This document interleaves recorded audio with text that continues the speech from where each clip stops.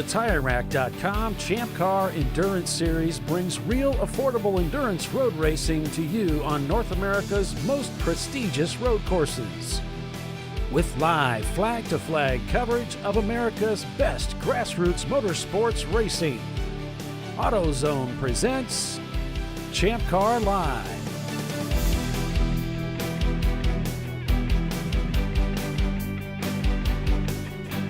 Hello everyone and welcome to ChampCar.Live presented by AutoZone. It's the TireRack.com Champ Car Endurance Series. This weekend's race, it's a double seven at Watkins Glen International, the Sahlen's Champyard dog at the Glen. With Paul Veltum, Bill Strong, and Tiffany Alexander, bringing you full-length race coverage again this weekend.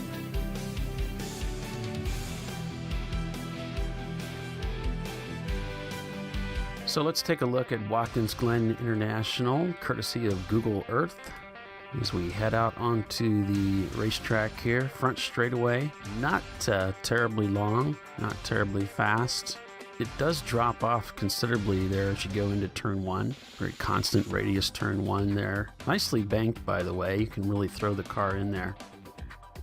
A tremendous amount of grip on this racetrack. Even in the wet, it's a lot of fun to drive here. Up through turns 2 and 3, a lot of fun. Uphill climb. You see a lot of that shot on television as they go through the S's there. Once you get to the top of 3 there, the fencing there kind of acts like a little tunnel. Makes it feel close to you, and it kind of kicks to the left a little bit, so it's kind of surprising the first couple times you go through there. Then down this straightaway section, very fast. It's the fastest part of the racetrack, and into this big bus stop chicane they call the inner loop. Very fast on the exit around the carousel here, which is also called the outer loop. It's a constant radius. Again, a lot of nice banking at this racetrack, and that carousel's no exception. Great passing zone. Heading down into the boot now, into 6. Fantastic turn. It's pretty much blind on the way in, blind apex, blind exit. A little bit off camber, just a lot of fun.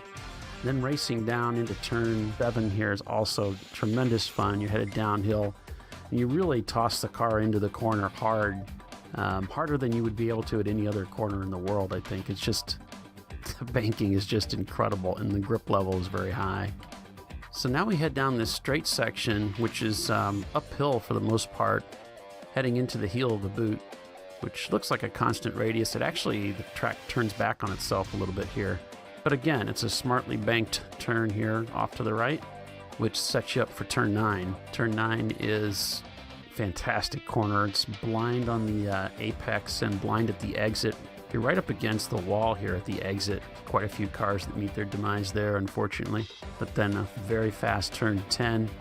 The challenge is just to line the car up so that you don't have to lift. Turn 11 is a lot of fun too. Banked, right up against the wall at the exit. And then it's down the front straightaway again.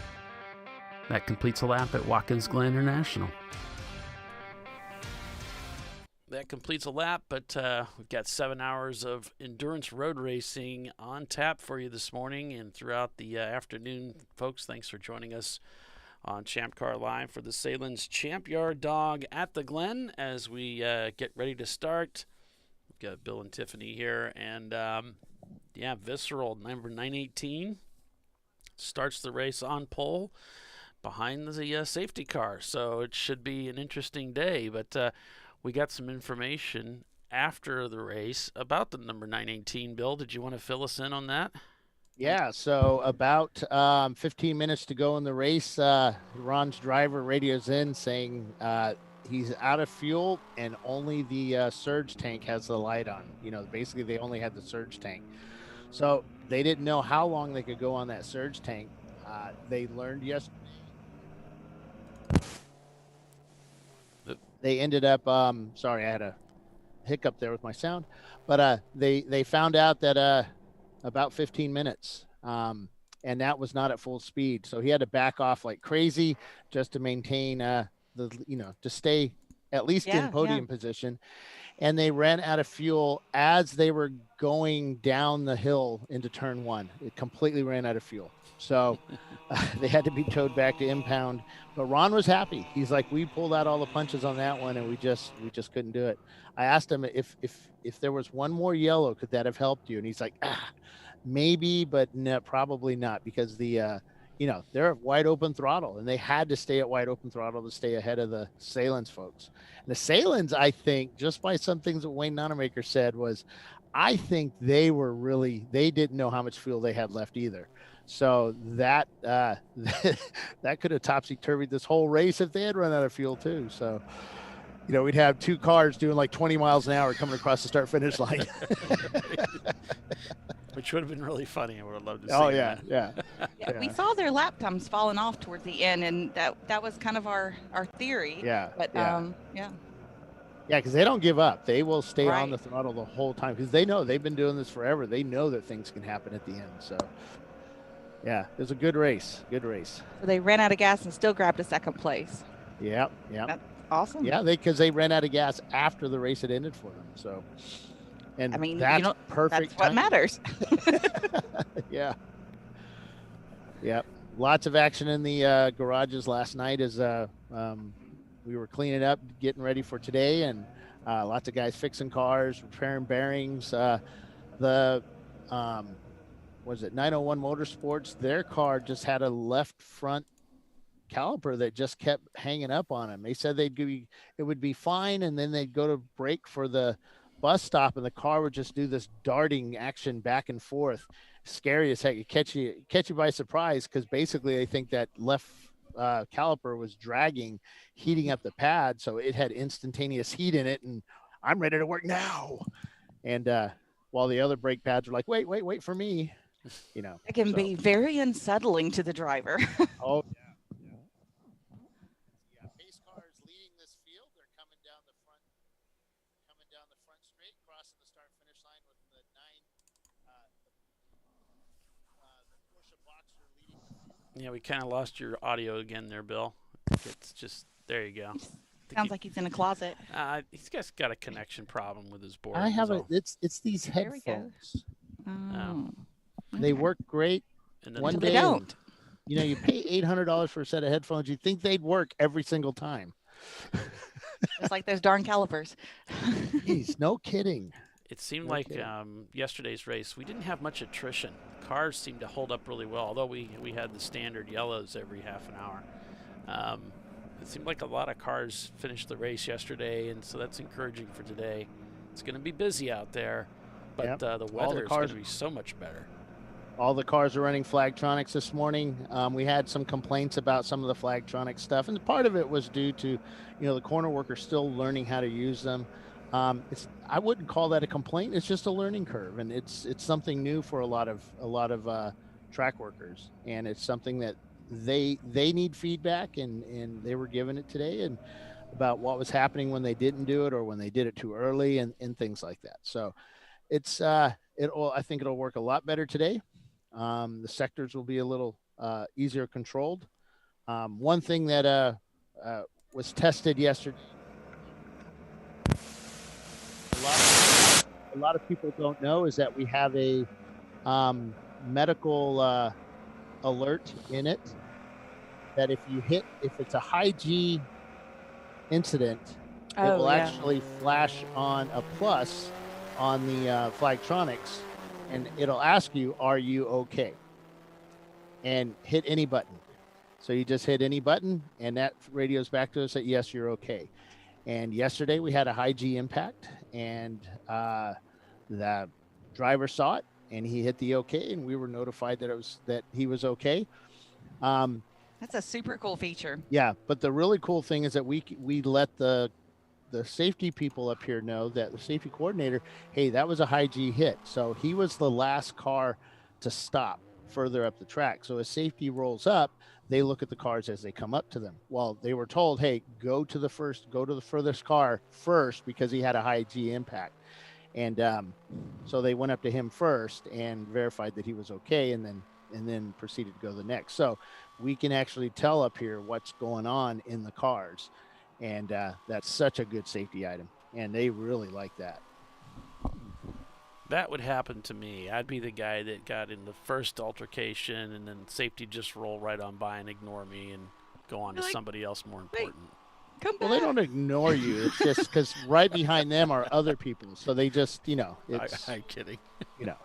And plus, we don't roll ambulances every single time. But in that case, at least we can have ALS on site very, very quickly. Mm-hmm. All right. They're telling us green this time. Do you believe them, though? I don't know. Do you think they're trying to throw us off? Well, the race director I could, but the Okay. the lady telling everybody, Giving them the what for? yeah. Oh, I just got another link for in-car camera for you, Paul. All Let right. me forward that to you. Sweet. It's the number 59, Start Racing. Speaking of starting a race, we're just about ready to go green here, folks. Oh, Yesterday I it should turn was around the other way. Team Sahlen's Mustard taking the win over Visceral Racing, followed by Prefect Racing, Shut Up Racing, and Visceral Racing in the number 1 car. You shut up. So we'll see. Yeah, you shut up. We'll see what happens today. He's telling me to shut up. So here comes the pace car now. And we'll see them duck into the pits. Well, we might not see it, but it should happen. And then we'll be green here Right. with Visceral Racing. Pace car leading the dives way. in. The Visceral cars coming up. They are 3 wide. They're going to get a picture. We have a photographer at the end of the track. And they're going to try and get a 3 wide picture. There we are. We're green here at Watkins Glen they didn't get it. International. Down into turn 1 they go. It's hard to tell racers to go 3 wide because they saw that movie Ford versus Ferrari.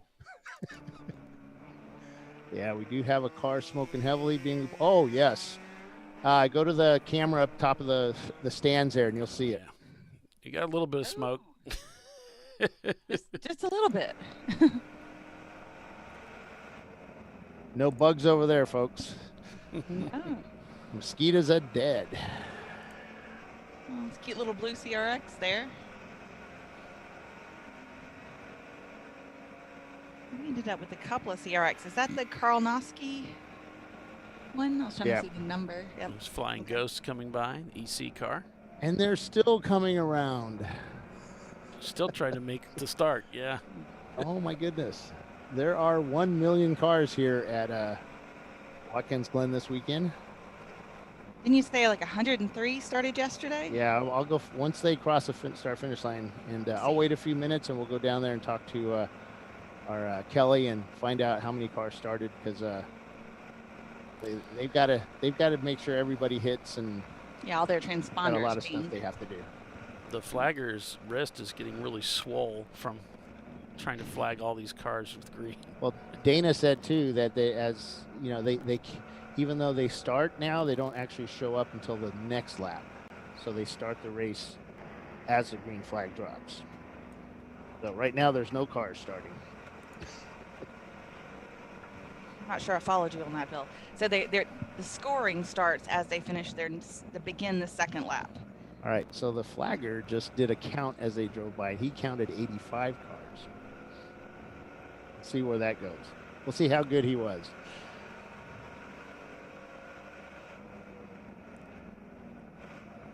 Whew. It's hot up here in this tower. We have something really big and yellow and orangey out in the sky there, and it's killing me. The sun? Yes. Didn't see that yesterday, did you? It's Visceral crosses the start-finish line. No. It was nice. Makes it nice and cool up here. I'm sure the racers appreciate the sun being there today versus the clouds and the rain all day. Yeah, our opening lap was probably faster than yesterday's fastest lap. It's so dry. Well, Nice pass. opening lap was a 2:18 for the fastest so far. Nice pass going down the inside by 901 Motorsport. There's all the fog. Still working All right, through so all that. 831, we've got more smoke down there. 831 is smoking like crazy. It's an MDR And, Motorsports. And it has, I mean, the corner worker can't even see the track. That's how bad it is. You might be able to see it in that top camera there. How bad is it? You can't see. We cannot see Pennsylvania from here. That's how bad it is. That's their can you see Boxster, Russia? right?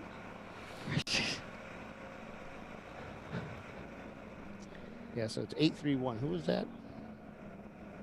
MDR Motorsports. That's Yeah. the Porsche Boxster.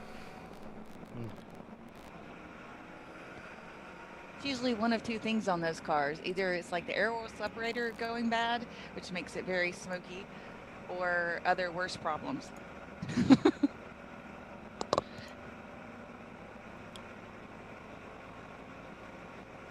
So they think it might be coming out of the exhaust, but they're not quite certain. So this is Aaron Shanaman, Brett Shanaman's son, starting out in the 901 Motorsports car this got it. morning. 8310. Oh yeah, somebody just blew up going down the. When I say blow up, smoke everywhere from the exhaust. Engine let loose down the back straightaway. That would be the worst problem that happens later after the smoke. Station 5 is about where the car's at. Okay, it's about the 300 double yellow.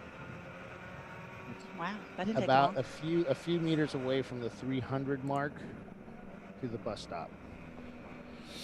Driver's right. I think she said. Looks like we're going to go full course caution here, according to Race Hero. Yep. Showing Visceral leading 1-2, both their cars, the 959 and the 918, followed by There's No Z in Mazda. Then Visceral just got passed by ISC for fourth. So Visceral also in fifth place. Team Z is sixth, followed by MLC Racing, Red Barn Racing, Sparrow Speed, and Kaywood Racing. Wow, Visceral's going to start out at the very top of the field today. I guess because they finished second yesterday, they don't have an MOV penalty. It's looking that way. Confirmation the car is driver's right before station 5 at the 300 mark.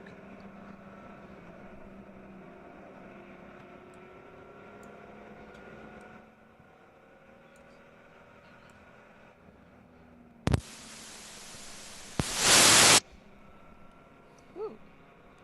Sorry. Yeah, that was 831 is the car. And basically they said once he noticed he was smoking, he pulled over to the right, offline, and the track service is being reported clear. Oh, good. All right, folks, I'm going to work on getting her.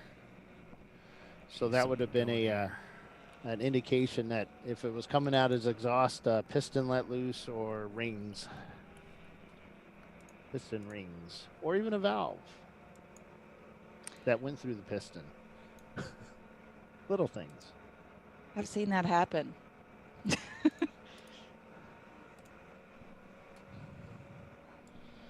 The best way with the Boxster motors is for you to take them apart yourselves and check them.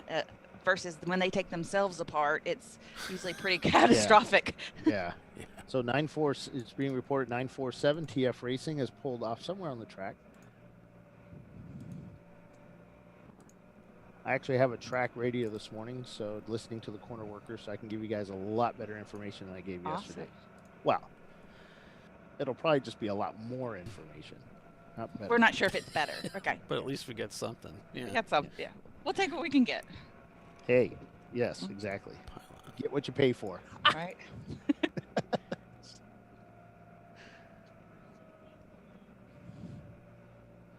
Beautiful day out here. We got a good breeze blowing the opposite way today, so they're going to have a tailwind going down the front straight. But I'm looking at a flag that's down low level, and it's not moving. It's down on the pit lane, not moving at all. But you go up into the stands, and the flags are pretty much moving pretty good. Okay. Left or right to left. So basically, they have a tailwind going down the front straightaway here. Marquita Farmer says, picture in picture. Champ Car has gone high tech. It's cool when Paulie does picture in picture in picture in picture in picture. I actually started doing that last year at this race. Yeah. Tells you how much people actually pay attention to the visuals, Paul. I know they're Paul just does here. all kinds of cool stuff. Just here for the.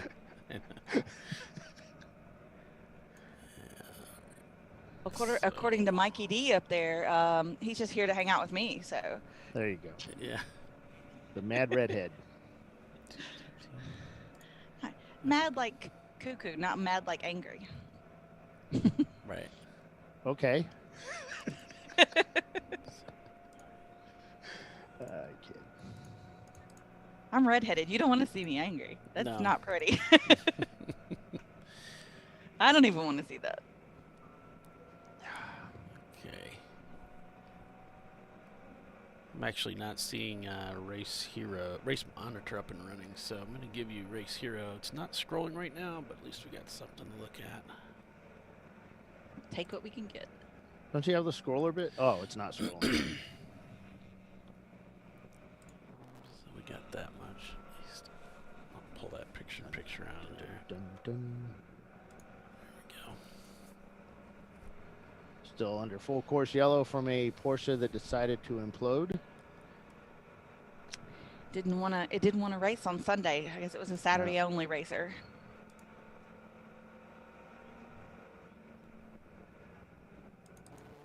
Took one lap to go under caution.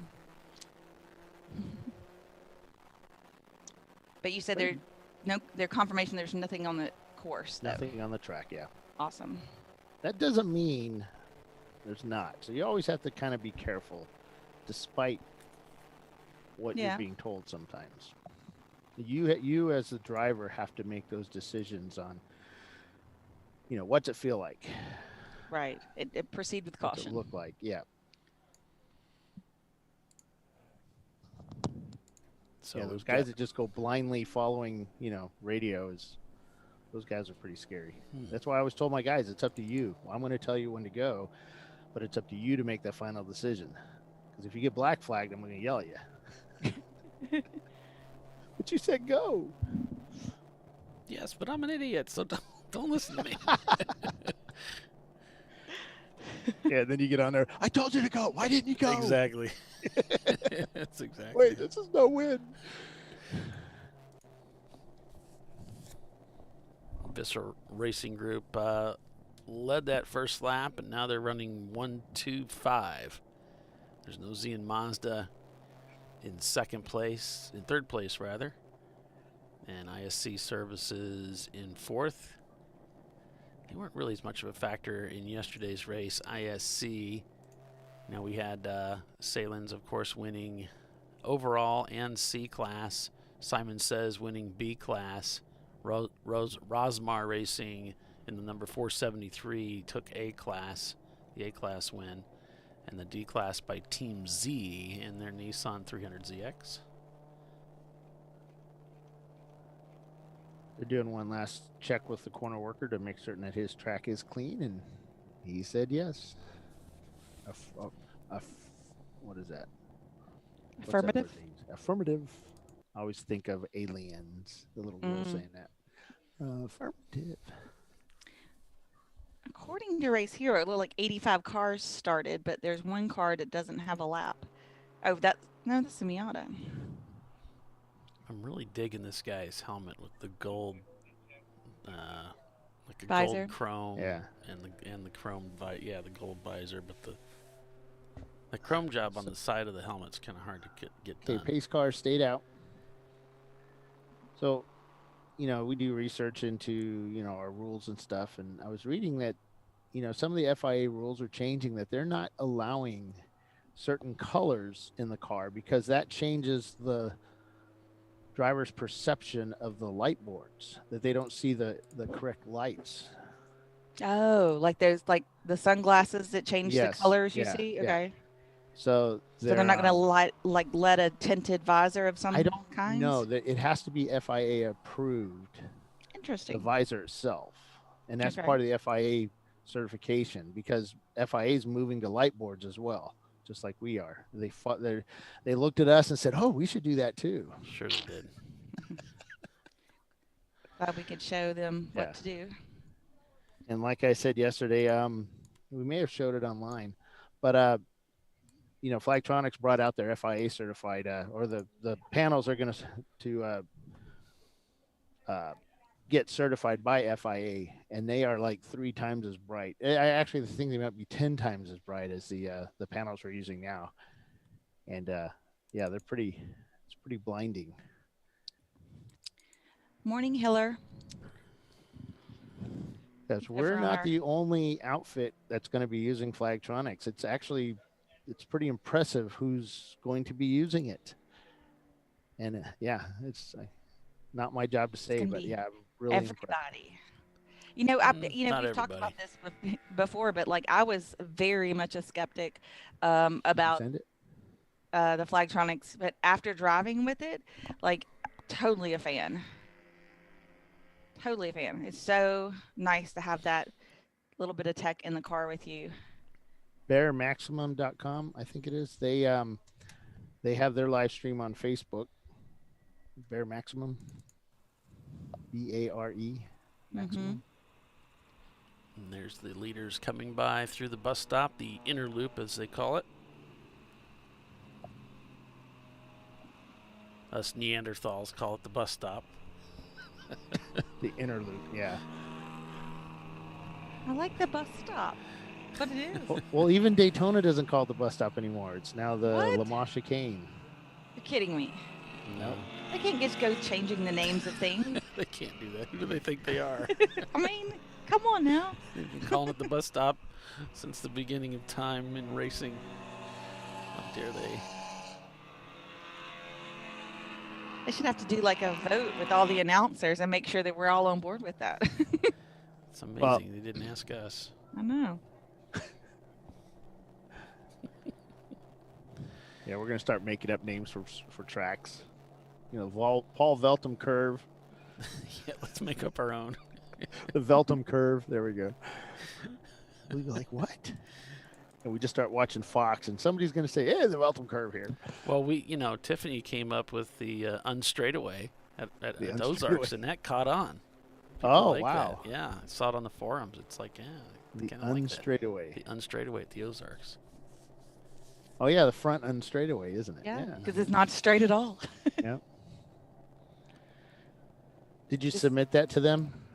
No, but I should. But since she's an announcer, she can, She can do it. That's right. She can do anything. As the great one, Tommy Kendall, once said, we just make half this stuff up. I mean, that's how y'all trained me. Yep.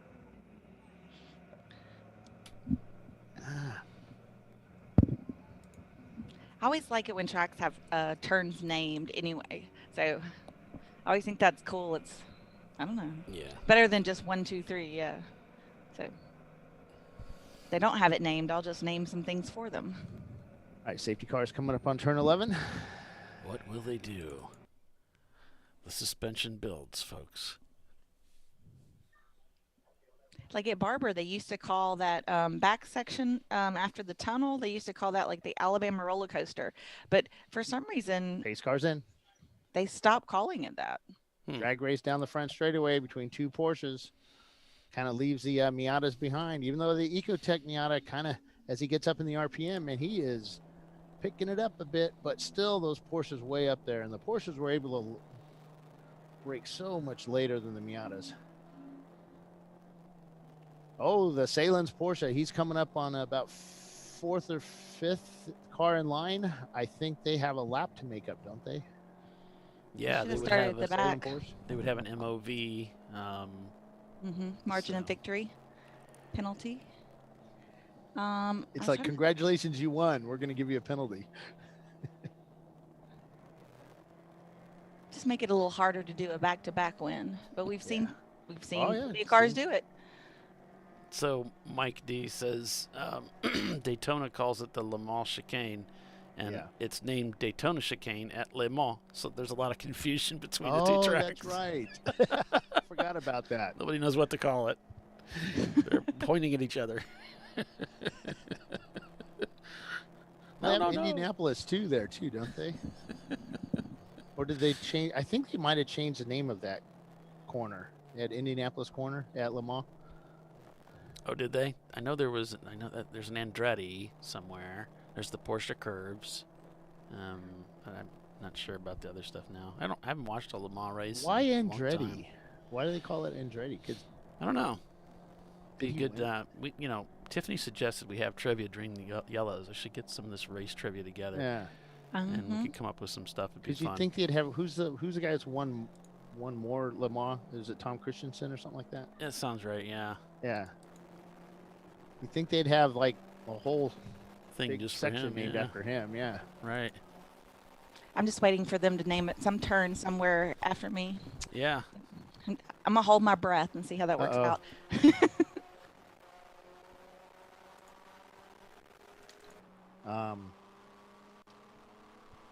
Sounds like one of the Visceral, the 980 car, is being shown with continuous tail lights on, brake lights on.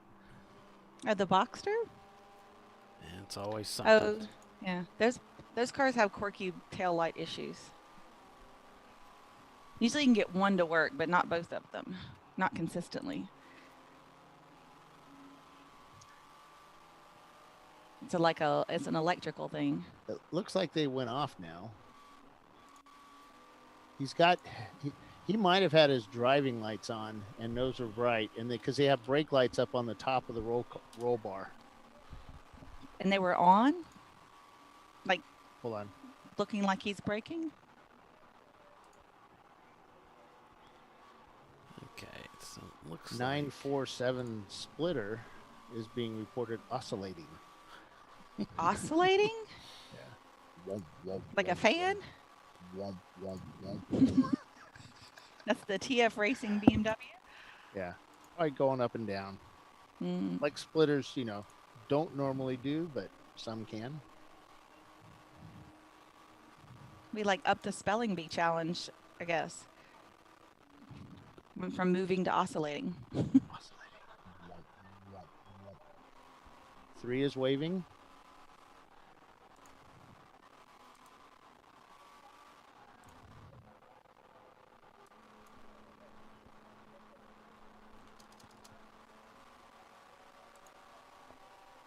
Car spun, a yellow car spun, hit the guardrail, and is perpendicular to the track.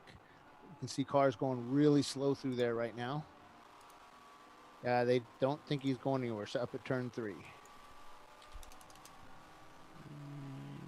So Marquis de Farmer says we could call the turn into pit lane after me. That would actually be fun. Sorry. I'm sorry, I stepped on you. 945. I don't have that one. Double yellow. I'll bet it's the Sahlen's car. Well, they're 941, 42, and 43. Yeah, but they put a new car out this weekend. Ah, okay. Yellow. It's all yellow. So I'll bet it's that RX-7. They did tap the wall, they said. Oops.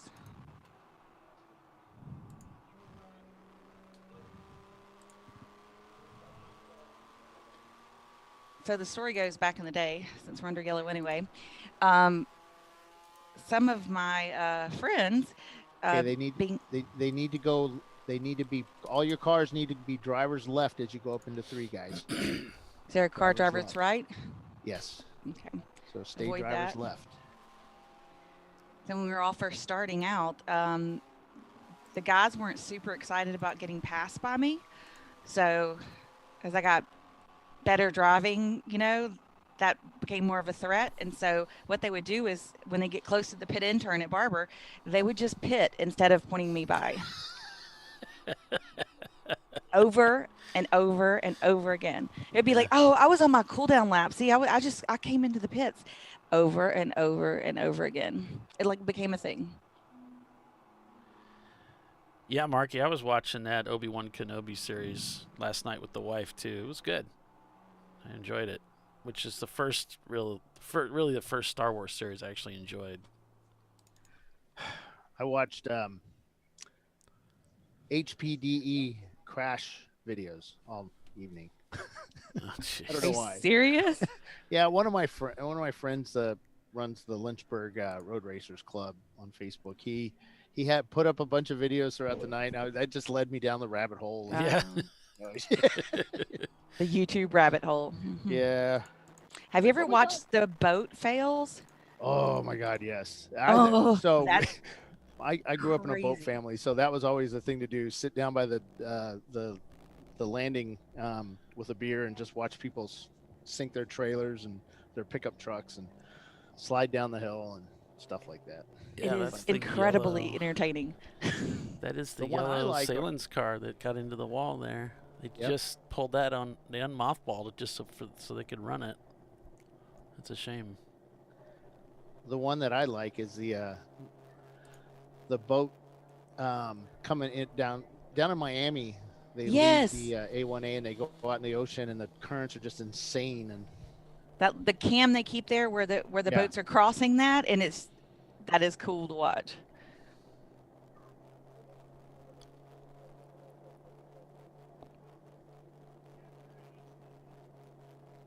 Some of those boats, you think they're not going to make it. They're never going to make it. so it's interesting. We're listening to the corner workers. Mm-hmm. What they be saying? They're talking to the corner workers about the flagtronics and how the flagging is supposed to work, and the timing of when the green drops and stuff like that. So it's really interesting because this is all new for the corner workers of how the flagtronics works, Mhm. how it interacts with them, and how they're supposed to interact with the system. So they're asking questions, which is good. I mean, it changes how they do their job. Yeah. Yeah. I mean, it adds a little bit to them, but to their workload. But it's overall, it's going to be good. And the question was it when It's your They home pressed the- slice. when they press the green button up here, everybody's shoot. turns green, and so they have to be on. They just can't lazily bring their flag in. They have to be quick, and the timing has to be right.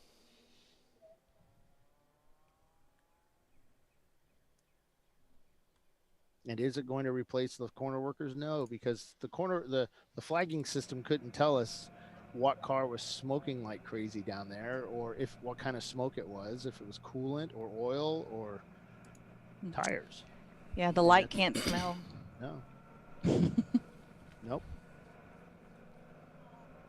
It just adds another element of safety on the racetrack. And like we were talking about earlier with the high G impacts, we are notified of those. So the safety aspect of it.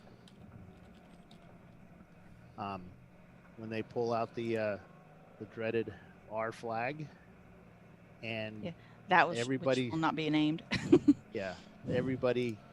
The last time we did it, it was pretty insane how many people stopped and how quickly they stopped and safely they stopped.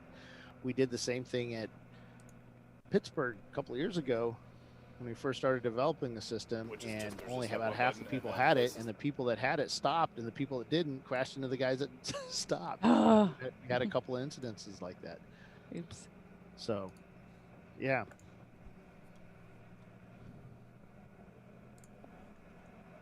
That'd be like race car fail. Stamp. Yeah. The race car fail video. Mm-hmm. Man, it is bright outside. No clouds around us. In the far distance, I can see some tall, the real high wispy clouds, but towards the boot, there's some big clouds building up over that way. But All that nasty weather from yesterday's moved on out. I hope so. Fingers crossed. Though it was nice. It was really cool outside. Though this morning I woke up and it was 11 degrees Celsius, which is what, 62 or something like that. And it was cold. It was sweater time. Summer hasn't arrived there yet? Kind of, sort of, maybe. Ish. Kind of. Yeah, ish. Ish. Not like it has where we were at. I was down home and it was down home. I was at home. And it was like, 80s, humid. Oh yeah, it's already summer in the South, faux show. The cool part is that we're going to Willow Springs and Autobahn here in a couple of weeks, and Willow's probably going to be 120, and Autobahn will be close. Sweltering. Yeah, and you'll probably have to wear pants at Autobahn, guys, just so you know. You do have to wear. There's no probablys. Yes, no more running around in your underwear on pit lane. You have to wear long pants. Clothes are required at the racetrack now. Yes, clothes are required now at the racetrack. Sarcasm. My favorite. You used to see a lot of tracks do that back in the day. Like, you had to drive with, long pants even for like HPDEs. Oh my God. So, yeah, I'm watching these HPDEs and guys are in shorts and T-shirts and girls are in the string tops and, volleyball shorts. And it's like, really, people? I can't do it. I said something to an SCCA guy that was running one of those Track Night in Americas at Charlotte the last year we ran there. Mm-hmm. And there was a young lady that crashed her knee on into turn 1 tire wall. Did a NASCAR on that part. And she got out. And she's shaken up. She's wrecked her car pretty good, but she's just wearing these little volleyball shorts and a string top. And I'm just like, really? And the guy in the SCCA, asked the SCCA guy, you guys allow that? He goes, oh yeah, we make this not a easy to get into or whatever. I'm like, wear just a shirt and pants, man. Everybody has those, right? But yeah. I saw that like several years ago, people starting to allow shorts during the summer. I don't know. I'm so used to having pants on. It just doesn't seem right. I mean, even if I'm not in a race suit, like it still just doesn't seem right to have like bare skin. I'm in a race suit after I saw a fire. I want to say 2007 or something like that. I bought a cheap one layer suit, Nomex suit, and that's what I wore for track days. It's not that hot. I mean, sometimes it's warm, but getting reports that the Mini Cooper is not dragging, but there's some parts hanging off of it right now. Who is that? There's only one Mini here this weekend. Oh, that's the Red Barn Racing. Yeah. All right, coming into 11.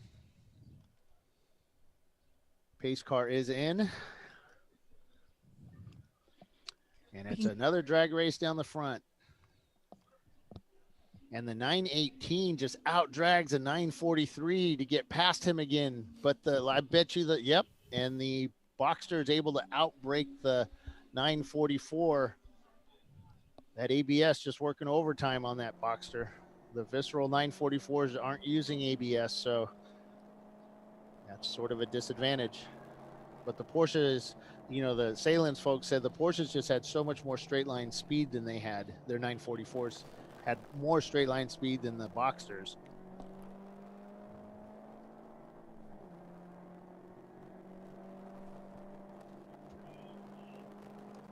You'd think it'd be the other way around because those Boxsters aren't very aero compared to the the Boxsters are more aero compared to the 944s. How fast will they go, Tiffany? How fast will your Boxster go? Well, the only Boxsters that are allowed in ChampCar is the first generation and the 2.5. Yeah, it's a 2.5 motor. Yeah. So they're not that quick. Okay. I mean, you really got to momentum drive them to keep them, going. No, the Boxster is, it's about as quick as a BMW, E30. We got a car stop drivers right at 1A before station 3, drivers right. So they're standing yellow right now. But they make up for it in that mid-engine and the unbelievably well they handle so well. Once you learn how to drive a mid-engine car, right. Like you just don't want to go back. No, I know. People ask me about that. Why do you want to drive those MR2s it's so much? So awesome. So much fun. Yeah. Right. I don't know. If I was still racing, if I was still running a race team, I'm pretty certain I would have already moved over to a Boxster. At least a Cayman copy. I don't like Cayman copy? Yeah, I don't like convertibles. I would make the back like a Cayman. Ah, okay. Gotcha. They have those kits. Yeah. on board Aren't with. they the same chassis, basically? They're the same car. Oh, okay. I mean, they're literally like both, like the early Yeah. ones are both 986s. They're the same car, just one's convertible, one's not. I mean, I think the chassis is a little stiffer in one than the other because obviously it's convertible versus not. Yeah. But yeah, they're pretty much the same car. So our pylon is a little bit messed up, but it is Visceral 1-2 with the number 1 and then the 918, and then there's no Z and Mazda is in third. Couple EC cars, then it's Team Z, Crazy Horse, ISC Services, Visceral Racing Group again with the 980 car. Then it's Prefect Racing, Team Sahlen's Catch Up, and then Weiser Blitz, who we're on board with right now, top 10. I think we still have a car on up by turn 3. I'll have to take a look. I think we might have Flagtronics available to us today. I'll have to check.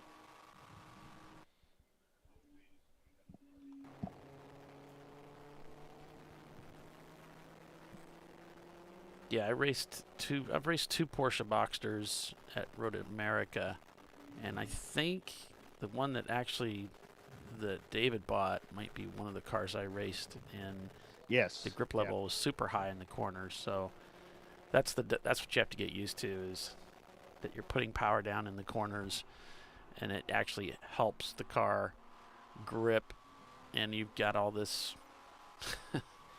That's why they got to change tires, because there's a trade-off for all that grip in the corner. You got to get used to that. And the braking is very powerful too. Very, very good brakes. The 938 Saab or 930 came into pit lane, and he slowed big time before 11, and then dove down to pit end. Kind of not the way you do it here. Like it was a last-minute decision. Last second. Yeah. Okay. Yeah. That's the Euro Central team. Yeah. All right, so we're going to take a quick break for commercial and be back in a couple minutes. So stay with us. You're watching Champ Car Live, presented by AutoZone. It is the TireRack.com Champ Car Endurance Series race at Watkins Glen International. The Sahlen's Champyard dog at the Glen. Visceral Racing Group is your leader. We'll be right back. An important decision is afoot. This man is about to buy tires on TireRack.com. Tire Rack is the leading online retailer of tires in North America and a repository of advice and expert reviews. And it's done! All that's left is to arrange for safe, easy installation at one of our independent recommended installers. Well, I guess he did that too. TireRack.com, the way tire buying should be. He shared stall space with his best friend, Norm Peterson. Who was Cliff Clavin? That is correct. The board is yours. Yes. So you don't want to hear about my sister's vacation? No, not really. What are you doing? What? What is it you can't say these days? YOLO? Dad, nobody says that. YOLO! For the times when the joke's on Dad. Make it worth it. You guys could have warned me about this stuff. Oh my God.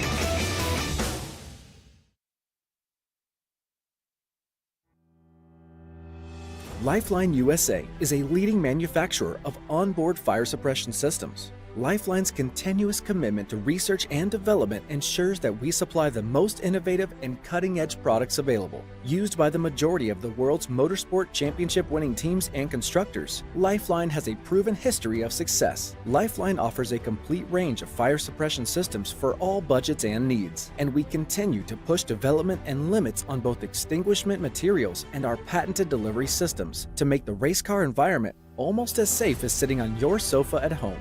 Every kit has been designed for a professional and simple installation.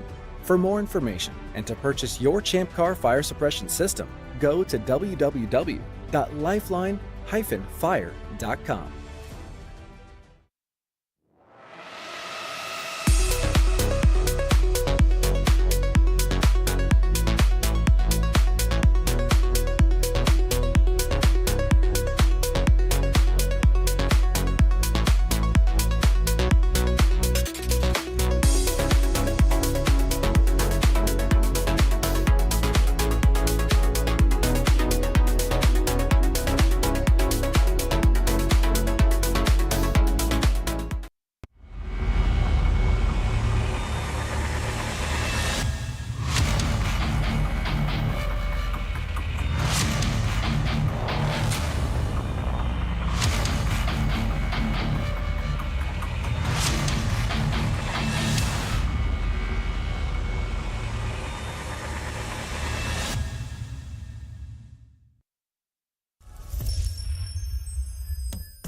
Frozen rotors from Diversified Cryogenics deliver increased performance and a higher level of safety, while significantly reducing braking system costs. So to tell you a little bit about the durability of this product. So we have seen an incredible extension of the life of our brake rotors using Frozen rotors. We've gone from brake rotors every other weekend to 6 weekends on one set of brake rotors, and I think they can go farther. The durability has been amazing. And it's been a fantastic season, and man, a lot of that is due to the way our car can brake on those Frozen rotors. For more information, go to frozenrotors.com.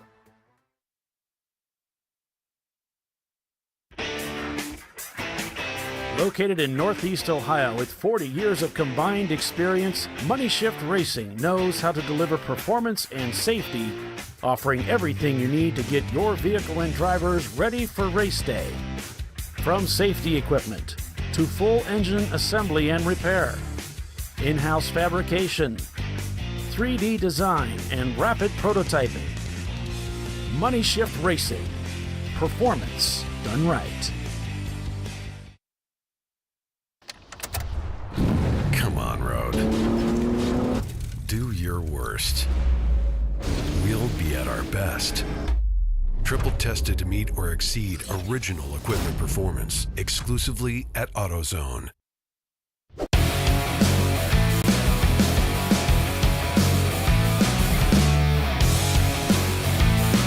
All right, welcome back everyone to Champ Car Live, presented by AutoZone. Visceral Racing Group leading this race 13 laps in. Everybody setting faster and faster lap times, lap after lap. We are live broadcasting the Sahlen's Champyard dog at the Glen, Watkins Glen International, Day 2, a 7-hour endurance race for the TireRack.com Champ Car Endurance Series. Paul Veltum with Bill Strong and Tiffany Alexander calling the race for you again this weekend, folks. Thanks for joining us. And it's going to be a very different day starting things out. High today, 81 degrees. It's going to feel like it's 87. No rain in the forecast. Sunny. So very different as things get started here. We had the Sahlen's mustard car into the wall up around turn 4, and unfortunately haven't seen that car back out since, but we'll keep an eye out on that. Everybody up from 77 up, believe it or not, from 77 position up are out there, and we are going full course caution. We had a report that we had a car that was pulled off in turn number 1. So that might be the cause of that.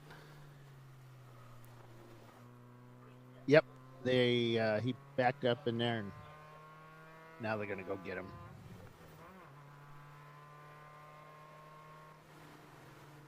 All right, Paul, I'm gonna give you another. All right. Slack.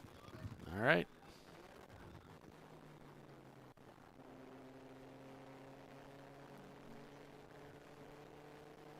And they're going to go clean up that debris in the bus stop as well.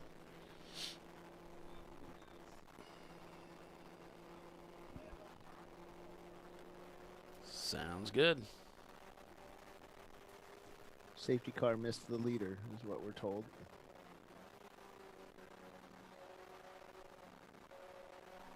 I want to see Jackie chase him down. Go for it. Oh, she will. She'll get that Jeep moving. Go for it. Is the Jeep a rental car? Or because that's not Jackie's normal car. Or is that something the track has? I don't know. It's got Sahlen stickers on it they put on for this event, so that's pretty cool. Yeah, it looks really nice.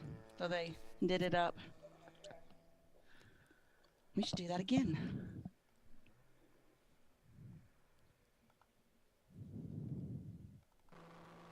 Each track's a little bit different. Some of them have their own safety vehicles. Some of them we have to use our own. Last year at Autobahn, I used my own. They didn't have a safety car. Yeah, Like I used my Spider.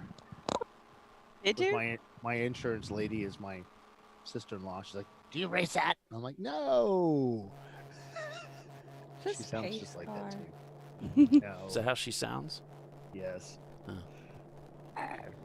It's like Marge. Marge. Perfect. Or the sisters. Were they?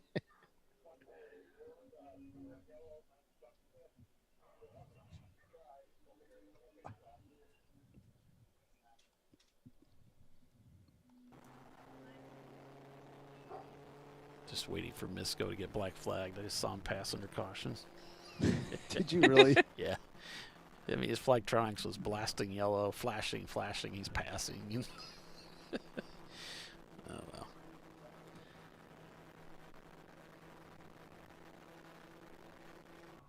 Yeah, it makes it very easy to notice when that happens with the Flagtronics sitting there flashing at us.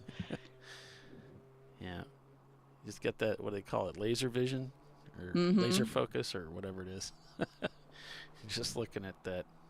They say that the human eye can actually only focus on an area about the diameter of a quarter. It's not very big. But, of course, you got peripheral. Yeah, that's what I was saying. Like, what about peripheral? But that's just your focus. I got. Yeah.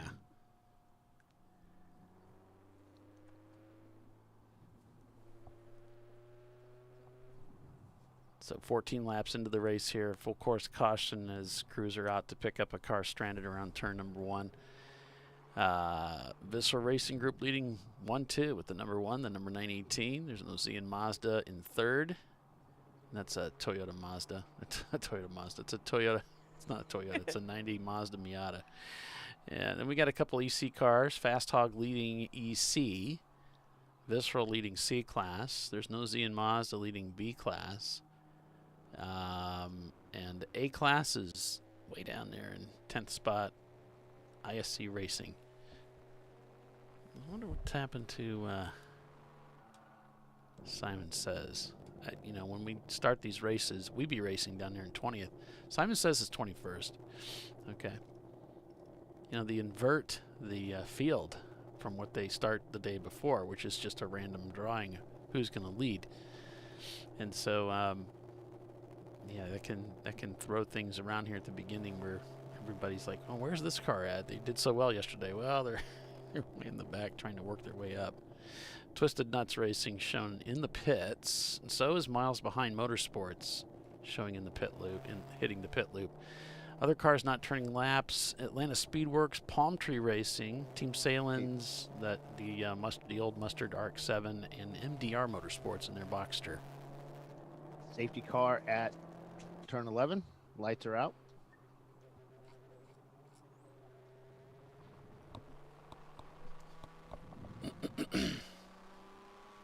The flaggers let the folks up here know that they are single file. God, a two wide start would be so awesome. You know, that petition's come up a time or two. Can't seem to get that to happen yet. No, I go there. No, get out of my way. Yeah, that wouldn't be fun to line up 85 cars, 2 wide. Oh, we can't get these guys. To show up to the driver's meeting list. Yes, exactly. I was trying to figure out a way not to get, how to say something like upsetting the members and getting fired. Yeah. Yeah. Ooh, splitting. One of the slower cars splitting the 2 faster cars as they come through turn number 1 here. Rolling up the hill towards turn 3. Wait, the slower car split the fast cars? Yeah, he was the 2 fast cars, you know, went on either side of him, so he was just like, ah! Oh, yeah. Getting stormed on both sides. Yeah, I remember those days. It is scary. Hold your position. Basically, you just hold your breath and hold your position, close your eyes and squint. Because, you know, when you squint, it makes it a lot better. They're really fast. They get out of the way really quick. No, you hold your line. You try not to get out of the way. If you get out of the way, it's too late. You're going to get hit because they've already made their decision where they're going to go. Mm-hmm. The flagger on the front straightaway still waving the green flag, trying to catch his breath from all the waving he has to do. That man's got to be mega muscles. I'm telling you, his right arm is crazy. On board with the Weiser Blitz Racing team. Bud. Oh, here we go. Oh, wow. That was crazy. I'm really choppy on my end. Are you choppy? No, it's nice and clean. Yeah, mine's good. I wonder what's up.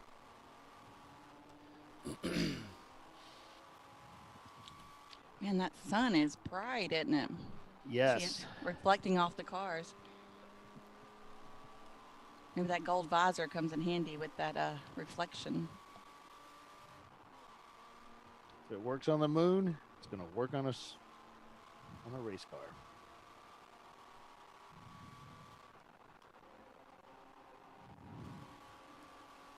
I was just watching a movie yesterday about the moon. It was actually decently good. I thought it was going to be like a touch of B movie, but it was like definitely B+. What movie was that? Oh, like Moonfall, I think. Oh yeah, I haven't seen that yet. I heard it was bad, but I mean, it's like it's B, but it's B+. I kind of like B movies, but I like B movies. I mean, I didn't regret watching it. Some of them, you watch a movie and you're like, oh, well, that was 2 hours wasted of my life. Like watching the show, for instance. I regret. I have life regret over watching ChampCar.Live. And we have repeat customers, so they've pretty much lost half their lives listening to us. Well, it's all a setup, because then they need therapy for having watched the show. And then they go see Tiffany, so she makes money on both ends of this thing. I get it. Working on their bad decisions.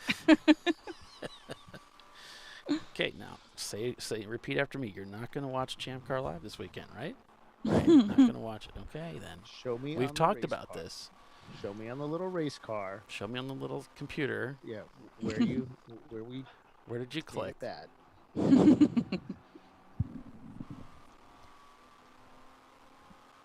I mean, there's no better way to waste 7 hours. It's hot in here. Well, there is.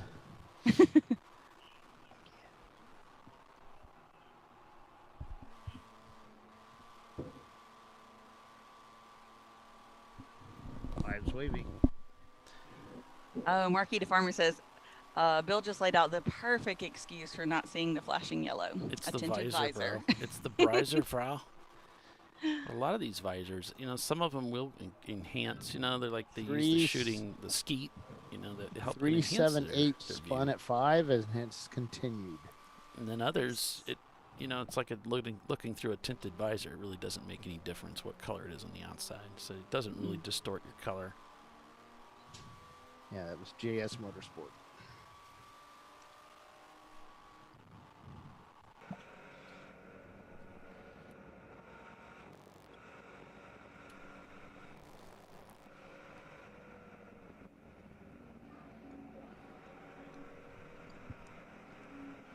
It's Prefect Racing up ahead here. Had a really good finish yesterday in the Lexus SC300. 607 on pit lane. Don't really have anybody else on pit lane right now. Scrappy Doo Racing. That's so cute. That's what we call my little dog, Scrappy Doo. She's an ornery little thing.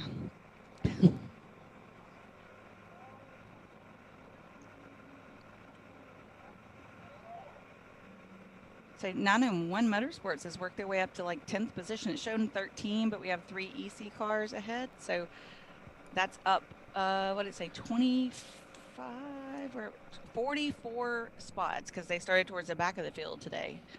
44 spots into 10th. That's impressive. Yeah. I love seeing these cars come sailing through 10 and all the way out to the curb. I just think it's cool. That's a fun corner. All the corners around here are fun. It's one of your favorite places to race, isn't it, Polly? Definitely, yeah. I've yet to drive this one. It's on the bucket list. Oh one day. Gosh. It's a riot. It's a little bit of a haul for me. Yeah. One day. That's great. It's like this morning I was doing hot laps. I was putting out the cameras. And it just brought back so many memories of this track, and good memories. It's just every corner. You think trying to pick your favorite corner. Most tracks you have 1 or 2 favorite corners or whatever, and some tracks only have 1. But this one has so many greats. I love turn 1.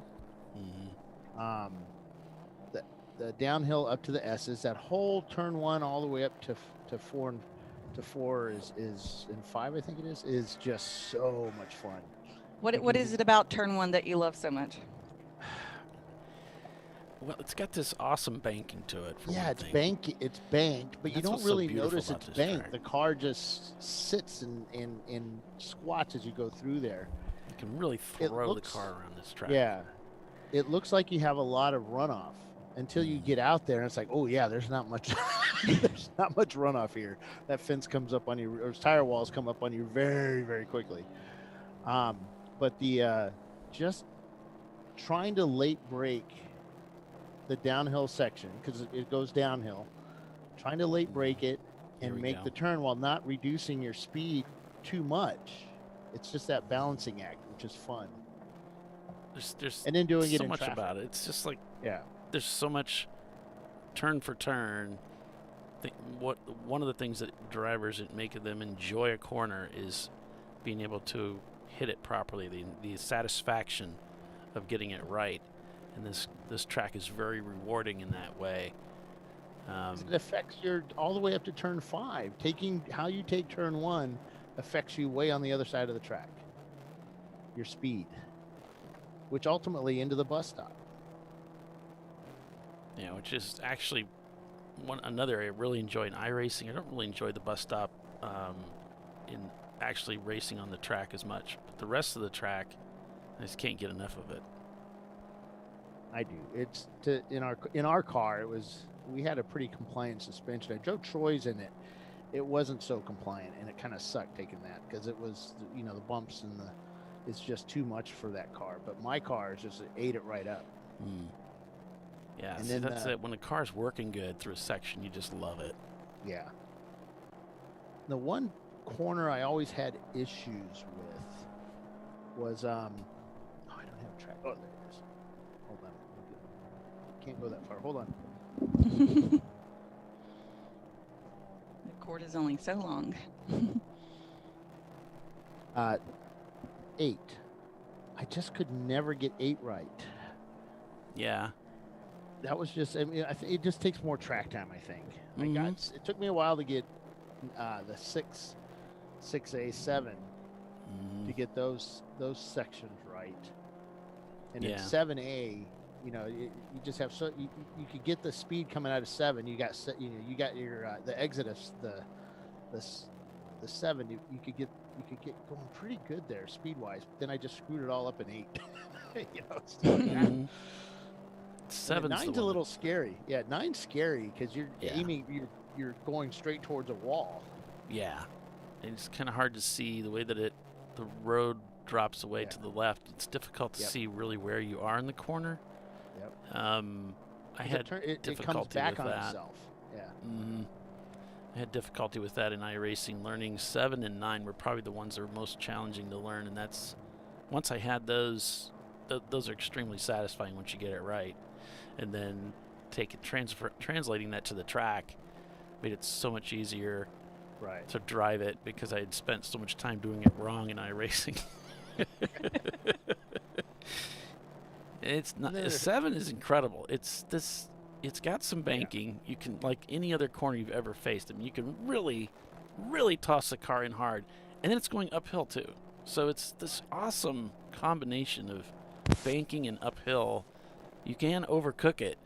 There's not a lot of room at the exit, so you do have to be careful there. But wow, you can really lay into it. And if you screw it up, though, it's going to hurt because I did screw it up there one time and it did hurt. Yeah, it's challenging to get the apex right, to get the car to position right so that you end up apexing it right, and then you get the most out of it. Because you're right, if you screw it up because it's uphill, it really hurts your lap time. And it's banked, and the camber on the track, the car doesn't go where you think it's going to go. And it didn't go where I wanted to go, and I ended up backing into the inside of the guardrail, and it was one of those hits like you don't think it's going to hurt, but it hurt. That was one of the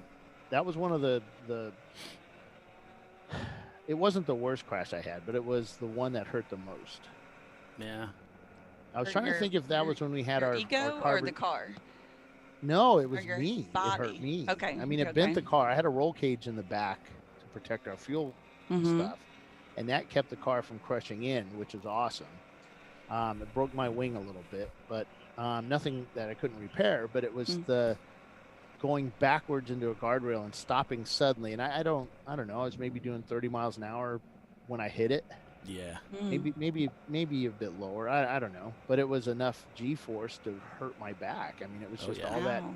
And I'm not a little guy, so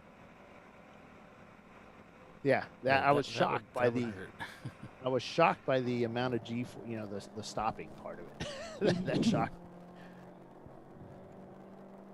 And it woke me up a little bit I can't remember if that was if we were still using the Kirky seat then, or if I'd got the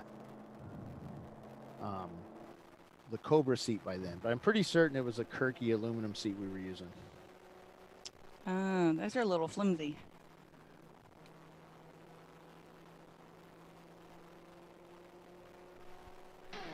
All right, well, we've reached the top of the hour, so we're going to take a quick commercial break here. Still green here at Watkins Glen. 20 laps in, Vissel Racing Group leads the way by 15 seconds over one of their team cars. Stay with us. You're watching Champ Car Live, presented by AutoZone. We will be right back.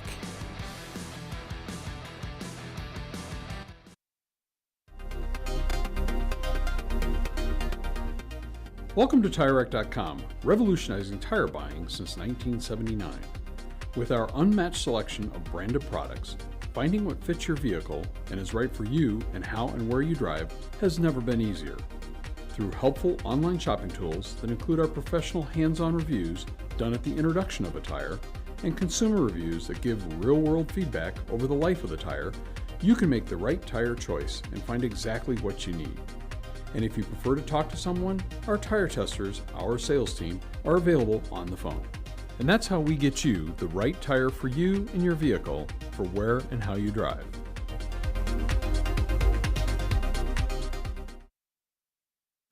At AutoZone, you get what you need when you need it. Got a today job? Pick it up free same day at your local AutoZone. More of a tomorrow project? Order as late as 10 p.m. with free next day delivery. Getting the job done just got easier.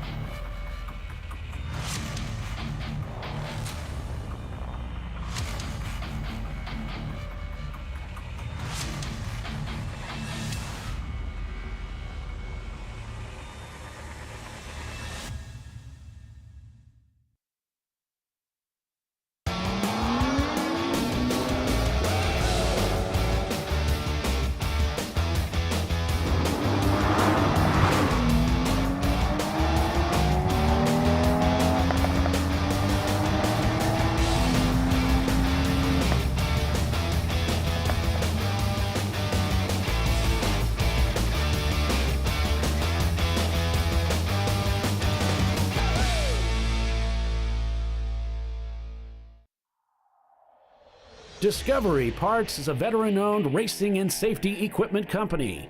While we're located inside Atlanta Motorsports Park in Dawsonville, Georgia, Discovery Parts can also be found at the tracks, supporting a number of Champ Car Series events. We take pride in being a reseller of the best of the industry to Champ Car teams and drivers. We know racing, love racing, and look forward to tomorrow to even more racing. Visit us at discoveryparts.com.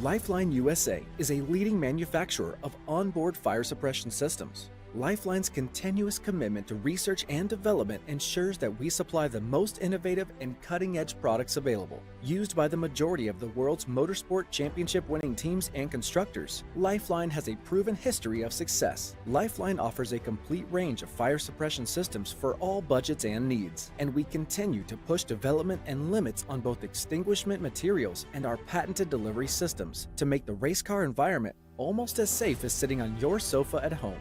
Every kit has been designed for a professional and simple installation.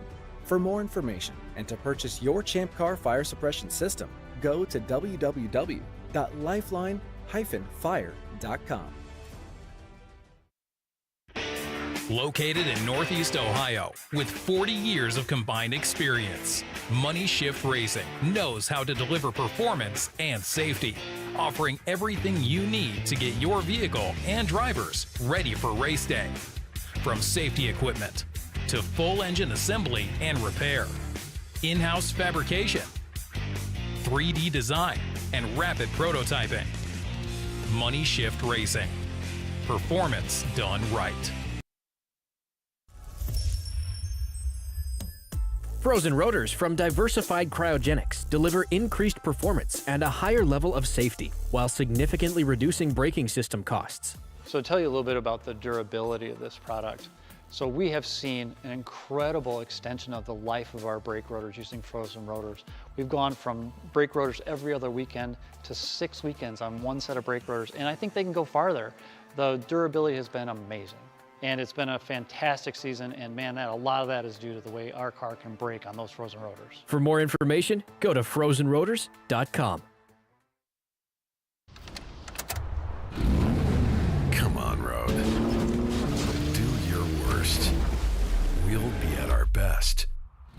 Engineered to meet or exceed original equipment performance, exclusively at AutoZone.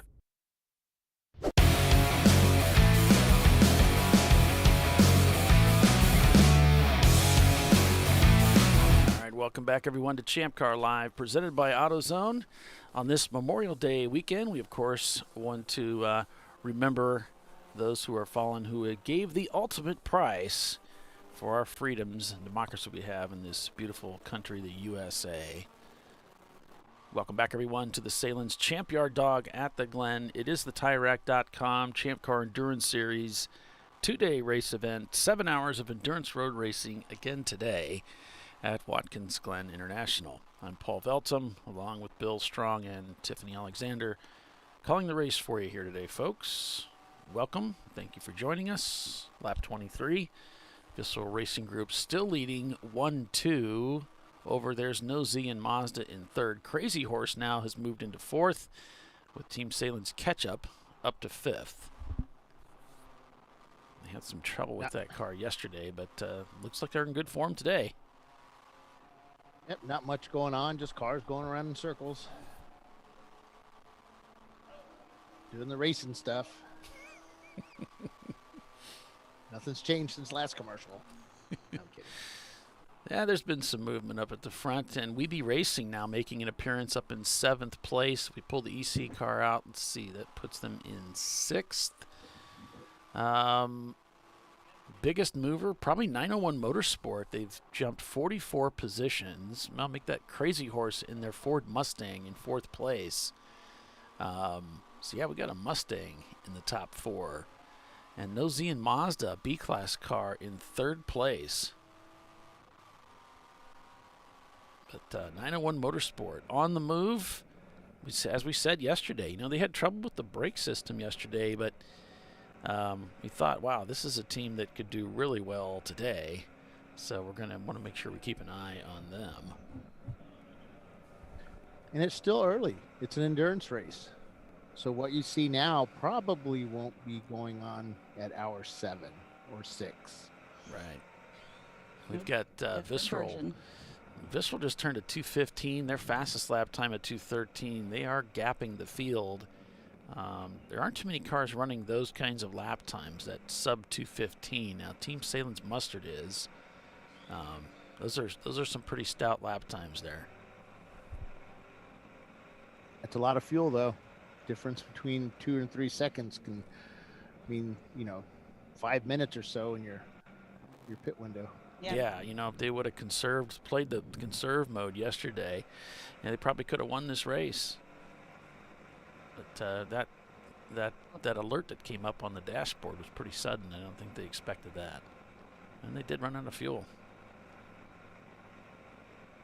I mean, they gambled, and it got them second, so, Yeah, you got to go try yours. for it. And Yep. here, you have Ron driving a 10-hour round trip just to go get a spindle for the car overnight so that he could fix it in the morning and put it on the racetrack, and then nearly won the race with the thing. Yeah, that was Isn't that crazy? I mean, that's some dedication right there. Level I'm like, does that man sleep? That Does level he sleep of at all? commitment, and and it paid off. I mean, it really did. All that work he did. You wonder sometimes when you're doing all that work, is this thing even going to be worth it? And it was. Brought him second place out of an incredible. It's so hard to do well here because there are so many cars. I saw some people complaining about the cars. Oh, the traffic's heavy. Well, that's what makes it so satisfying to win or place well, because there is so much, and it's the same for everybody. And if you don't like it, that's okay. There's plenty of other races that don't have that much traffic that you can race in. And yeah, you got a Willow faster Springs car. You coming can up. zip Come right on up out there. to Willow. Yeah, Willow Springs is definitely when you come out, and Autobahn, others opposite sides of the country almost, and there's room. So come on out and race. You want an easy way to qualify for the national championship? Go to these least attended races. So what if the track's not the super Cherry high pick speed, one. whatever? Mhm. That's what do they call that? Cherry picking? I tell you, Autobahn is a blast. That is a fun racetrack. Autobahn. It really is. Gingerman's a lot of fun. Awesome. Gingerman is. I think that's cat's out of the bag. Autobahn is like where Gingerman was a few years ago. Nobody really understood. It is a fun racetrack. I drove by it recently. From Chelsea, she says, and off to your right is Autobahn Raceway. I was like, oh. Yes. Polly, I sent you a link over on Slack. FYI. Yeah, for Sparrow. Yep. Yeah, we got it in there. Cool. I've got them here back there. This is them right there. So thanks for doing that, Tiffany. You're absolutely welcome. Double yellow. I don't know why my radio. I changed got a car that went super wide out there into turn one and was just bringing it back home. These headphones don't work. We hear you. No, put on my super special ones that I use for something else, and they don't work with this headset. Gotcha. They're just more comfortable. Justin Garvin in behind the wheel of the Sparrow Speed Machine. Oh, okay. Justin's a pretty quick driver. Well, he says he is. I think we all say we are. I mean, they're doing well. Let's see. They are, and it shows 16th, but that's actually like 13th. So they're moving towards that top 10, and I believe they are leading A class as well. Do we have the Bliss Miata out there? They had a stream running as well. Did I get that to you? Yeah, but it's Facebook, and it's my least favorite integration. Okay, that's cool. Yeah, they're out there with a later. Miata. The Camaro decided from the big Camaro to the little Miata. Well, they did the little Miata at a race recently. Where was that? Was it the Ozarks? No, it was somewhere else. They brought out the Miata, and it did pretty well. And yeah, that's got to be a big difference. Yeah, big change.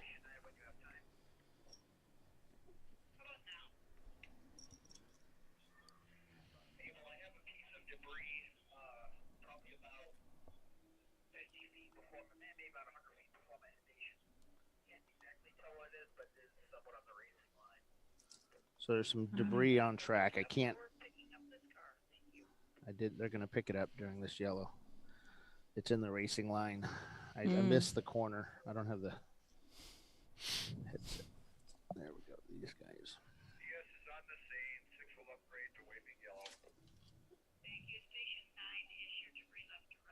Must be debris.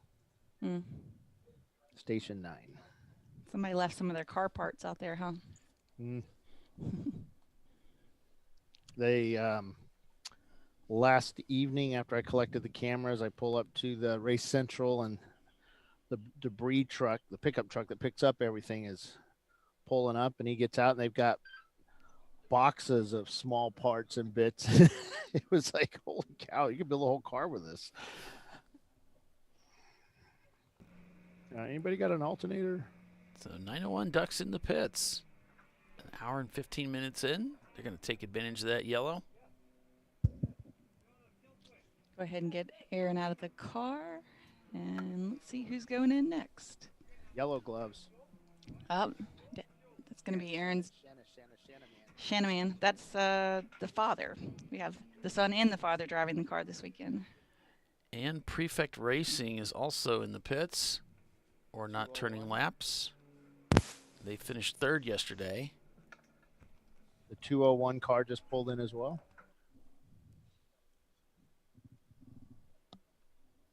Going to take advantage of that caution.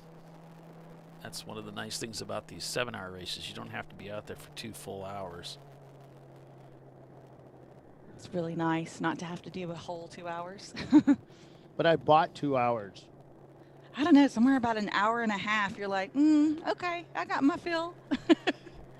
Simon Says has moved up 36 positions. They're in 16th. Their fastest lap time today is a 2:19. So that's pretty good. ISC Racing has come into the pits too, and they're Miata. They're in 24th.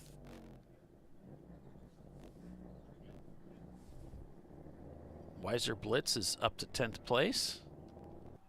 So Frank they is Frank Reinhold, one of our board of directors. He's the owner of the 901 Motorsports car, and he's out there washing that window in his overalls, doing a good service job on that car. Yeah, I saw Frank was out there earlier laying down one of those gas station cords, like the bell. Oh, yeah. Ding, ding, when you run over it. Yeah. That was it's a little over the top there, Frank, but. Fill it up with ethyl, please. Or as my grandfather used to say, check the gas, fill it up with oil. Yeah. And I bet your grandmother was like really pissed after about the 40th time of saying that. Yeah. Well, dad jokes. Yeah. Do they ever get old? No. No. Well, okay, maybe they do. No. Never. I like dad memes. The dad joke memes. I just put them up on our family chat, and my kids are just like, stop. Just stop. My favorite are the dad saves. Like a dad's like at a ballpark and catches a fly ball, and in one hand while he's holding the kid in the other, or it starts to tumble off the bed. And, yeah, he's like balancing 8 things and pulls it all off. It's like, yes, that Never was cool. spilled a drop of beer, but the kid needs to breathe.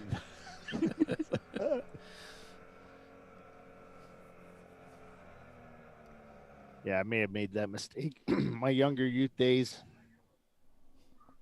had a soccer ball in one hand, kid in the other, and I accidentally dropped the kid. Oops. Yeah.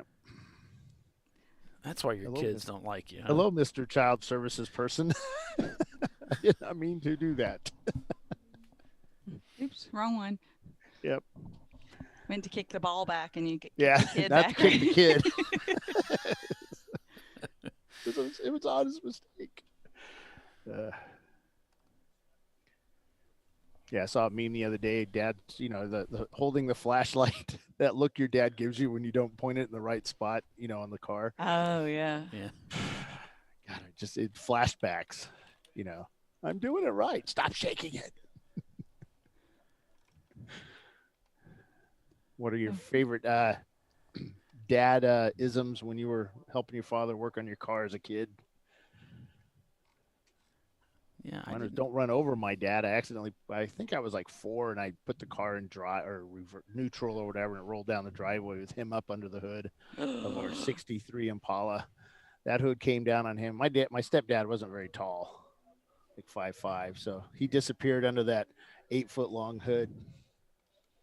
Yeah, when the car came to a stop on the other side of the street, Mom said she heard him from inside the house.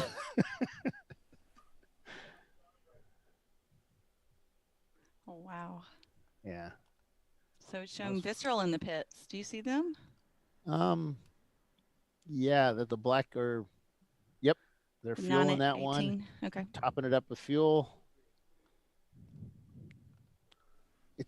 I'm used to seeing the really bright colored cars of his. This subdued black and gray I don't like it. No. It looks like a shadow. Seen some bright colored duct tape to put on there. Yes. All right, so I did some checking. Here I have a map, so you can see there is still an Indianapolis at Le Mans. Let me get rid of this picture-in-picture. So we have the Indianapolis, we have Arnage, I believe, and then we have the Porsche curves, the Corvette curves, the Ford chicanes. I think it's Tetra Rouge. Yep. I don't. Honduras? I don't know. They're French. And the Nobody knows. Mulsanne, I know the Mulsanne straight. I don't know. What does Wiki know? I had fun at Le Mans.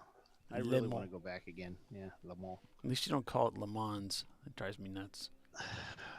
Yeah, my wife doesn't like it when I say Le Mans. You know, it's like pronouncing Spanish things and actually saying the accent when you're not really Spanish. You're just saying it right. Yeah. It's because we're around Bob Varsha. He does that. You know, he throws the accent in there with it. Says it properly. Yeah. I was talking to him one day. He said, like with Gunther Steiner, what if you don't understand what he's saying? Like you're trying to interview him, and he said you change the subject. you change the topic. Right. I said, that's very interesting, and then you ask a different question. That's smart. Yeah. Because I wondered, I said, man, how do you understand some of these guys? The accent, along with the quality of the connection, can really be difficult to understand what you're saying. Mm-hmm. So, yeah, I had a lot of fun talking to Bob here and there throughout the little bit of time that we worked together.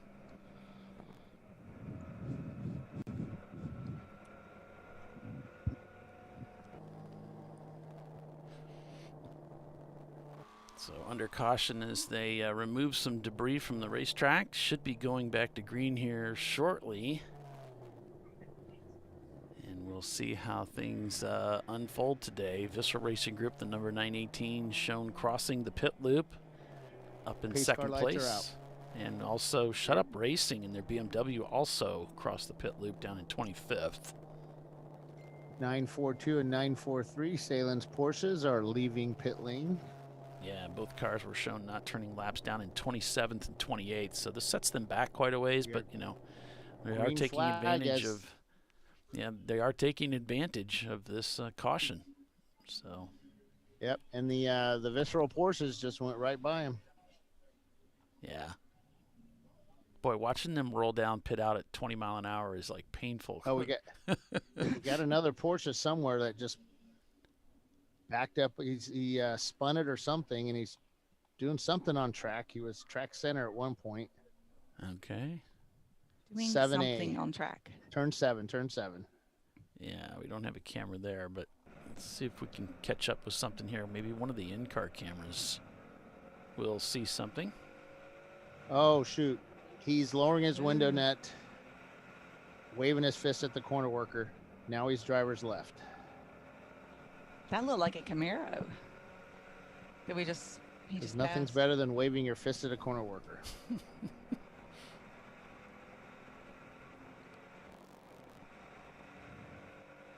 Maybe just doing like an Arsenio Hall. Woo, woo, woo, woo. I love you guys.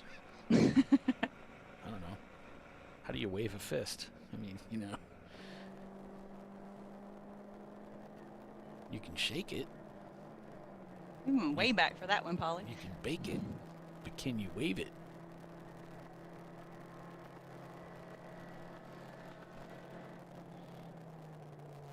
Between 3 and 2, halfway, there's a car off into the grass. He did a simple pull-off is what they called it.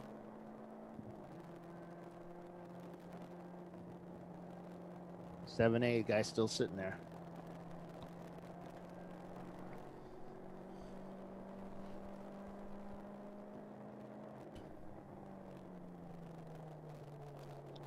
So do we have 2 cars off or just 1? 2. Sounds like we got 2. Double yellow, double yellow. So we're coming up on around turn 7 area, so we might see something here inside the Simon Says car. It is a 432. 432. Forgot I have Flagtronics in front of me now, so I can see. Yeah, we've got it off Bliss to the Racing. left there. So Bliss Racing, wow. Oh, it's Bliss. What a rotten weekend for those guys. They brought their Camaro out yesterday, had problems with it, so they brought out the backup car, a Miata, and they find themselves stranded in turn 7. Disappointment after disappointment for them this weekend. Yeah, much like watching this broadcast. Oh, wait a second. No. It may not be 432. Sorry. No, it's not. No?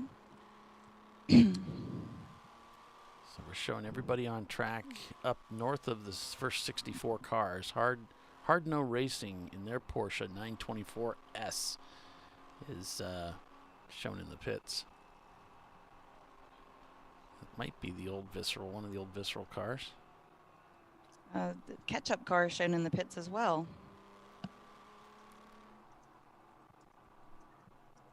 Yeah, I think they cleared. They left, so they just got to come around. They were there's both nobody in together. They're not. None of the Visceral or Sahlen's cars are on pit lane. Gotcha. I'm a bing bing. Mm-hmm. Yeah, Billy letting us know we got a car stopped in the S's. 761, which is MLC Racing, BMW. All right.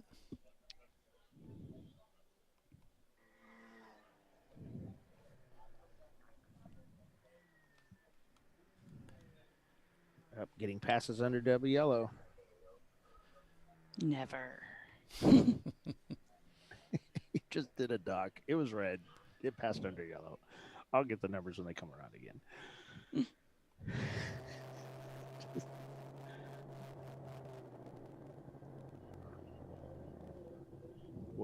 There's the Twisted Nuts Racing cargo van, or van, as they come around. A couple guys hanging off the back of it. It's kind of rusty and paint's coming off it, and it says free 10mm wrench. Right. It's a cool looking van. A nice patina there. Yes.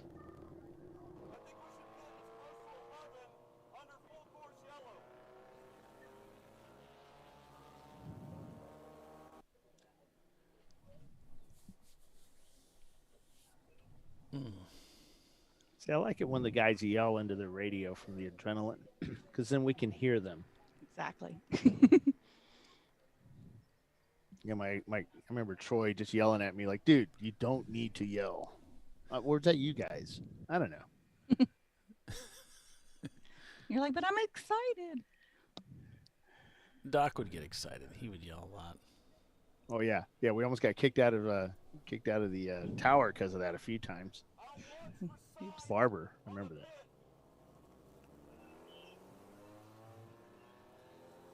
What's he doing? Look at that tiny little room at Barber.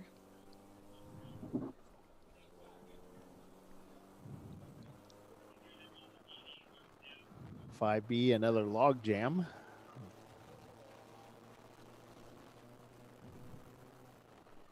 So we saw a car getting towed back there around the turn 3 area.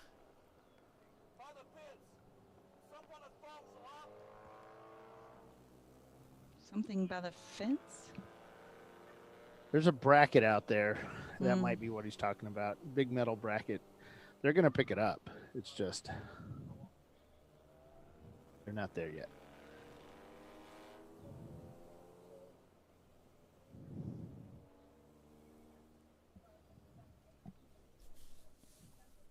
Well, this camera is actually their own camera, and so he might be just communicating back to his crew just by talking over the stream. Yeah. I guess that works too, but you can't hear back.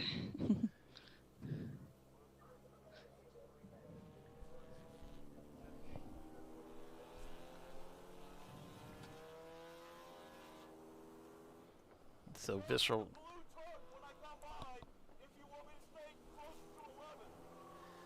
So Visceral leads with the number 1 car over. There's no Z in Mazda. In third, it's Crazy Horse Racing. It's a C-Class, B-Class, and a C-Class car. Then it's Weeby Racing in fourth, and Weiser Blitz Racing in fifth.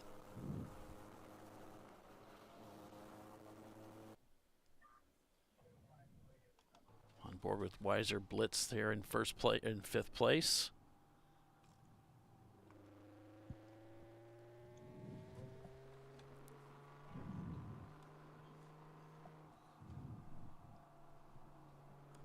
Still under caution here at Watkins Glen on Memorial Day weekend. We'll go ahead and jump into a quick break. So hopefully when we get back, we'll be back to green here at Watkins Glen International. Stay with us, everyone. You're watching Champ Car Live, presented by AutoZone.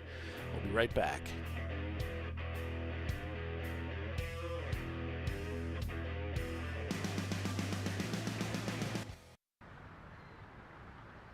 I probably need new tires. You do. What if they sold tires online? We do. We're TireRack.com. They could offer lots of tires. We have so many tires! And help you find the right tire. It's called the Tire Decision Guide. Oh, and they could ship them to a nearby mechanic. We shipped over 7,000 independent recommended installers. This is an amazing idea. Sorry.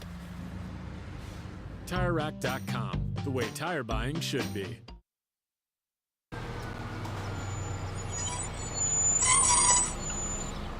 That's not great. I can get him today. Get the parts fast and the job done faster. AutoZone.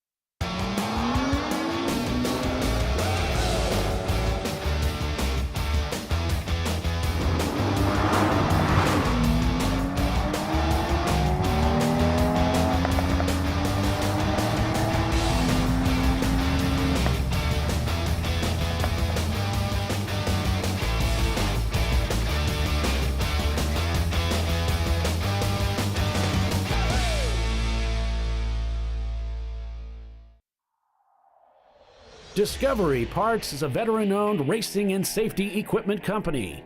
While we're located inside Atlanta Motorsports Park in Dawsonville, Georgia, Discovery Parts can also be found at the tracks, supporting a number of Champ Car Series events.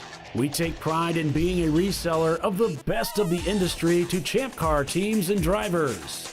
We know racing, love racing, and look forward to tomorrow to even more racing. Visit us at discoveryparts.com.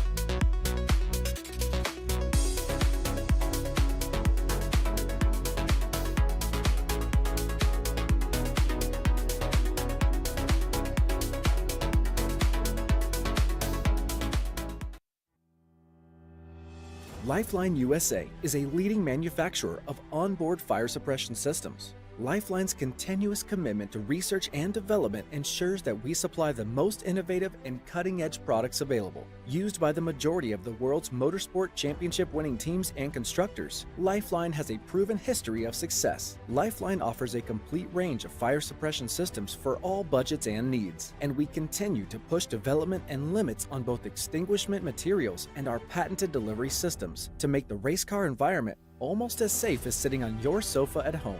Every kit has been designed for a professional and simple installation. For more information and to purchase your Champ Car fire suppression system, go to www.lifeline-fire.com. Located in Northeast Ohio, with 40 years of combined experience, Money Shift Racing knows how to deliver performance and safety, offering everything you need to get your vehicle and drivers ready for race day. From safety equipment to full engine assembly and repair.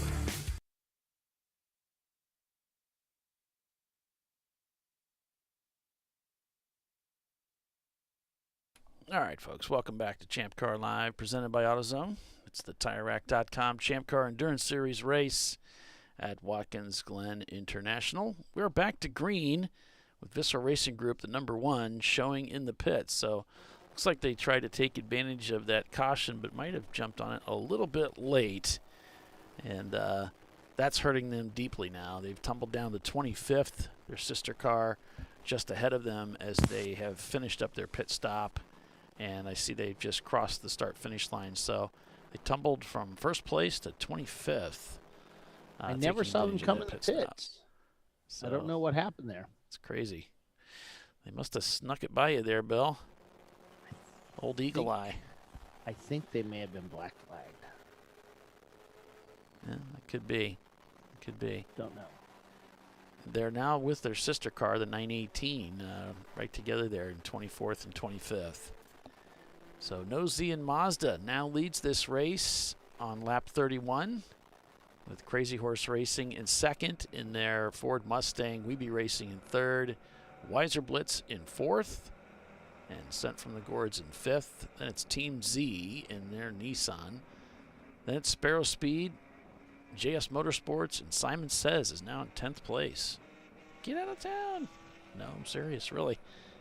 They are in 10th place. Now we wait 3 minutes for them to come around. Oh, they're already here. As they come around turn 11.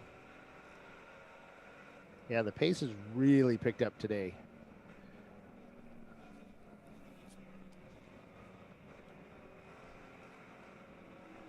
Yeah, I'm seeing one of our EC teams, the TF Racing, set the fastest lap time of the day with a 2:10. That's pretty quick.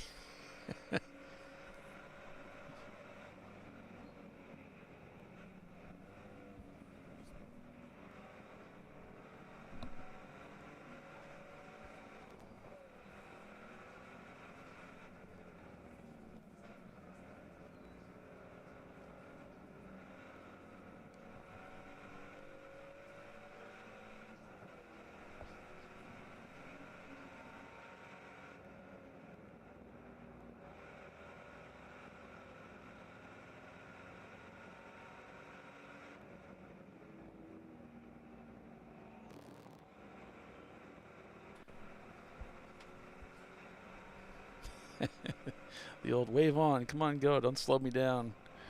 Yeah.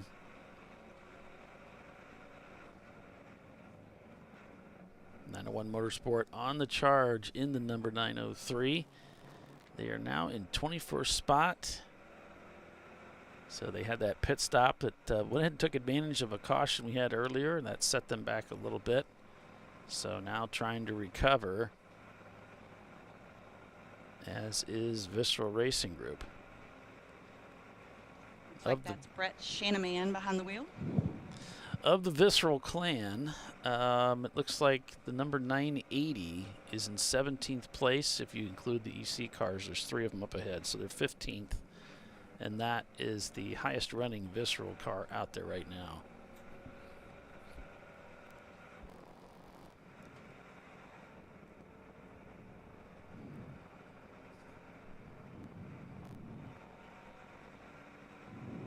Weather today, a high of 81 is on tap. It's going to feel like it's 87. Still pretty humid out there from all the rain and precipitation, all the humidity and everything they had over there yesterday. 378 on pit lane.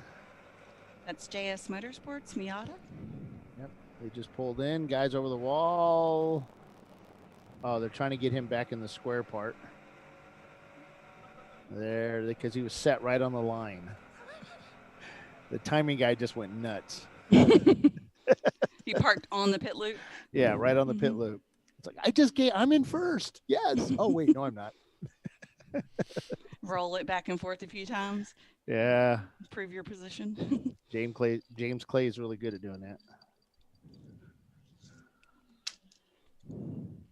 History. You know how people request certain pit boxes? I'd be like, I request the one on the pit loop. On the pit loop. Yeah. Well, Doc was very proud of having the fastest lap time ever recorded at Sebring. Yeah. Sebring, he would not let us forget about it, too. Yeah. Yep, and it's in print. Yep.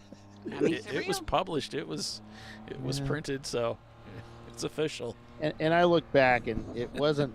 We were up there in the times. We were not the fastest at that track. I think we were like second or third fastest, behind Doc, of course. Yes. Yeah, I think the story went, if you don't think these cars are fast, look at what the Peru crew. And they compared it to like the whatever the GT car was at the time. And right. Yeah. It's like, really?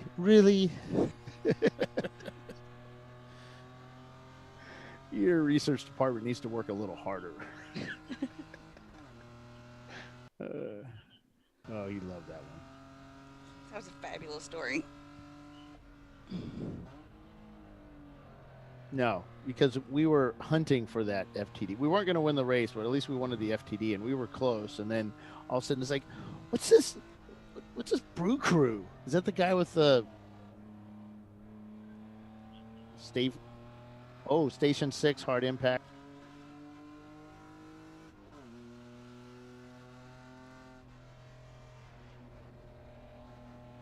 Waiting for info. Alrighty.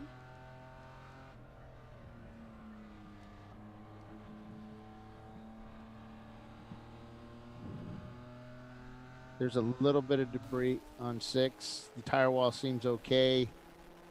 Cars continued a little bit. 5-9 blue. Let's start racing Mazda Miata. Yeah, we had them on camera. And he's still rolling here. Nope. Yeah, There he comes to a complete stop. Yeah. He just called and said, "We're done." Oops. Dana, you have a camera. Said he got hit. He got hit. He's saying he was hit.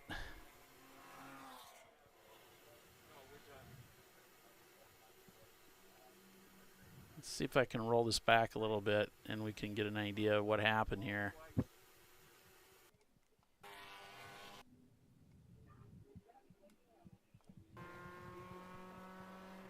So this is just moments ago. Just backed it up a little bit. Oh yeah, he got clipped. There was a red car in his right mirror. Oh. Big front end damage. Oh, God. He's still trying to get across the track. And there he kind of banged into, he's hugging the guardrail there. That's a pretty good hit. Yeah. He's going to have to clean his driver's suit after that one.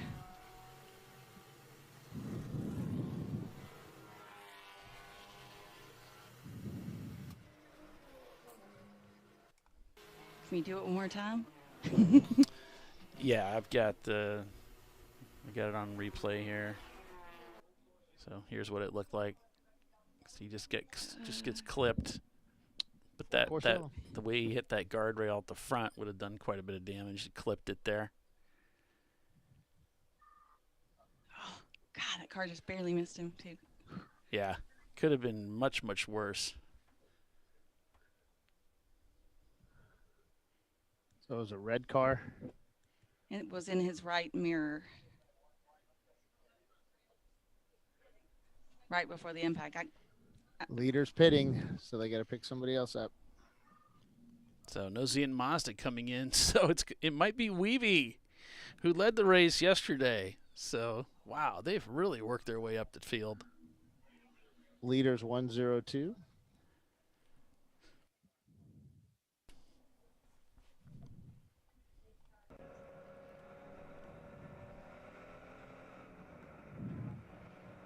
So the 470, our leader, or was our leader, is that's an old Visceral 928. I think it ran 1 or 2 races. Okay. Nosy and Mazda pits.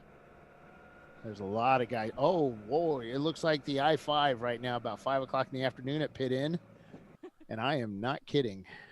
We're just, it is what, 15 chock-a-block minutes? full. 15 minutes away from that 2-hour mark. So people who haven't pitted yet probably want to take advantage of this.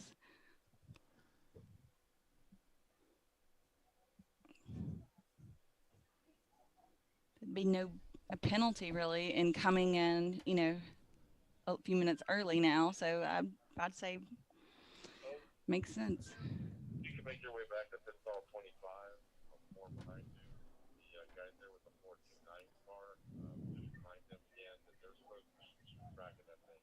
It's louder and louder as they go on. They will be there for day ahead of it. So start racing. Driver's going to go ahead and hop out. Looks like got a sweet helmet there. Oh, that is nice. So what, by pit stall 33, looks like 33. They're too deep in that pit stall. Simon Says doing their pit stall right behind those guys. So it's going to be an interesting feat to try and get some of these cars out of their stalls. That's how deep they are. Yeah, Misko's trying to do a pit stop. You can see how busy it is there. Cars everywhere. They're still coming on pit lane. It just never ends. There's No Z and Mazda, Fast Hog, Sparrow Speed, Team Z, JS Motorsports, Saki Bottom Boys, Haywood Racing, Vissel Racing Group, all shown crossing the pit loop at 35 looks like laps. 3-4-4. They're doing just a driver change, it looks like. Oh, nope, they're out with a fire. Nope, they have only a driver change. That's a Porsche 944. At the big guys racing. Not a lot of guys on track right now.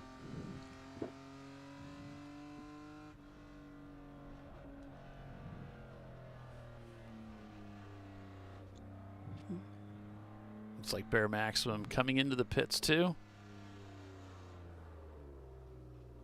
3-4-4, putting a new driver in and shoving some ice in their cool shirt. He'll stop and get his clock.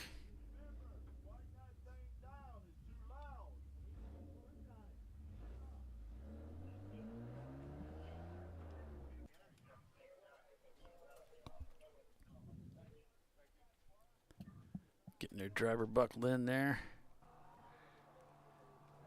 Meanwhile, several cars staying on track.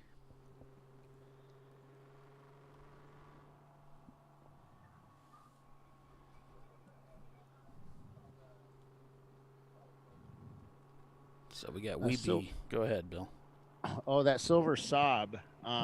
They're reporting that it's smoking again. Smoking in the front. This puts Weiser Blitz in second place. What?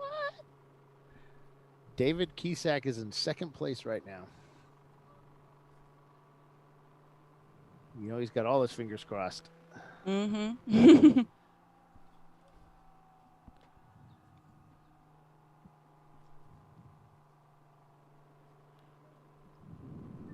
Boston Winer's up there also. I feel sorry for the pit out person. Oh, they're about to get real busy. They'll have all the timers. Yeah.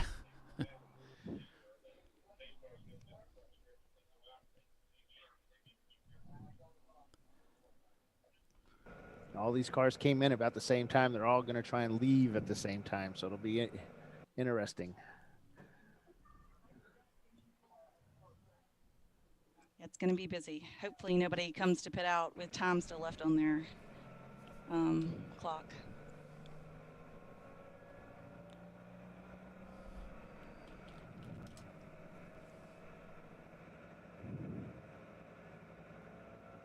Oh, and the 275 comes out in front of the 345, but the 345 kind of sped up like he was going to try and get around him, but he didn't. The 345 is Palm Tree Racing. Yeah, yeah. I wouldn't say he got cut off, but you could see he was trying to get ahead of him before the guy pulled out. Didn't work. There goes Simon Says, the 63 car, done with their stop. The 93 as well. 613 coming in.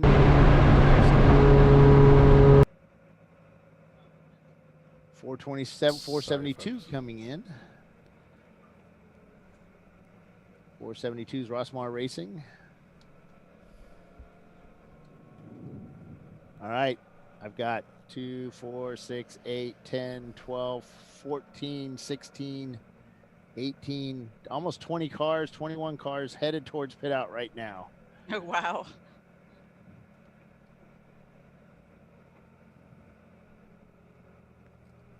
They've got 2 guys doing, I mean, do you pass on pit lane? What do you do? Sure. I would. I mean, what are they going to do? Oh, yeah, black flag you. Yeah. I'm like, penalize you. It's not in the rule book.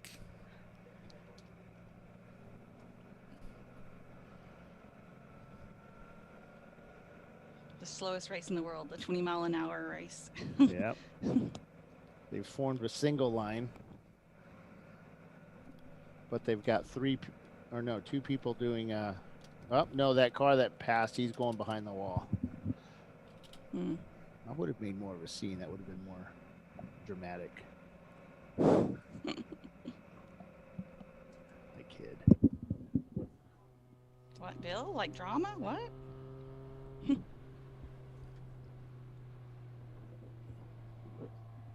Bliss Racing typically race a Camaro, but this weekend they had to break out the old Miata after their Camaro decided it didn't want to race anymore.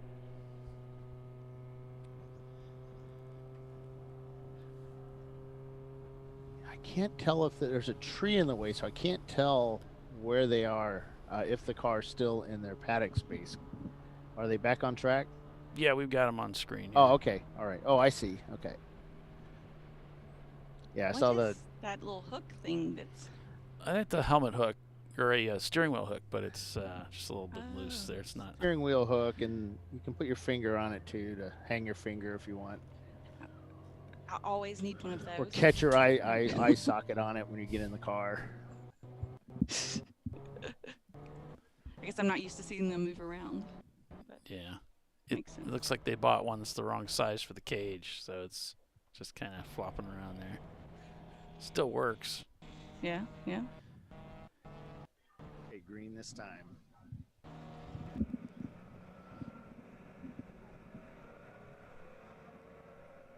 Guess I'm used to seeing it inside the Oh, car. and David Kitkak's car, they looks like they put it in. Yeah.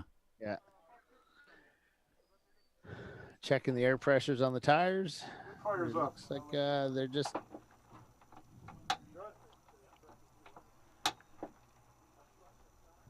All right, go do what you do. Okay, thank you. I always David. He said, "Go do what you do." And he's like, "All right." Oh, he's got the yellow gloves though. He's probably fast. That's right. Starts green. He's waving. Sahlen's car gets. Yeah, Sahlen's car pulls right ahead of everybody.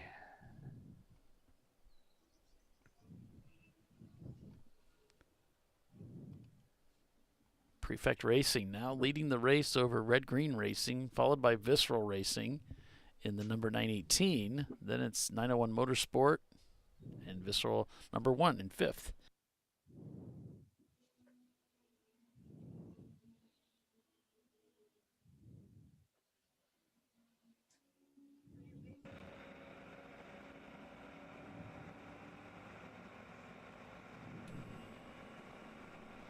We've got some teams have come into pit right now, and we have 2, 4, 6, 8 cars now trying to lead pit lane. Or is it 7? We'll say 7 cars.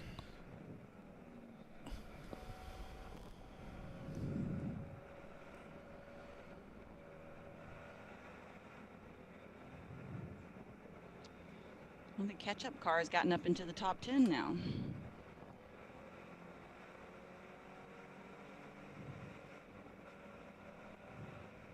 I think our next guest on Inside Champ Car is probably going to be Will Nanamaker. We were supposed to do a talk this week. I just could not find the time to do it, but I will on Tuesday. And that's your new podcast, right? Yep. And that would be kind of cool because the Nanamakers have a real big history of amateur endurance racing, and they went all the way up to IMSA level. Professional endurance racing. Yep, professional, yep. Well, they started out amateur running at Nelson Ledges in Mid-Ohio, and it's a small operation in some Mazdas. And we'll talk about their history and in the SCCA, and then move over to Champ Car and AER. Yeah, I used to watch them back in the day at when they were racing Grand Am. Yeah. Mm-hmm. Yeah, they raced Grand Am, and they also did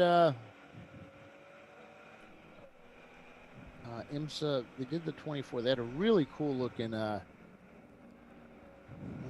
single seat sports cars, like the GTP cars, but I don't think they got that high. They might have. DP, I think they was. The Daytona prototypes? Yeah. I guess I remember that, but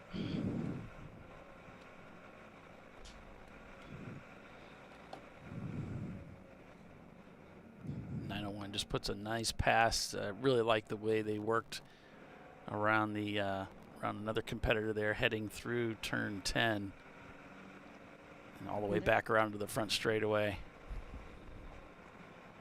they're up to 5th place. 52 positions to be up to 5th place.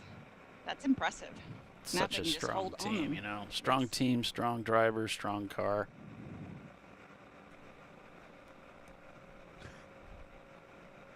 A lot of C-Class cars up front again. Top 5, all C-Class. Prefect just sets their FTD for the day to 15.7, leading the race in their Lexus. 3.8 seconds over the field, so it's close.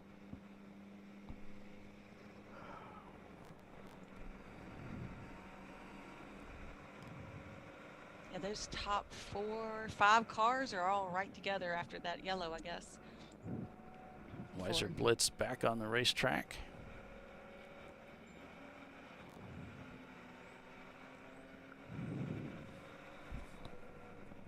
Not sure where they're at. The page down here. They're down in 29th, including the EC cars. Karlinski Rosell also shown crossing the pit loop. Oh, Billy says that they, the non-makers, and the Sahlen's team, they did run DP for 1 year. It's expensive. Simon Says also working their way through the field. 21st spot. Their fastest lap time's at 2:19. The leader at 2:15. Simon Says has moved up 31 positions since the start of the race. Big Guy Racing looks like they've moved the most, 56 positions up to 8th. I wonder if they ran in the HD class. HD? Hot dog. That was so stupid, it was funny. Dad joke. Right?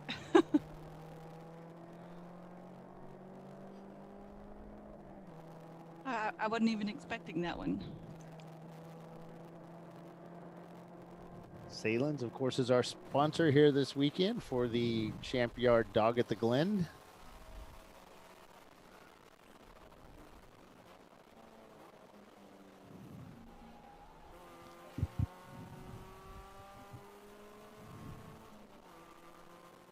Spare Speed just putting a nice pass out there. Yeah. That inside pocket there at turn 1, man, it's so much fun. You can really,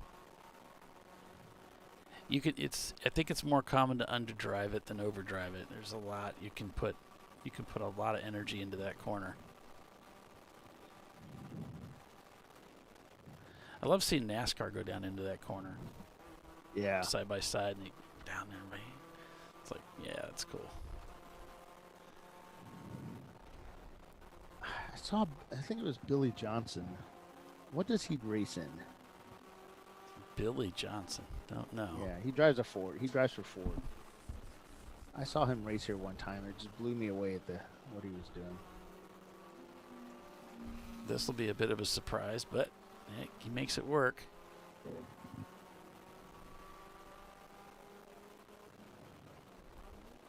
It might have been like the Continental Tire top level of that or something.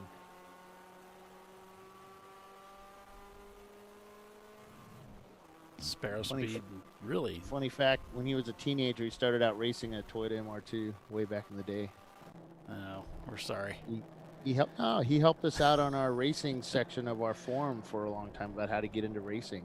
I'll always appreciate that. He had some really good insight from a kid that was just getting started and ended up going to the top level.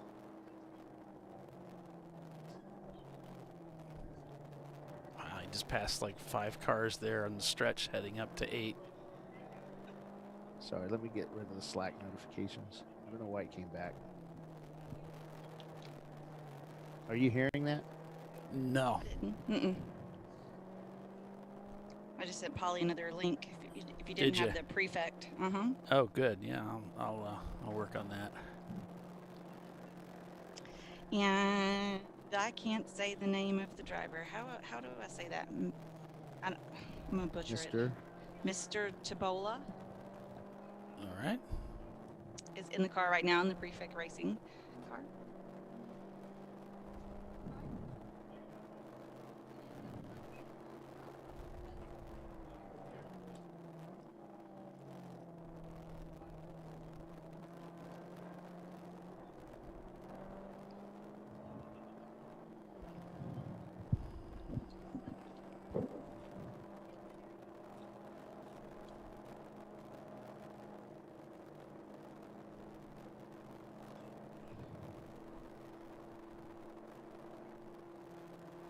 God, 901's gotten up to 4th place now and just set their fastest time of the day.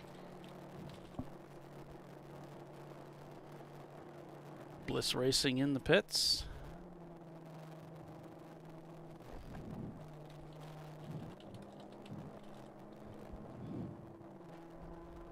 Okay, 471 and 234 came together right before station 3. And one of them has heavy nose damage. Flying Purple People Eater, and what was the other one? 272? 234. 234. Shut Up Racing.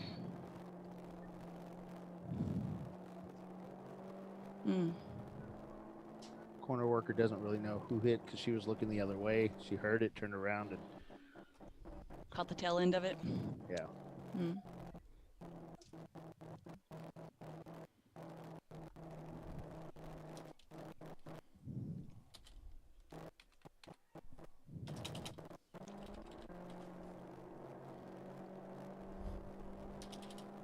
Yeah, both drivers would probably say it's the other's driver's fault, right? Yep. Well, the sun probably got in his eye because it's really bright up here. Need some sunglasses. You didn't yesterday, but you do today. No, yeah. On board for the first time today in the Prefect Racing machine. Their Lexus SC300. They finished 3rd yesterday, if you don't recall.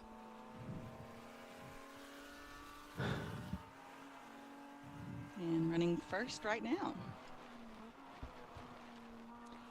Kaywood is shown in the pits. 5th place car. All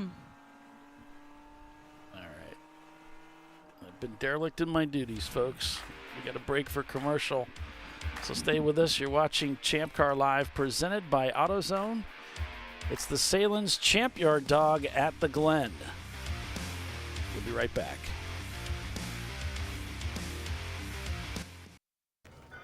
You know, I'd buy tires online, but then what? We've thought about it. We're TireRack.com. They should let you ship directly to a mechanic. Actually, we call them independent recommended installers. They should have like 1,000 mechanics. Try over 7,000 installers. Then you just make an appointment. At a time that's convenient for you. This could change tire buying forever. TireRack.com, the way tire buying should be. Oh, that never happens last night. I'm sure it doesn't. But that explains why you're dressed like a train conductor. Nice bodysuit. When do we start jazzercising?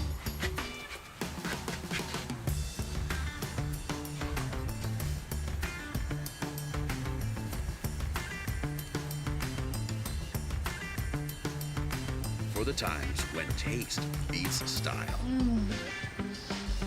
Hot dogs are ready! Make it worth it.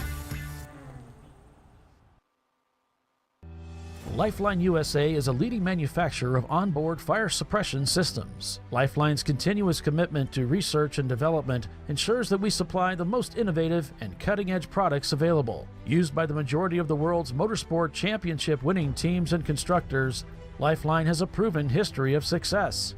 Lifeline offers a complete range of fire suppression systems for all budgets and needs, and we continue to push development and limits on both extinguishant materials and our patented delivery systems to make the race car environment almost as safe as sitting on your sofa at home. Every kit has been designed for a professional and simple installation.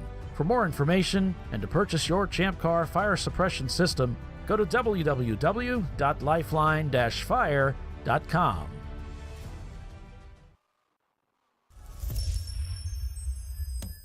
Frozen rotors from Diversified Cryogenics deliver increased performance and a higher level of safety, while significantly reducing braking system costs. So to tell you a little bit about the durability of this product.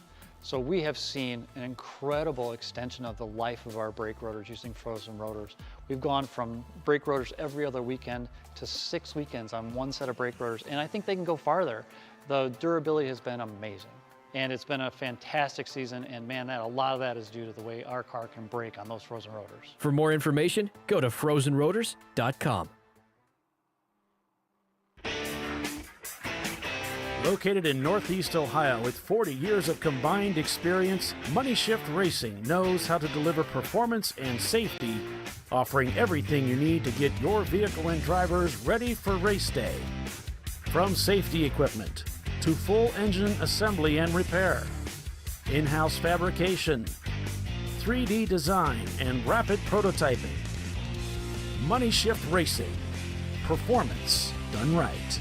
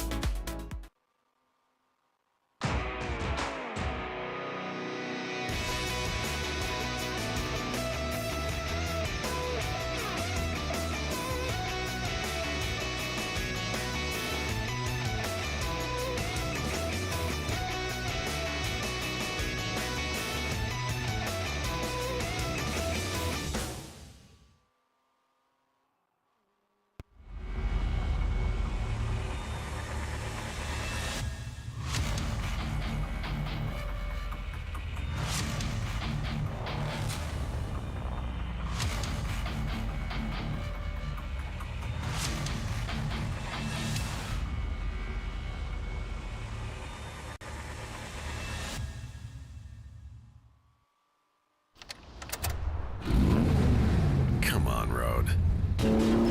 Do your worst. We'll be at our best. Engineered to meet or exceed original equipment performance. Exclusively at AutoZone.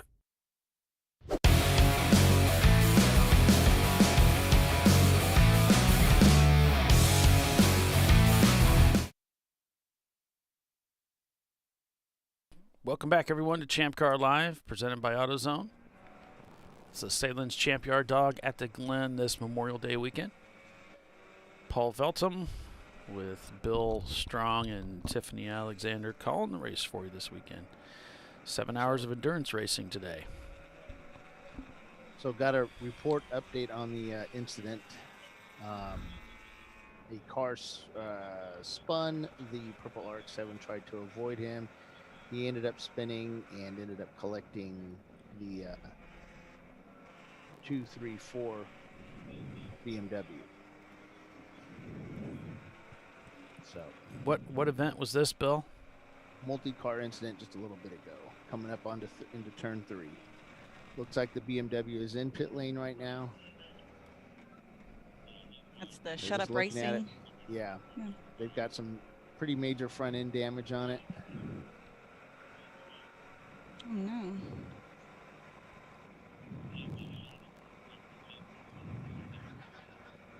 Yeah, the nose is crunched up a bit, so they're looking at it. Not hitting it with a hammer yet. Not yet.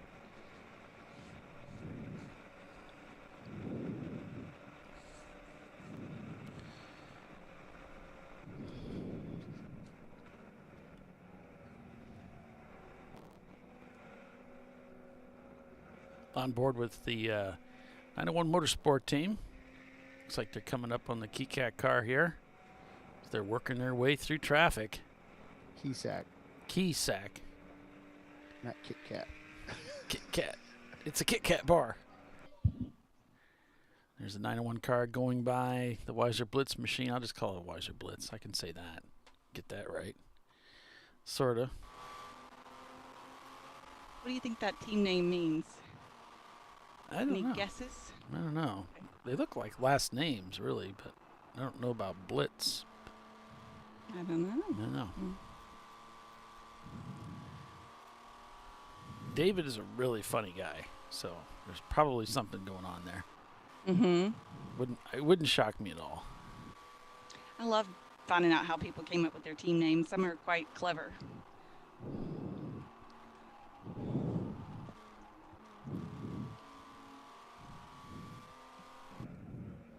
.901 is slicing through the field right now.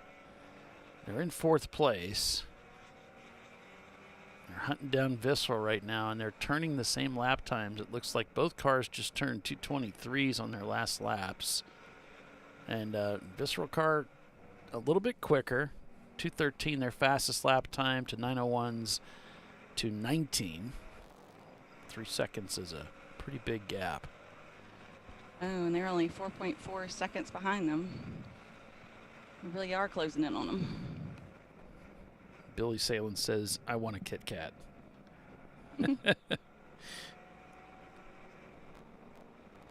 Delicious little crunchy candies.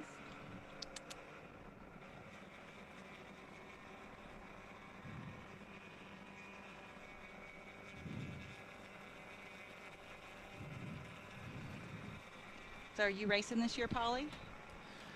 I don't know. I've had some offers, but I've been turning everything down so far. We'll see. Maybes. Maybes, yeah. Sort of focused on some other things right now in my life. Gotcha. The Honda is one of those things I want to work on. Oh, cool. Yeah. Neighbors spooling up their motorcycles on this Memorial Day weekend, getting ready to go out for a ride. One of my neighbors is a motorcycle instructor. She works. She used to work at the Harley Davidson outlet here in Fort Wayne. I don't know if she still does. But, her husband and they're spooling up their bikes right now, getting ready to go out for a ride. On this beautiful sunny day in Fort Wayne, Indiana. Just a little bit cooler than it is right now in Watkins Glen, New York. It's a beautiful day in Birmingham, Alabama, too, but it is getting warm quickly out there. We're up to 77 already.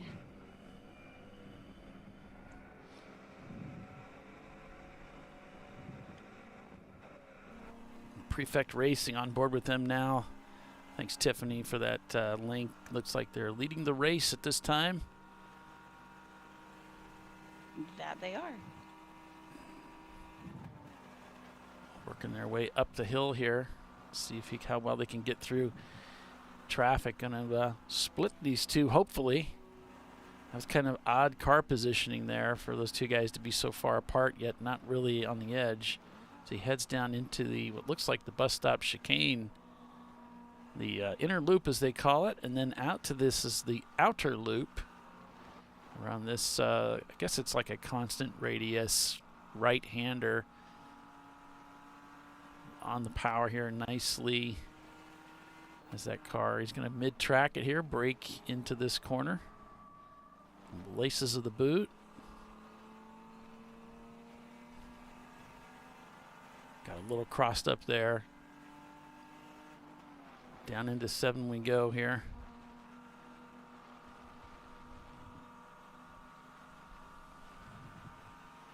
You can really hear that Lexus trying to power up the hill here as they work their way down to turn number 8.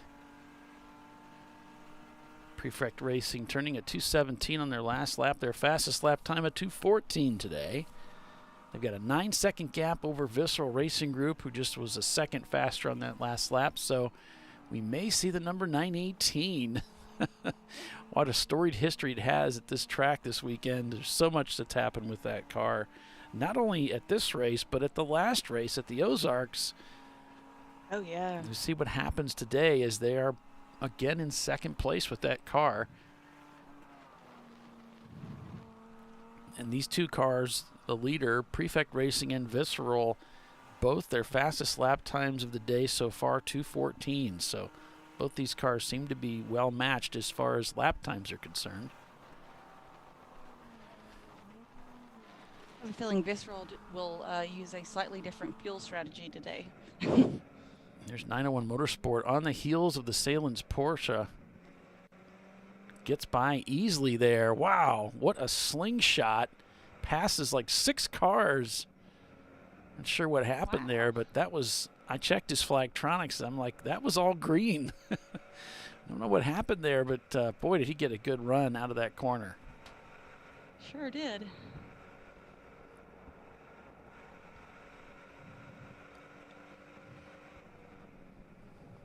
.901 Motorsport in 4th place right now. They have passed 53 cars for position, shown down 46 seconds from the leader. And their lap times around that 2:13, 2:14 range again. In fact, they're 0.8 seconds behind 901 Motorsport. Is Visceral Racing Group, so these two are right together right now.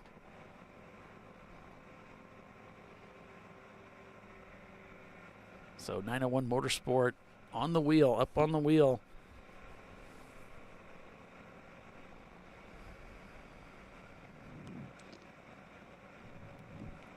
He's got an equally fast Porsche on his doorstep.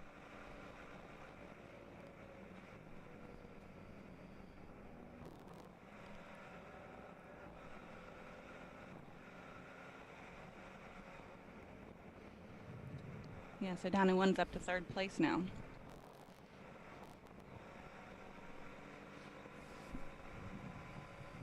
So it's Prefect Racing leading over Visceral Racing Group in the number 918, followed by 901 Motorsport, and then Visceral Racing Group number 1 in 4th. Team Sahlen's catch up in 5th.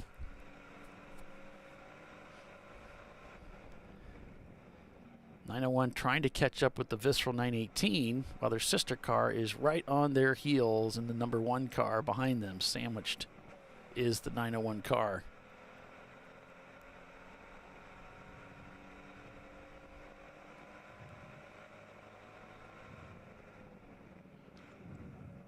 Got anything news, Tiffany, to the farm? New animals no. come in? No. Not this time. That's amazing, isn't it? All right. We got a new dog at the beginning of the year, and she's turned into a horse. She's huge. She's only 6 months old, and she's already the tallest dog we have. She's a big girl. She's an Anatolian Shepherd. So, like, they have Mastiff. Oh, okay. Like a German Shepherd, but it's a Turkish Shepherd. And they have, like, Mastiff as well in their gene pool. So she's going to be a big girl. All right, so 901 has gapped Visceral a little bit, the car behind them, by 1.6 seconds, and lost a little bit of ground to the Visceral car up ahead by about a second.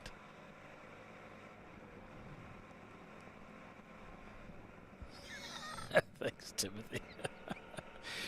The wind beneath my wings is the old Doc Waldrop. And, of course, the follow-up was that, yes, but most of that wind is just methane. Glad you're working on the Turtle, as he calls it. That's their race car, their team car. They were out at Road America earlier this year with that machine. Of course, a lot of teams are eyeing Nelson Ledges, the first 24-hour race of the year for Champ Car, to be followed very closely by the VIR 24-hour race. Oh my goodness, they're going to try to kill us again. Yeah, it looks like the Visceral car got by. If you just saw that, that is it's a quick car. So we're going to do back-to-back 24s? Yeah, we've got Nelson's in July, and then in August, it's VIR's on 13th. So it's a pretty big gap. I exaggerated a little bit because the July race is the 16th, and then it's the 13th of August before we go to race at VIR. So we've got almost a month in between. Almost like a whole month, yeah. Mm-hmm. So there's a nice gap there to get rested up. And still haven't forgiven Bill for that summer of 24s. Yeah. Yeah.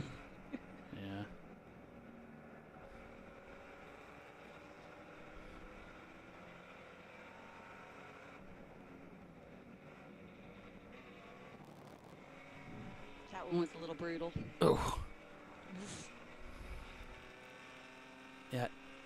He got him back, and so by the time they got to the start-finish line, he got his position back. So still shows 901 sandwich. There's the number 1 car just to the left, and here comes the Sahlen's car to sweep down the inside. Well, they go 3 and 4 wide into turn 1, and Sahlen's and Visceral begin to disappear. 901, no, fighting back, passes Visceral again to move back into third place, while Sahlen's has disappeared up ahead trying to reclaim their lap. They've got some work to do because they have to still catch Prefect Racing, our leader. That's another 11 seconds out for the Sahlen's team.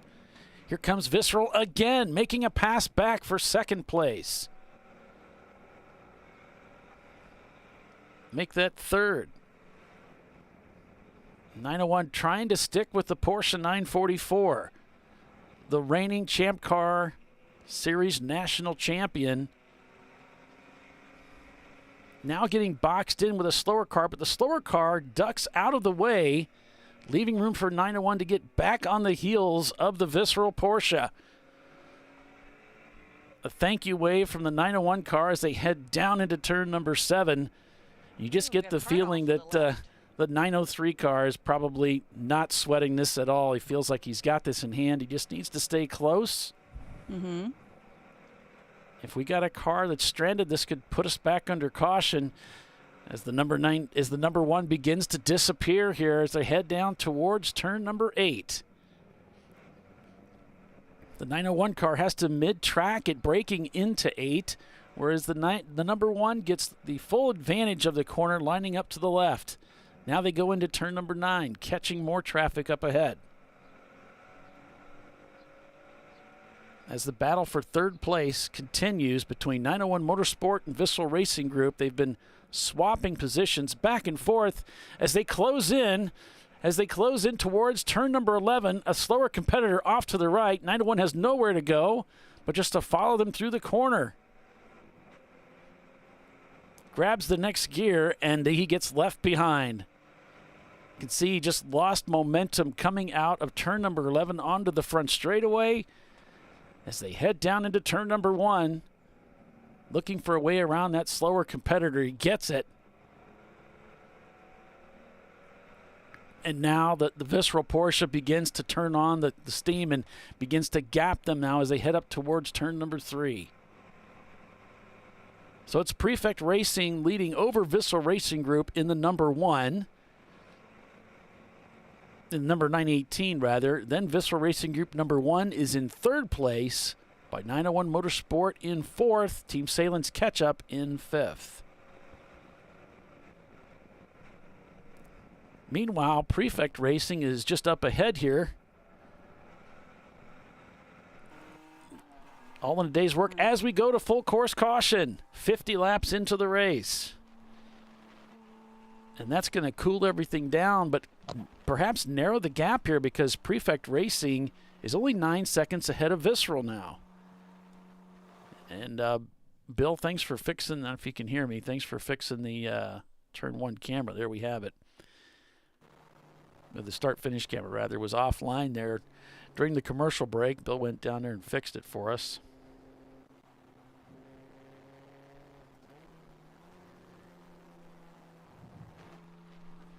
So some interesting action taking place here just in the last few laps as we've gone back to caution here at Watkins Glen International.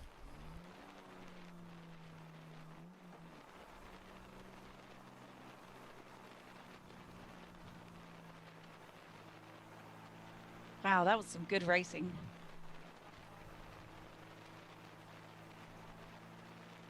Our leader picked up by the pace car.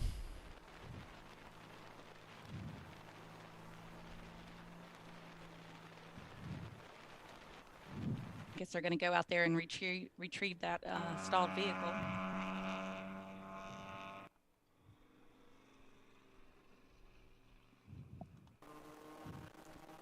I think Billy's saying it's a red and yellow Miata. That's what it looked like. Still sitting there.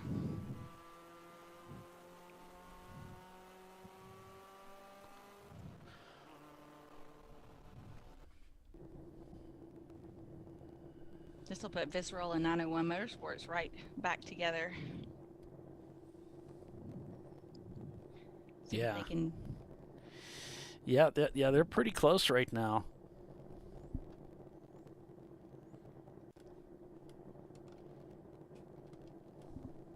So again, looking here at the Race Hero feed, you can see Prefect Racing leading here 14 seconds. There's probably a few cars in there for Visceral Racing Group in there.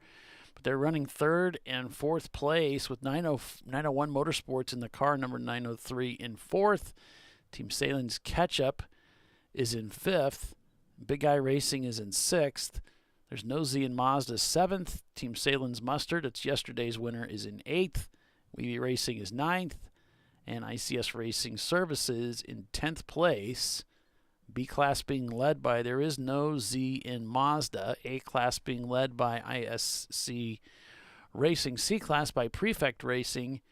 And D class by Triple R Motorsports Ranch. We have an EC leader as well, Boston Winers. And Timothy says, Bill's even doing good today, LOL. You got to do something. Fix the camera.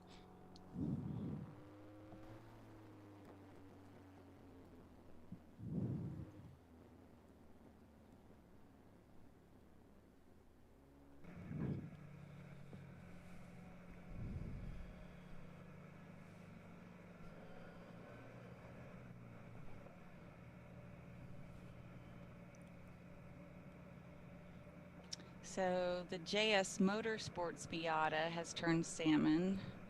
So that might be, maybe that's who's stopped.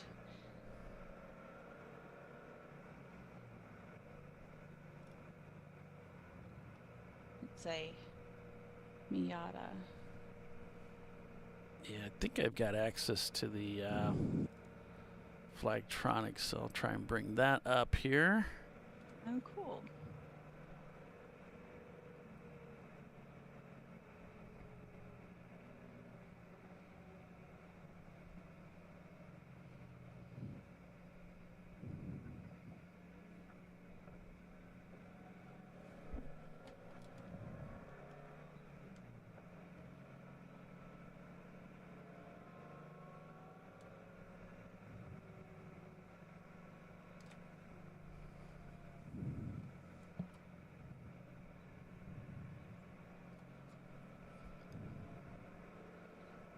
Not sure how to read this, but it does kind of look like there's a strike on a car to the far right there. So I'm wondering if that's the car that's disabled, perhaps. I'm not sure. Can you tell what the number is on there? Because it's a little blurry on my end. Yeah, it's pretty blurry, unfortunately. Okay.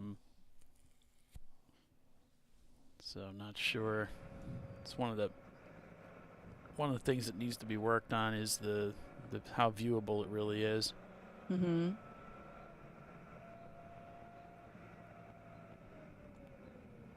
Let's see here. I can boost that. There we go. It's a little bit better, but still not really legible. All right.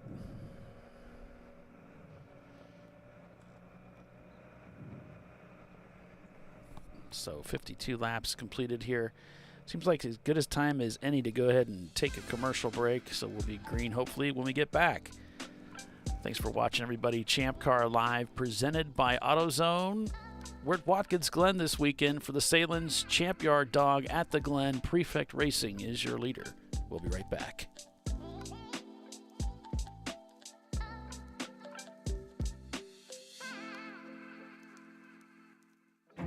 An important decision is afoot.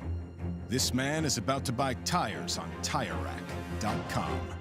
Tire Rack is the leading online retailer of tires in North America and a repository of advice and expert reviews. And it's done! All that's left is to arrange for safe, easy installation at one of our independent recommended installers. Well, I guess he did that too. TireRack.com, the way tire buying should be. He shared school space with his best friend, Norm Peterson. Who was Cliff Clavin? That is correct. The board is yours. Yes. So you don't want to hear about my sister's vacation? No, not really. What are you doing? What? What is it you can't say these days? YOLO? Dad, nobody says that. YOLO! For the times when the joke's on Dad. Make it worth it. You guys could have warned me about this stuff. Oh my God.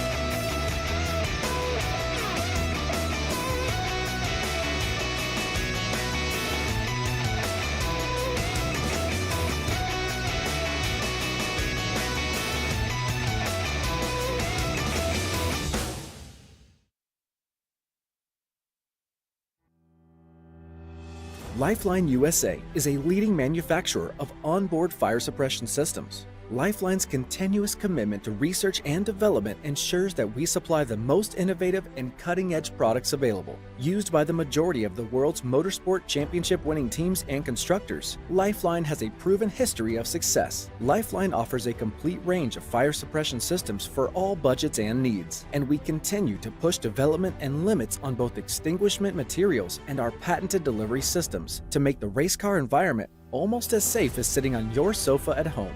Every kit has been designed for a professional and simple installation. For more information and to purchase your Champ Car fire suppression system, go to www.lifeline-fire.com.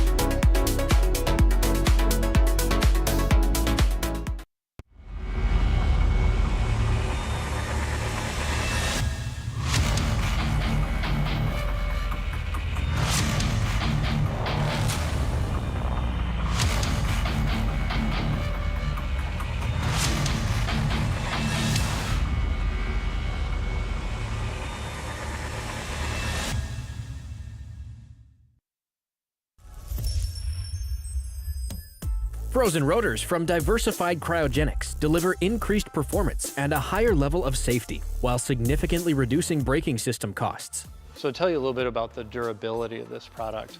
So we have seen an incredible extension of the life of our brake rotors using frozen rotors. We've gone from brake rotors every other weekend to 6 weekends on one set of brake rotors, and I think they can go farther. The durability has been amazing. And it's been a fantastic season, and man, a lot of that is due to the way our car can brake on those frozen rotors. For more information, go to frozenrotors.com.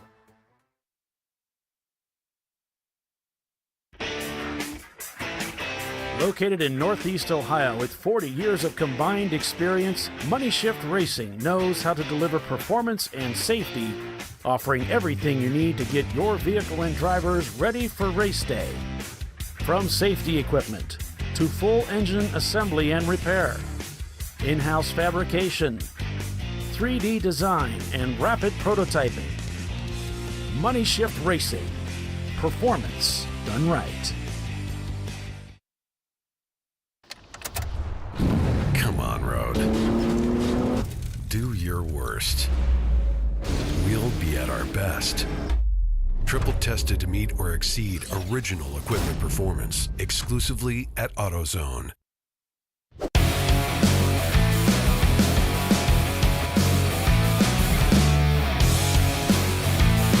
All right, welcome back everyone to Champ Car Live, presented by AutoZone. We are back to green here, folks, at Watkins Glen International. The Sahlen's Champyard dog at the Glen. I'm Paul Veltum with Tiffany Alexander, Bill Strong calling the race for you today, folks. Thanks for joining us again today on Champ Car Live. Team Sahlen's the 943. They've come into the pits. That's the mustard car that won yesterday. As we go back to green, 53 laps completed, working 54. Prefect Racing leading 3 seconds over Visceral Racing Group. The number 918, followed by their sister car, 21 seconds behind them, and then it's another 23 seconds to 901 Motorsport. Catch up with the leader here and see what we see. See a clear track ahead of him after that restart. Got to be a nice feeling for a moment. That is the nice thing about being the leader. Yeah. Rolling through turn 1 up into 2 here. That time the gap, 3.2 seconds. Both cars turning very similar lap times. Will this be an opportunity for the number 918 to take the lead of the race today? So it was the 379, the JS Motorsports Miata that we saw broken down and caused that last yellow. So we got it loaded up on a rollback now and off. All right. Hiller's saying the 903 is having quite the race. I agree with you 100%, Hiller. They are really making a go of it. Yes, they are. After yesterday's shenanigans, I think they really want this race today. Sure driving like they do. Of course, Prefect's not going to make it easy on them. Like they're running fast today. The only thing that's as fast as Prefect is that catch-up car that's working its way up. For sure, for sure.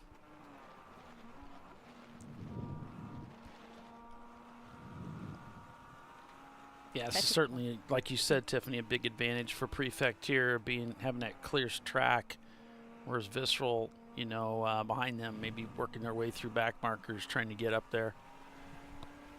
You can see just how busy the track is here for 901. Mm-hmm. And they're just back 30 seconds, which is a pretty, decent amount of space, but you can see there is a lot of traffic out there.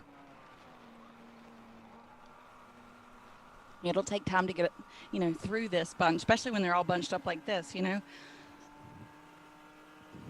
find his way around the outside here. It'll be set up nicely for turn number 9, 901 Motorsport. Looking for some room here. They got some slower cars right up ahead, right on that racing line. You got to be real careful through here. This is where cars can get together, and then they start ping-ponging off each other. Down to turn 11, the final corner for 901 as they head back to the front straightaway. While this Prefect is just working their way around this track, uninhibited by traffic. And just not having to deal with a thing in front of them. Just able to hit those marks. In through the bus stop we go. The inner loop.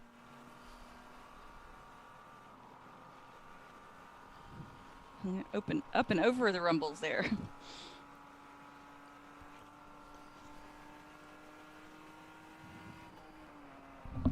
Visceral Racing Group now 3 seconds behind as both cars, Prefect and Visceral, turning the same lap time, 2:14s on that last lap between the number 742 and 918.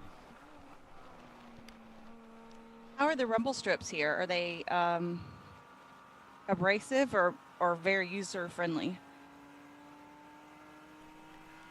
For me, they were very user friendly. Okay. The bus stop, they had some accused them of raising those a little bit to make it a little bit harsher on the car. And one of the things I noticed the difference between racing the Boxster and racing all of the other race cars I've raced, the Boxster seemed to handle those harsh hits to the curb much better.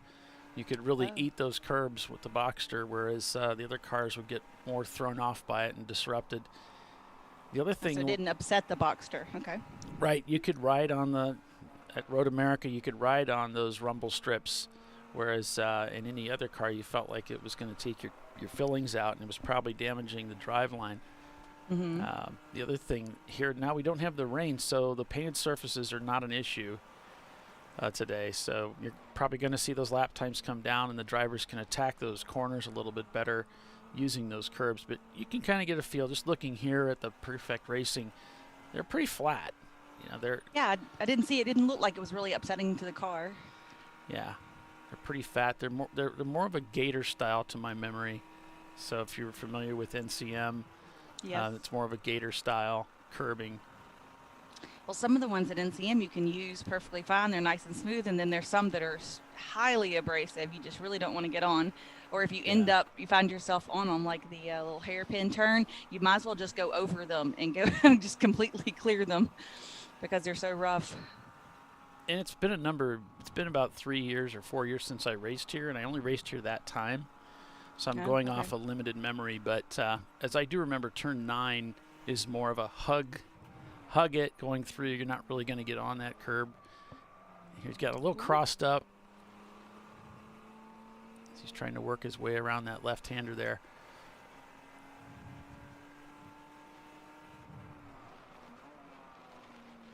Another corner like this, turn 7 here. I always tried to get into the curb as best I could, but there really wasn't much.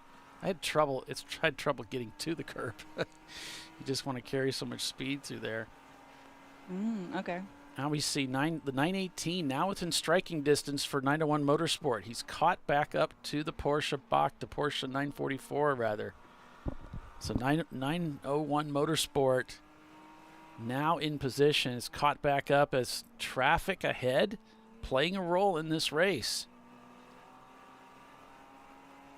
Yep, he's got to get by that other 944.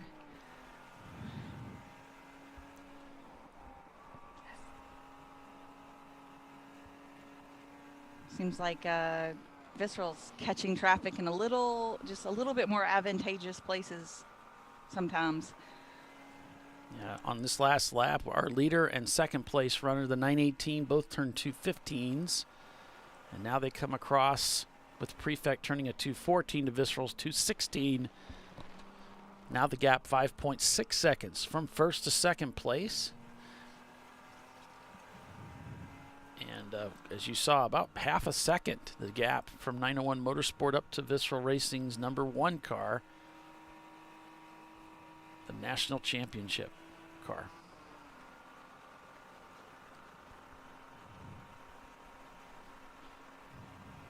So thanks. Again, traffic being a problem. Yep. Go ahead, Polly. I was just going to say, go ahead and hit that like button, if you would, please, on the stream. Appreciate you doing that.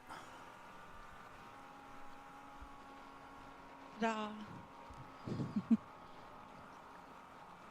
I know that some of you, got about 20 of you already have, so appreciate you guys doing that. And if you haven't subscribed for some unknown reason, go ahead and subscribe so your phone will give you a little notification and let you know when we're going live.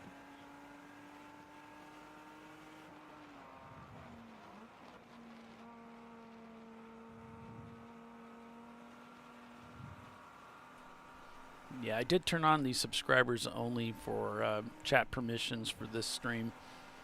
I'm not sure if it's going to help us clean up this chat a little bit, but we're going to give it a try. Got a car moving. Got a car moving a little bit slowly there. I noticed our leader going by one of the BMWs on the inside of the track there. I'm trying to get my mind wrapped around on exactly where they are. I've lost track, but lost track at the track. Yeah. Looks like you just went up into 9 maybe, so it might have been heading towards turn number 8, maybe a slow BMW. Yeah.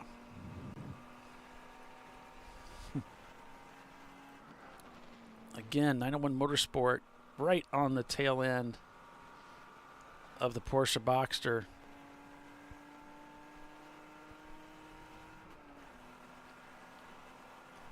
Looks like he's really just settling in for this is the way the stint's going to go. We're just going to be together, and that's all there is to it. It doesn't look like he's really pressing the issue to get by unless there's a mistake. Twisted Nuts Racing is back in the paddock. They're repairing a cracked coolant hose.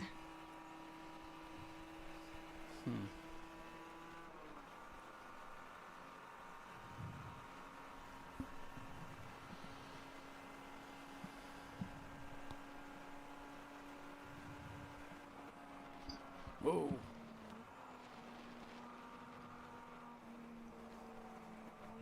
Out onto that front straightaway, 901 Motorsports goes as Prefect now catching some traffic and having to work their way around. Still Prefect the faster of the cars inside the top 5.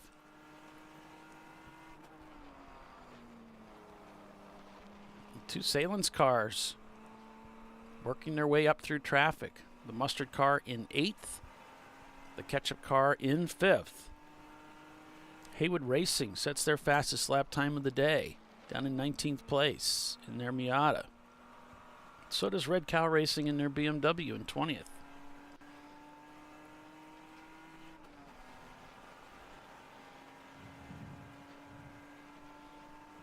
We saw Red Cow finish in the top 10 yesterday. Good finish for them. We'll see how they do today.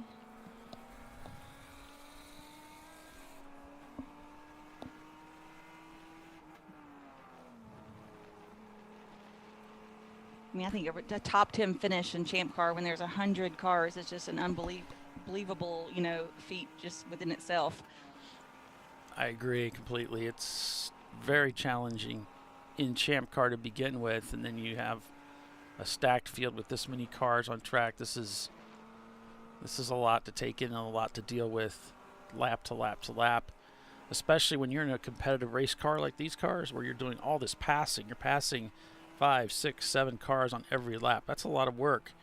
You know, if you're a mid-pack car, you might not be passing but one car every other lap or so. I'm showing Big Guy Racing in their Porsche 944 not turning laps. They may be in the pits.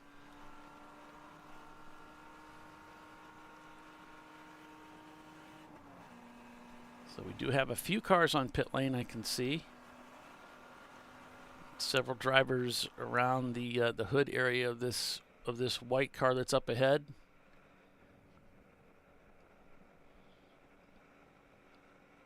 A lot of activity going on around the front end of that car. As we take a look at Simon Says Racing, still out here trying to work their way up through the field. Simon Says, not seeing them here in the top 20 or so. They're in 14th. That'd be actually 13th. There we go. Great minds think alike, right? That's immediately what I was doing, scrolling through. The Weiser Blitz team.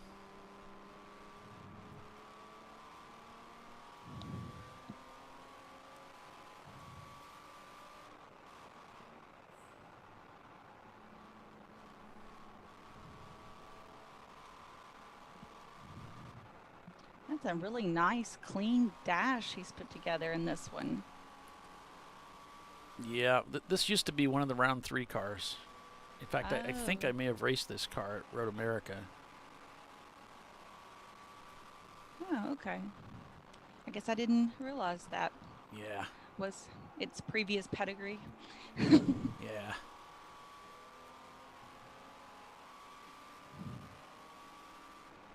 Yeah, I raced 2 of their cars. It was the 901. It was the 601 that I didn't race. I raced this one and another car. Gotcha. And they were awesome, right? They were pretty good, yeah. Yeah, they look like they're pretty awesome. Yeah. We didn't win, but it was pretty strong. I think we did have a second place finish. Okay. And I think the car I drove, I think we had like an 11th with it or something. Okay. 9th, something like that. I don't remember.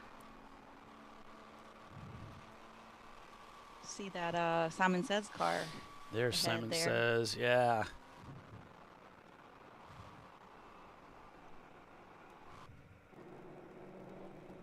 Got 2 in-car cameras. We should see the red car come by here. There he is. Gives them plenty of room there as they go through turn 11. Now that's just cool that we could watch both from the front and the back. Yeah.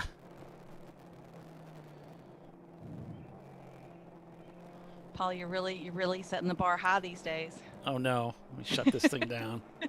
Cough, cough. What are we doing here? Right. Up in the game.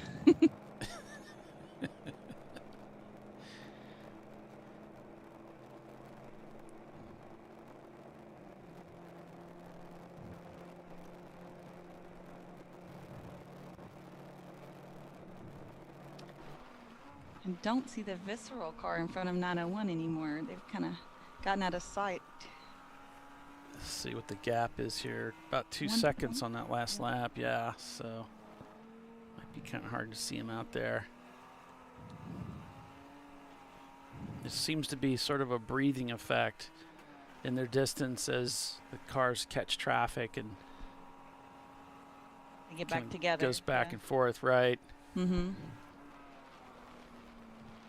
Looks like one of the visceral cars just got by Simon Says there.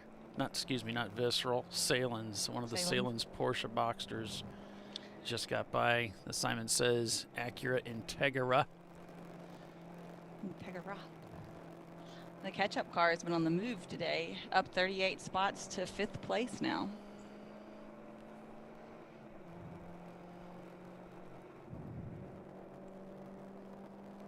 Rosmar Racing in the 473 down there in 11th place. Rosmar team winning A-Class yesterday. Down in 3rd in A-Class. Just the 2 cars up ahead of them are the 2 cars they're competing with for class position. Just 0.4 seconds the gap up to Sparrow's Speed.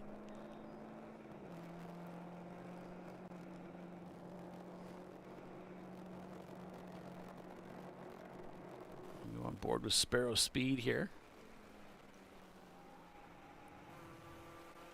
There's a car. Oh, there's a car off to the left at turn 7, right up against the barrier. I saw it was black. Might have been a BMW. It's kind of a bigger car.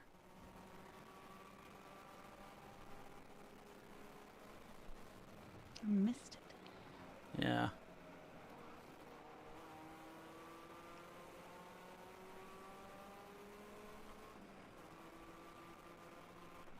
So that might bring out a caution. You see a car ducking into the pits there. So this might be a cue for some of the cars to go ahead and make a pit stop if they're in their pit window. You know, this would be a good time to take advantage of that. We see now flag from the stand is really just for approaching traffic. And just waving it at everybody. Almost everybody is getting that flag. Because there are some really fast race cars out here this weekend.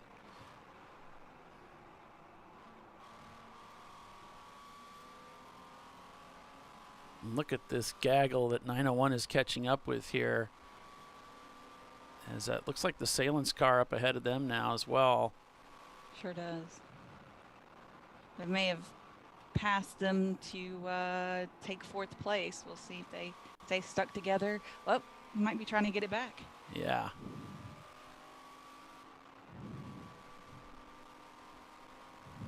And, 901, just running one of their fastest times of the day. That's what you're going to say, yeah, wasn't it? good catch. Good catch, yeah. Yeah, we're both seeing the same data. 901, dropping the hammer. You know, it's pretty difficult with all this traffic to get a good, clean lap in. I know. It's impressive, isn't it? He's getting such good lap times amidst all the traffic. So 62 laps completed. You've got Visceral Racing Group in the number 918 leading by several seconds. We don't have an exact count right now. Over Prefect Racing in second as they have fallen back one spot. Oh, and now Prefect has fallen to third. So let's see. Oh, they're in the pits. That's why they've ducked into the pits. So Prefect Racing pits. Visceral takes over the lead. I believe that is the first time for the day. Number 918 leads this race with their sister car in tow by 49 seconds, followed by 901 Motorsport. That moves them up to third.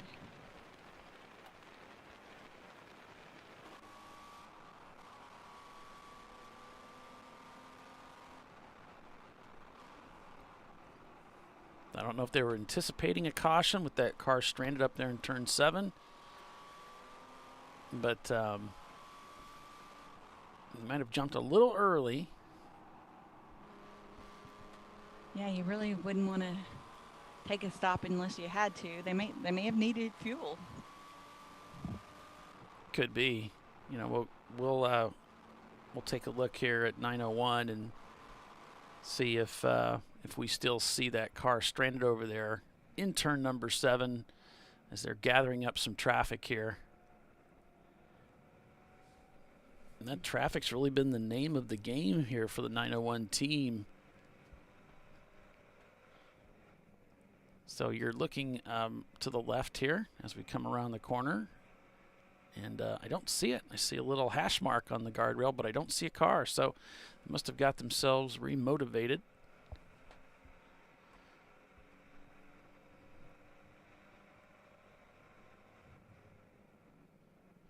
Yeah, so maybe it'll stay green for a little bit longer. There you go.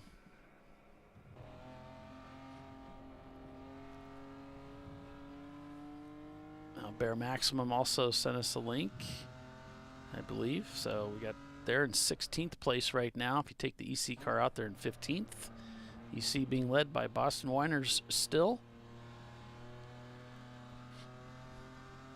But having to pit under green, I think this is going to hurt Prefect. You know, we've had so many cautions. I was just thinking the same thing. If we get a caution in a little bit and the other teams are allowed to pit under caution, that's really going to be quite the disadvantage for Prefect. Wow, look at the nosedive on that Mustang as they go into 1. I mean, that thing it was like scraping the front bumper going in.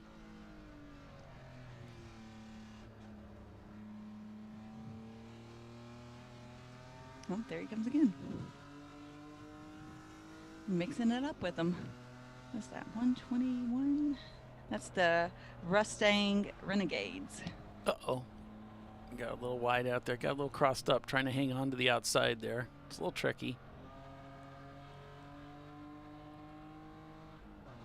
Mustang. That's funny.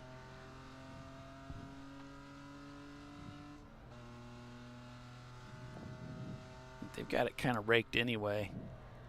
Look at that nosedive. The car really, it's got a lot of suspension movement. Might not have much, he might not have done much to it yet. So right. It might be a stock suspension. I wouldn't be surprised. It doesn't seem to lean side to side very much, but front to back a lot. Yeah, I guess you're right. That's having to pedal it there.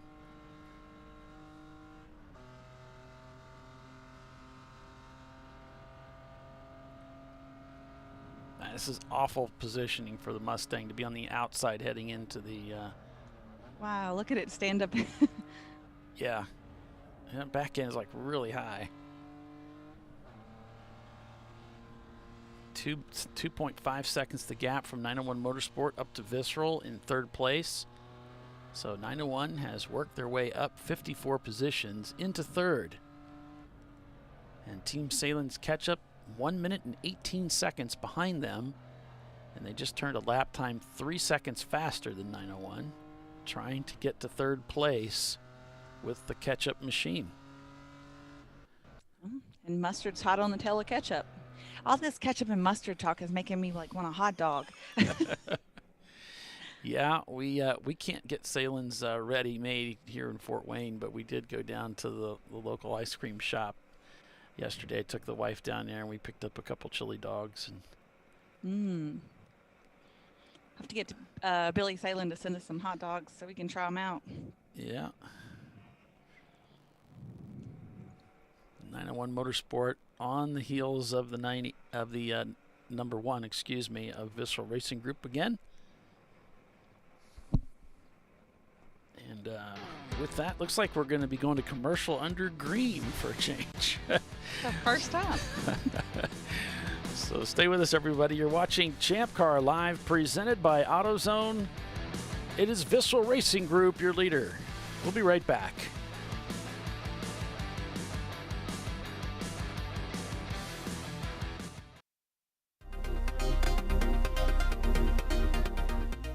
Welcome to TireRack.com, revolutionizing tire buying since 1979.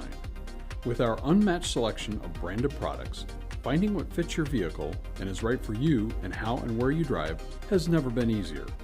Through helpful online shopping tools that include our professional hands-on reviews done at the introduction of a tire and consumer reviews that give real-world feedback over the life of the tire, you can make the right tire choice and find exactly what you need. And if you prefer to talk to someone, our tire testers, our sales team, are available on the phone. And that's how we get you the right tire for you and your vehicle for where and how you drive.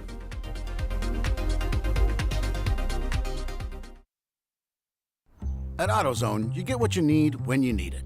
Got a today job? Pick it up free same day at your local AutoZone. More of a tomorrow project? Order as late as 10 p.m. with free next day delivery. Getting the job done just got easier.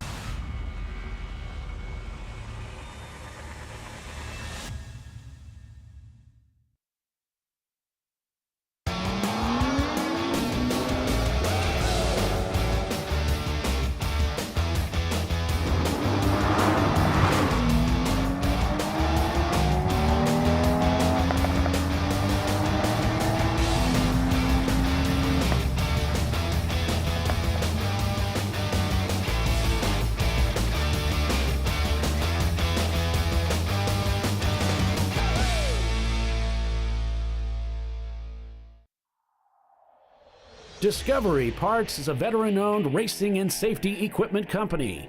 While we're located inside Atlanta Motorsports Park in Dawsonville, Georgia, Discovery Parts can also be found at the tracks, supporting a number of Champ Car Series events. We take pride in being a reseller of the best of the industry to Champ Car teams and drivers. We know racing, love racing, and look forward to tomorrow to even more racing. Visit us at discoveryparts.com.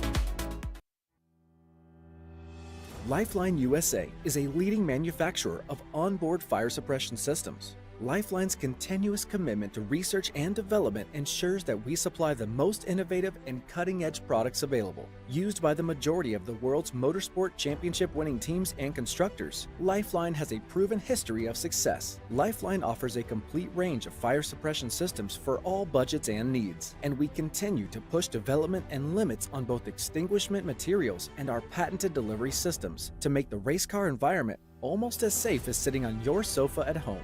Every kit has been designed for a professional and simple installation. For more information and to purchase your ChampCar fire suppression system, go to www.lifeline-fire.com. Located in Northeast Ohio with 40 years of combined experience, Money Shift Racing knows how to deliver performance and safety, offering everything you need to get your vehicle and drivers ready for race day. From safety equipment to full engine assembly and repair, in-house fabrication, 3D design, and rapid prototyping. Money Shift Racing. Performance done right. Frozen rotors from Diversified Cryogenics deliver increased performance and a higher level of safety, while significantly reducing braking system costs. So to tell you a little bit about the durability of this product. So we have seen an incredible extension of the life of our brake rotors using frozen rotors. We've gone from brake rotors every other weekend to 6 weekends on one set of brake rotors, and I think they can go farther. The durability has been amazing. And it's been a fantastic season, and man, a lot of that is due to the way our car can brake on those frozen rotors. For more information, go to frozenrotors.com. Come on, road. Do your worst. We'll be at our best. Engineered to meet or exceed original equipment performance, exclusively at AutoZone.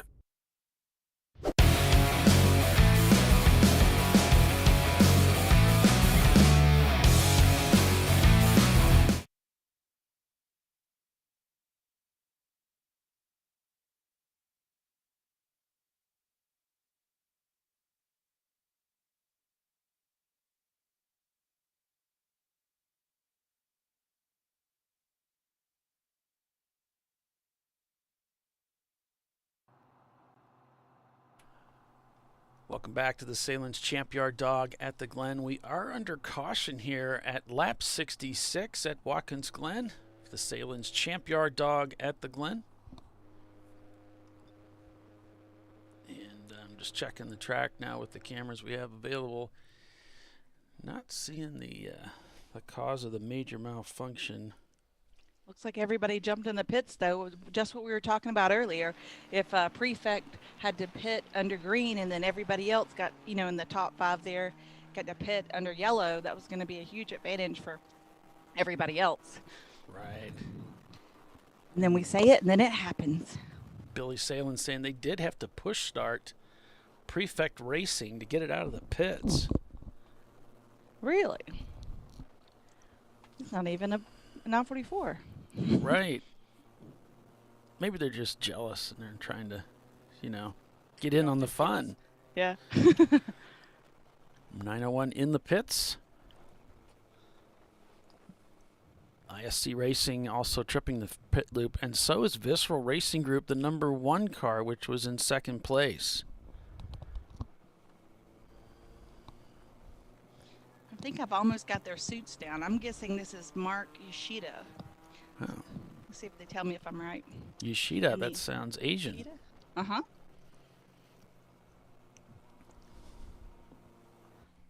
They call him Yoshi, I think. Oh. Or something like that for a nickname, I believe. Or Yosh, maybe. One or the other. Now I've heard him say it.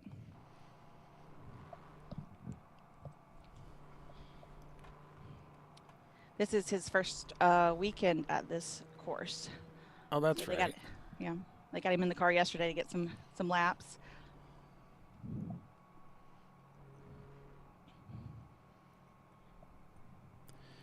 Well, I hope he's having a good time. This is a great racetrack, so I hope he's enjoying it.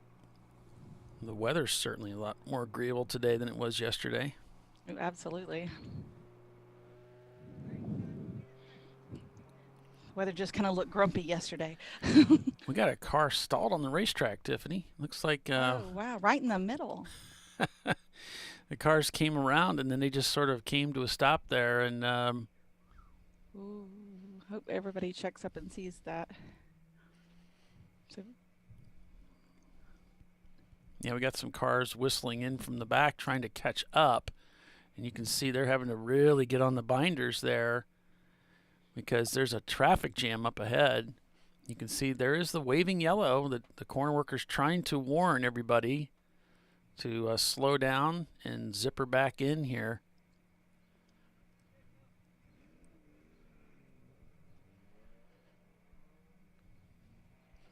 .901 being held at pit out. probably just had a little time left on their timer.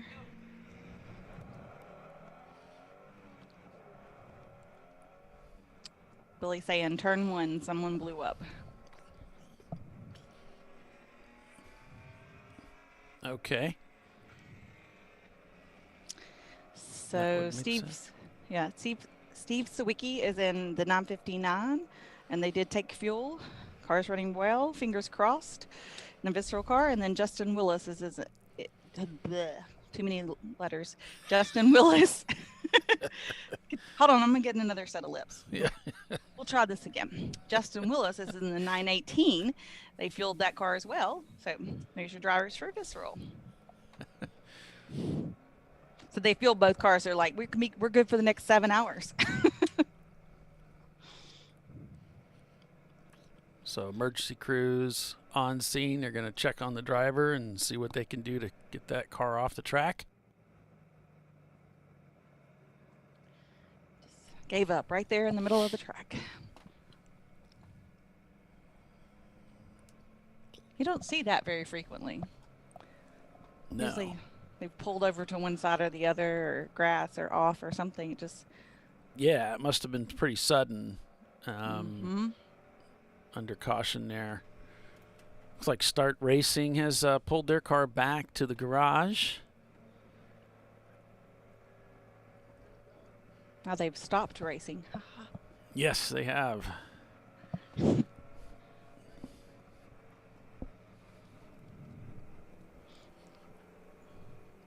Sparrow Speed out there circulating, as well as Misco.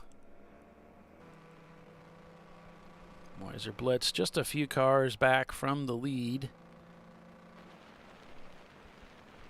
Oh no, it's Prefect Racing. It was Prefect that was stranded on the track. Well, we saw him pushing that car, so it must have died. You know, they had to push start it. Oh my goodness. They were doing just fine once they got the car out there, but then all of a sudden it died on the racetrack. It was Prefect Racing that was stranded in the middle of the racetrack, the team that led this race for so many laps. Wow. Now being pulled back into the pits.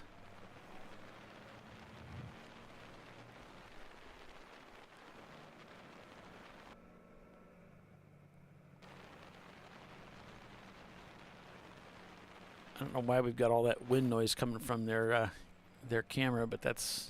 I was trying to hear, you know, something of what might be going on. Don't know what's. It looks like he lost the strap. Yeah, I don't know if he ran over it or what's going on here, but they're no longer connected.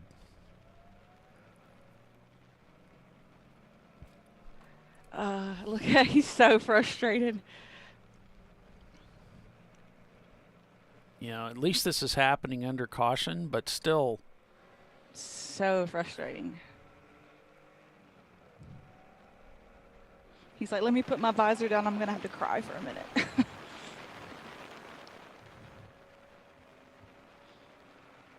We having to get another strap? I don't know what's going on here.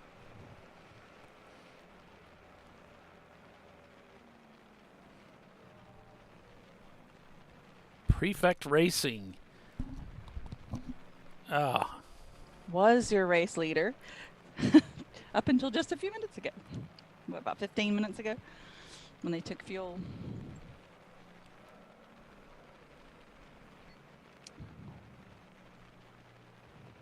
Let's see if it works this time.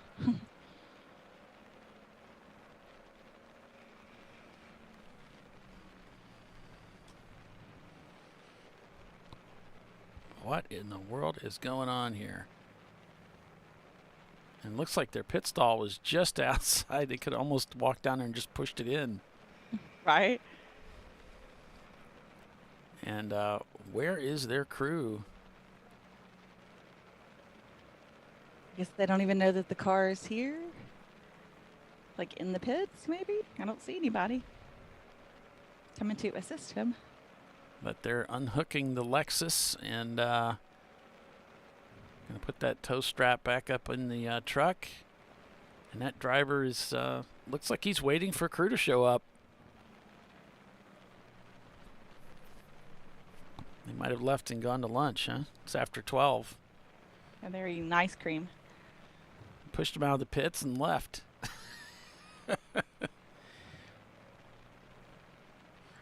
And he is just fit to be tied. He is so frustrated. He cannot believe what just happened here.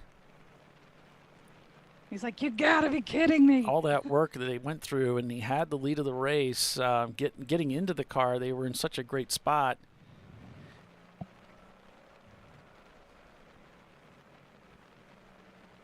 I still don't see any crew.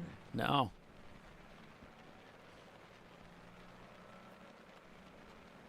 He's had it. He's getting out of the car. It's just, ugh, unbelievable.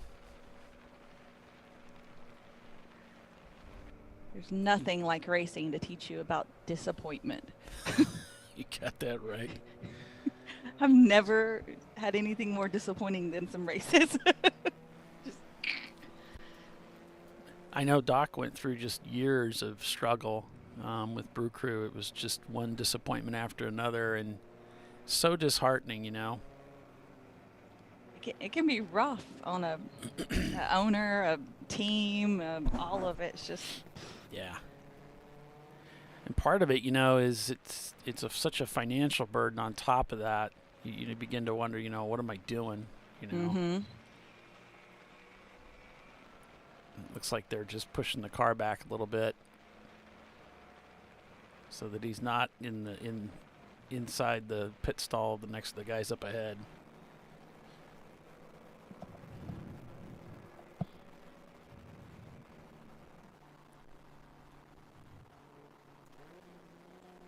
Cars working their way around the racetrack here. But what a disaster for Prefect Racing. That's just unbelievable. I mean, it's happened to Visceral. Visceral's leading now, but they've had, you know, similar things where they've led a race the whole day and then, you know, lost a fuse in the last 15 minutes. Right. And ended their day. Yeah, it was something flaky with the fuses. We go back to green, but it's like he had the car in the paddock, couldn't figure out what was wrong with it. He's digging through all the electronics, trying to figure out what it was. It ends up being just a fuse that was scorched. There was something wrong with it. So we're back to green here at Watkins Glen on Memorial Day weekend. And the Weiser Blitz machine up at the front of the pack here as Team Sahlen's catch-up trips the pit loop.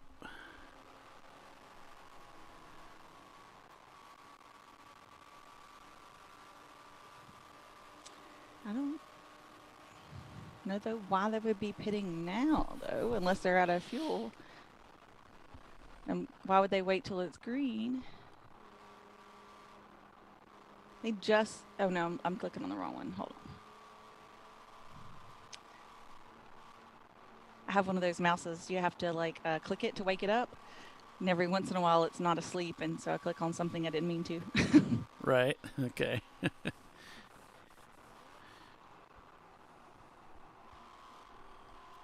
Oh, all of those cleared. So they must have already done their pit or something. Who knows?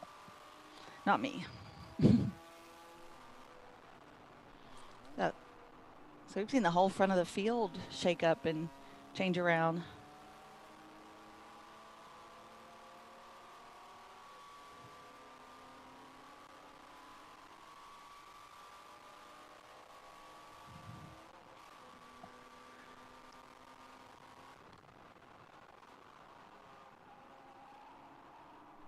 almost at the halfway mark.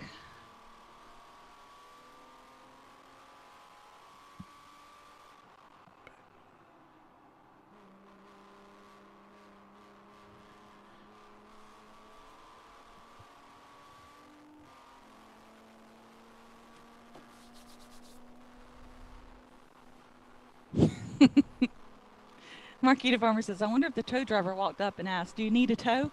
Answer being, what the beep do you think?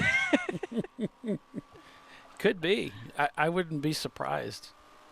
He's like, no, I'm just sitting here on the racetrack taking in the scenery. The one in the pits was the one that got me the most. You know, when they're sitting there in the pits and they walk up there to talk. They walked up there to talk to him while he was in the pit lane, you know, stranded in the middle of the pit lane. It's like, what are you talking about? Throw a rope on it and pull him in. Right.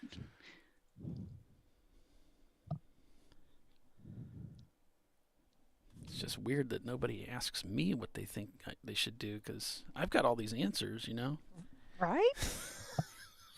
If they just wanted to know, they could just ask you. They could just ask me, and I'm not that far away anyway. So car 59 headed back out onto the racetrack, says Billy. Thanks, Billy. Since we seem to have lost Bill, I made the mistake of asking him to go fix a camera, and after he did that, he's disappeared on us. So He does that sometimes. I'm kind of surprised. I figured the heat would drive him back into the booth. I thought, he won't be out too long, but it's been about an hour, maybe longer. He went to get lunch. Oh, he's probably doing that Probably. too. Or his lunch arrived, one or the other, right? It's just gorgeous out there. Look at this shot on front straightaway. Just got to show you this real quick because it is just beautiful out there today. That's very picturesque. It looks so quiet there, like there's nothing going on. You wouldn't know there's a raging race going on around the track. Right? Over 100 cars. So Prefect Racing, they got the car running.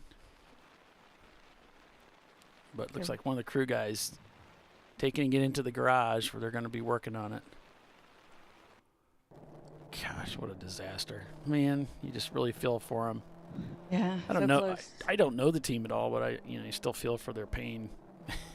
We've all been there, right? You just want everybody to be on the racetrack having a good time and Yep. beat everybody while they're on the track.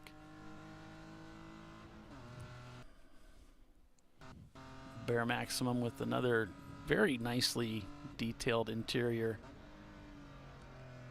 Making me feel bad here, Tiffany. I feel like I need to spend more time on the Honda on the inside and make it look nice like that. Some of these cars are super nice, yeah. The weeks and weeks it must have taken, to make that car cleaned up like that. The OCD that must have been involved. Yeah. It's just so nicely done. All right, catching up with Simon Says here. All painted nice. Mm-hmm. Maybe we should just paint it. Everything looks better with fresh paint on it, and just we don't worry about cleaning it. We just paint everything. Yeah, that's an idea. Just get in there and shoot the whole thing. That's what we did with the Green Dragon. We got it cleaned up roughly, and then Johnny just got in there with a spray gun and just shot the whole thing, tubes and all. Yeah. Yep.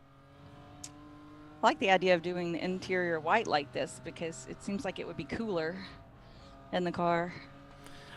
Well, maybe. I'm glad Better you than black. feel that way. Because I've been dropping primer down on the floor, so maybe, and it's like a light gray. That'll work. So if we finish up with white, you don't have to clean that up. Yeah. Cover it up. It looks like they even put some sheet metal where the roof was. They just put like a skin in there. A lot of that could be the moonroof. A lot of these E36s came with a moonroof, and you just put a skin in where it was because the thing weighs a ton. You don't want to leave it in there, and most of them are leaking by this time anyway. Seals. And it is a everything. BMW. So Simon Says is pulled in. Looks like WeBe Racing and Visceral's #1 car have went into the pits. Simon Says actually was kind of like they might have actually been in Black Flag. Oh. The way he kind of pulled out and then into the pit lane, I'm not sure that they pitted. It could be they were in black flag. Let's see what happens when he gets to pit out here.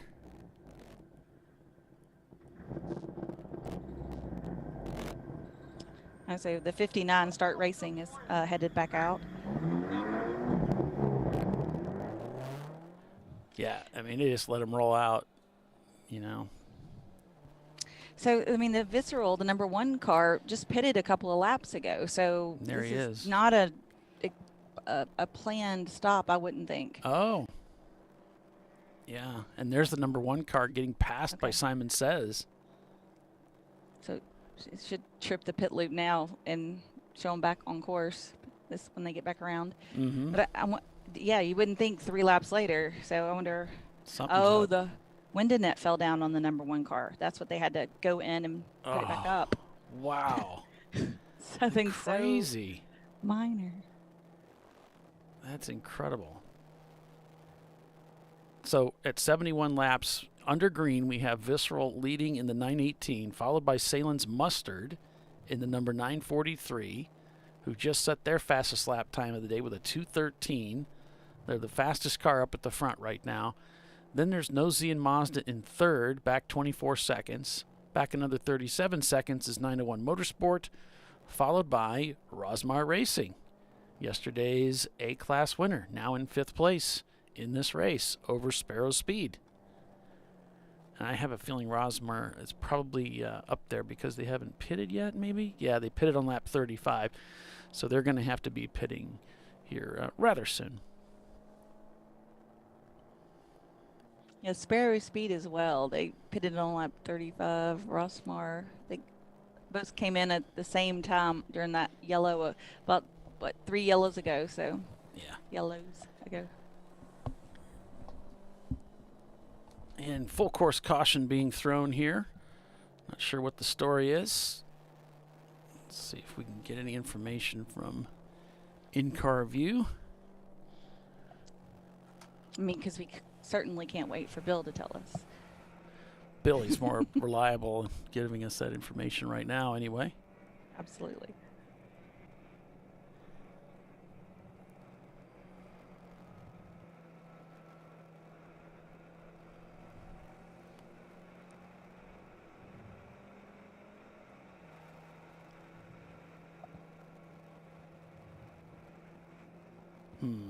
Interesting thought there, Marky. Thanks for that.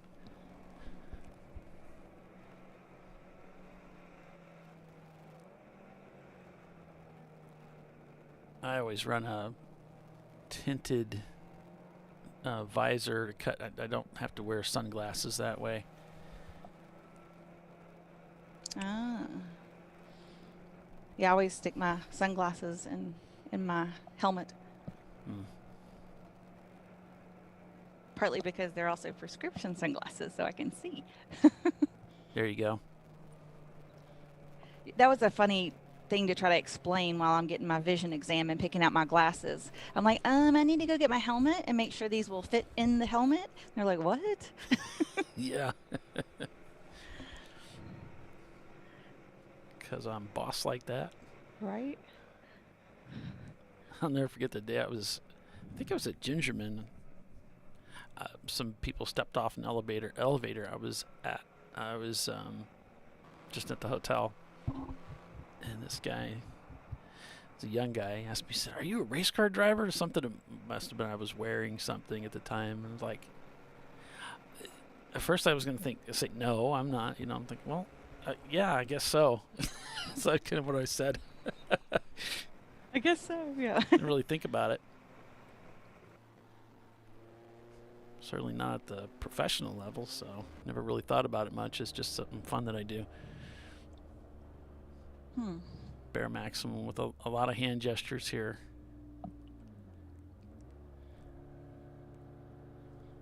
Yeah, I'm guessing he didn't like something. Do we have a second pace car up there? Not sure. Might be wondering why we're under caution. Or talking about, here he's talking about positions, and so there might have been might be talking to his crew about one car overtook another or something under caution. Here we see something off to the right. Here we have a car all the way over on the left side.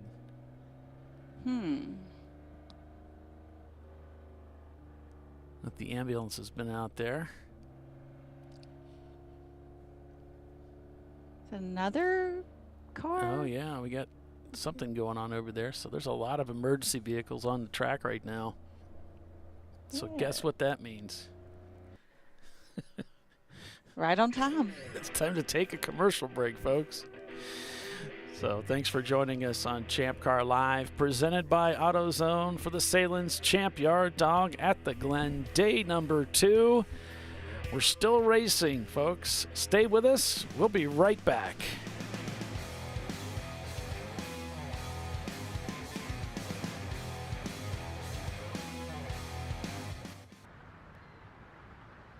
I probably need new tires. You do. What if they sold tires online? We do. We're TireRack.com. They could offer lots of tires We have so many tires. and help you find the right tire. It's called the Tire Decision Guide. Oh, and they could ship them to a nearby mechanic. We shipped over 7,000 independent recommended installers. This is an amazing idea. Sorry. TireRack.com, the way tire buying should be.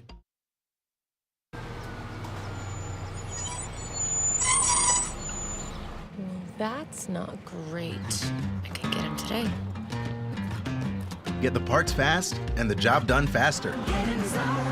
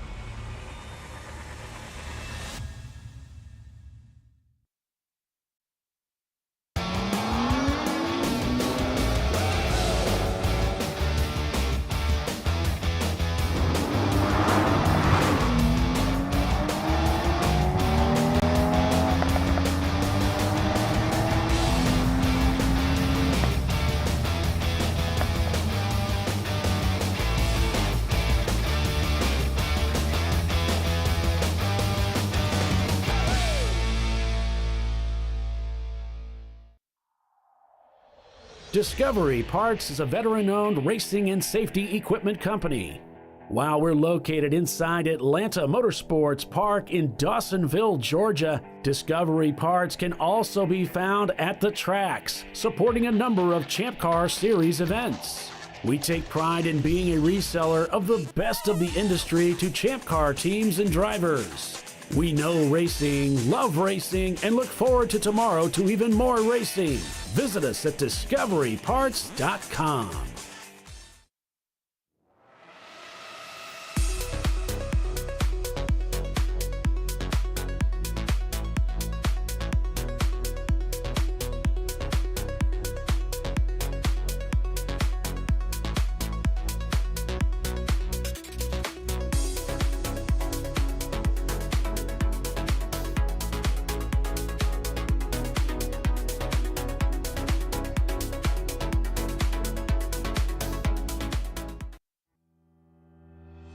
Lifeline USA is a leading manufacturer of onboard fire suppression systems. Lifeline's continuous commitment to research and development ensures that we supply the most innovative and cutting-edge products available, used by the majority of the world's motorsport championship-winning teams and constructors. Lifeline has a proven history of success. Lifeline offers a complete range of fire suppression systems for all budgets and needs, and we continue to push development and limits on both extinguishment materials and our patented delivery systems to make the race car environment almost as safe as sitting on your sofa at home. Every kit has been designed for a professional and simple installation. For more information and to purchase your Champ Car fire suppression system, go to www.lifeline-fire.com. Located in Northeast Ohio, with 40 years of combined experience, Money Shift Racing knows how to deliver performance and safety, offering everything you need to get your vehicle and drivers ready for race day. From safety equipment, to full engine assembly and repair, in-house fabrication, 3D design, and rapid prototyping. Money Shift Racing. Performance done right. Frozen rotors from Diversified Cryogenics deliver increased performance and a higher level of safety while significantly reducing braking system costs. So to tell you a little bit about the durability of this product. So we have seen an incredible extension of the life of our brake rotors using frozen rotors. We've gone from brake rotors every other weekend to 6 weekends on one set of brake rotors, and I think they can go farther. The durability has been amazing. And it's been a fantastic season, and man, a lot of that is due to the way our car can brake on those frozen rotors. For more information, go to frozenrotors.com. I did it. Do you see how it's... That's it. We did it. You did it. You can do it. The path to I did it starts at AutoZone. Get in the zone.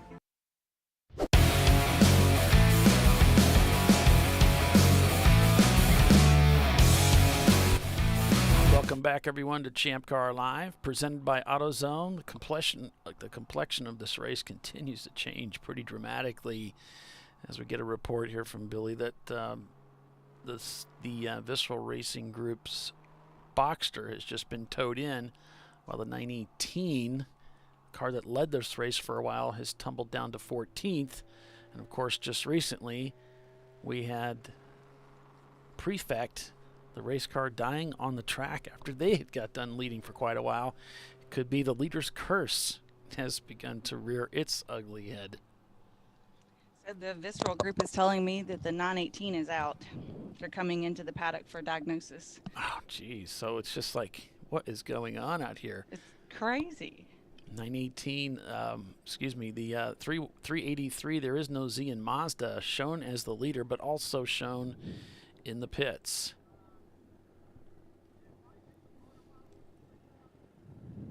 So something going on pretty major for the Visceral Racing Group team. The number one car doesn't seem to be involved. They're in 7th place, but that team, that's the car that also they're showing double pit stops, and that might be the one that had the window net drop. So things were going along just swimmingly. Then all of a sudden, within about a 10-minute period of time, all three cars stricken. Isn't that crazy? It's like all of a sudden they're swimming upstream. And Ron's got to be shaking his head right now thinking, what do I have to do? I brought 3 race cars to this track. Everything was fine, and then suddenly it wasn't. I mean, what do I have to do to just get this monkey off my back? They just got done winning the national championship, but it didn't come easy. They rode a car off. It looked like they had written off the 918 just in the first few laps of the race on Monday. Yeah.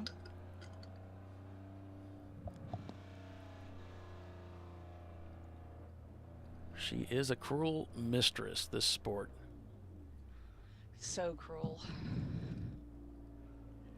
Marquita Farmer says, are we going to see Cinderella's team take the day? Cinderella? I think I missed the joke there. And Bear Maximum's going to come into the pits too, as they're going to take him around for another lap here under caution. Uh-oh, stalled the car, got it going again. So, interestingly enough, 901 Motorsport has now taken the lead of this race. Look at them go. 901, and this is a team we were talking about yesterday. With all the trouble they were having, said, boy, just wait and see tomorrow, though. With the better temperatures, the drier conditions, a team that is not accustomed to having mechanical issues, to have one issue that takes them out, but just wait and see tomorrow when the winning car is put down a lap, what's going to happen with Team Sahlen 7 seconds behind them. After 74 laps of racing, Team Sahlen's right there challenging them for the lead of the race. third and fourth place shown not turning laps. Fifth shown not turning laps as well. There may be some pit stops happening there as we're still under caution here at Watkins Glen. Oh, Bill's back up in the tower. Yeah, there's 7 cars on pit lane right now. Sorry, I had to go do some pictures. People giving me the number 1 finger as they turn 6 and 7. You're number 1 in their hearts, right? I was number 1 in their hearts. It was awesome. It's catching on. It is. So it looks like Scrappy Doo is going back to the garage. So when we went back to green there. Prefect coming back out. But go ahead, Bill. When we went back to green, the Visceral cars really had a run on everybody. I mean, they just sounded so good going around 6 and 7. And then they were gone. What happened to them? What did I miss? It's like all 3 of them suddenly just ran into problems. We had the Boxster being towed in. We had the 918 being towed in. And the number 1 car, I guess it was the window net. They had to come in. They left pits and had to come in and make another pit stop to fix that. So within just, 10 minutes, all 3 cars were stricken down. And now they have 1 car in 7th place. And 901 Motorsport has assumed the lead. 901, man, amazing. They were talking about their tires yesterday. I mean, they don't really have any new tires. They're just all using old stuff. So crazy. I guess those old tires are the ones to choose, huh? Well, I tell you, the one that was really wild was Prefect Racing, who was leading the race and then came in, did a pit stop. They had to be push started out of pits, and then as they were cycling around the track under caution, the car died in the middle of the racetrack over between 10 and 11. And then they had to end up with the car. They had trouble getting towed in, believe it or not, and eventually made it back to the garage. And now they're back on track. Yeah, that was another car that was pretty quick out there. Oh, yeah.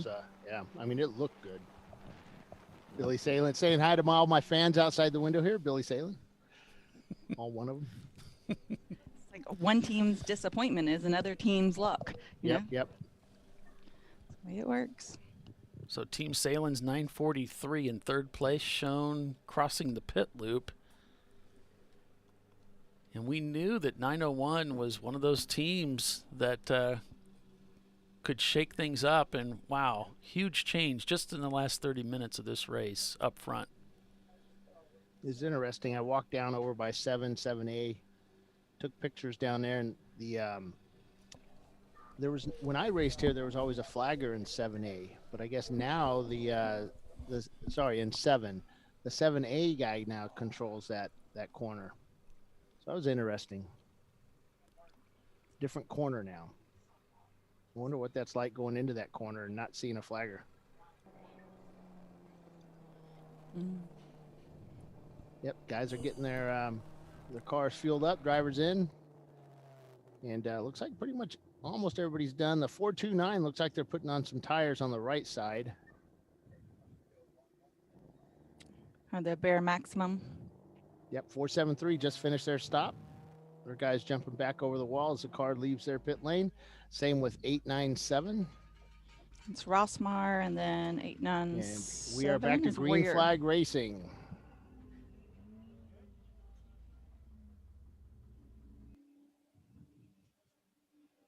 Down the front straightaway they go. 444 on the pit lane now. Looks like someone got a jump on 901. Here comes an EC car passing on the right. He's got some cars up ahead, but he is technically the leader of this race. And, got stormed by another car. 2 cars coming down the inside. Sahlen's goes whistling by as we're back to green here. I think he got checked up a little bit, trying to stay out of the back end of that slower competitor, and that allowed some of the faster cars to get a beautiful run coming through turn 1.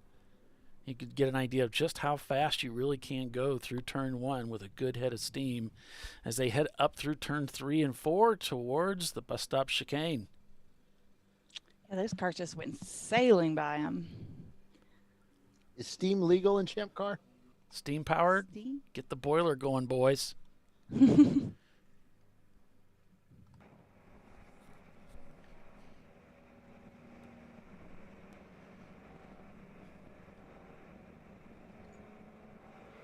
Now I wonder, was that the ketchup car? Well, the ketchup and mustard are second and third, so that pass was probably for position. Yes, I would agree. Yeah, that would have been a pass for position right there. So we're going to see those. That one hurt. Yep. And they've got their new to Watkins Glen driver in the car, so he's not going to be as aggressive out there as the other drivers who are much more familiar with the track. He's going to go out there and just try to turn laps. Try to stay out of trouble. Oh, look at here, trying to split the two. Nicely done. Everybody paying attention.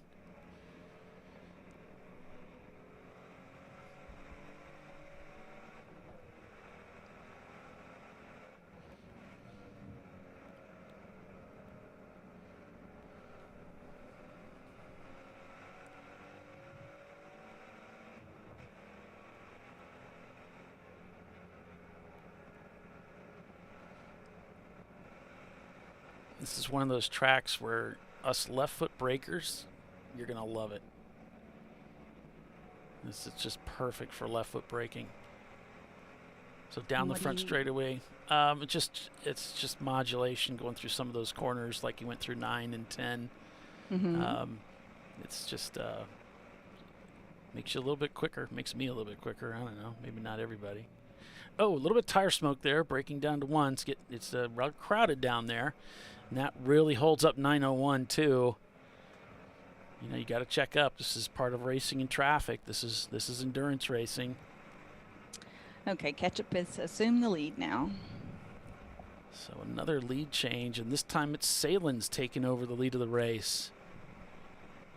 For the first time today, they make it to the front with the Ketchup car. You know, yesterday the Ketchup car ran into some trouble with it. Didn't finish as well as they hoped.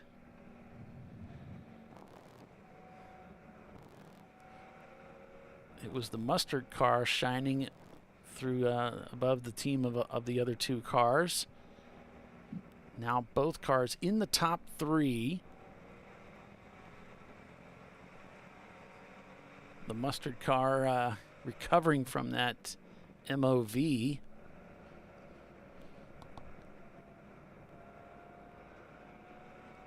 Yeah, margin of victory penalty from winning yesterday. When they crossed that start-finish line, Tiffany, they were shown a 2-second deficit, 901 to the leader, Team Sahlen's. Got about a 3-second difference in lap time there. But again, I think this driver's probably just trying to stay out there, stay out of trouble, turn good lap times, bring it in for the next guy. Mm-hmm.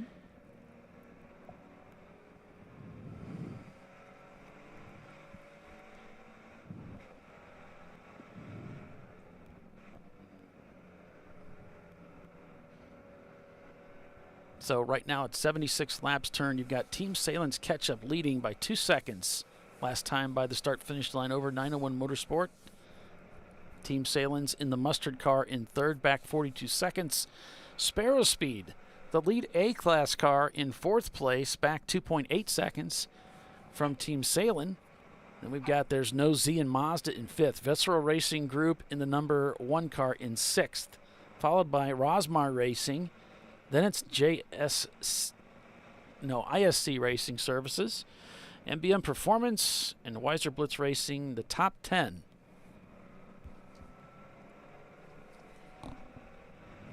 So the 918 is done for the weekend.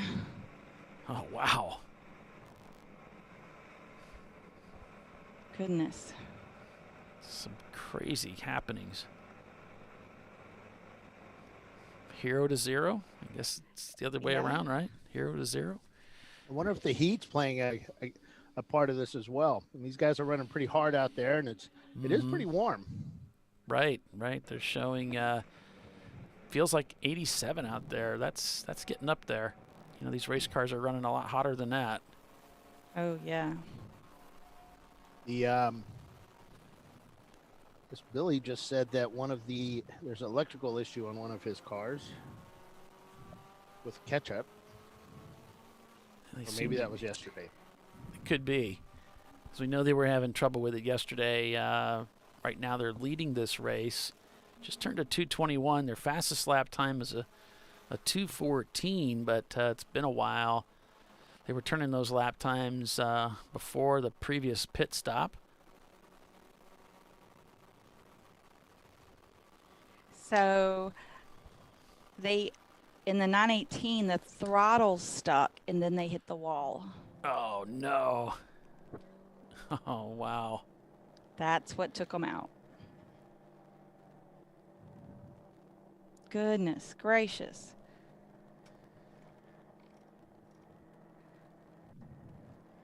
Yeah, that's just right after they left the pits.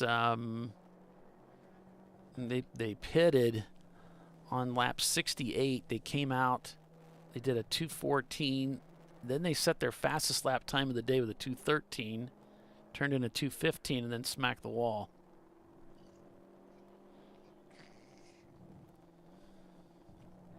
Boston Winers has pitted.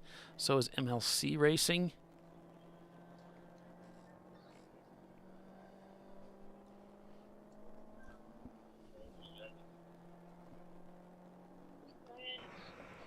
One Motorsport, kind of the story of the day as keeping an eye on this team. Let's see what kind of a race can they put together.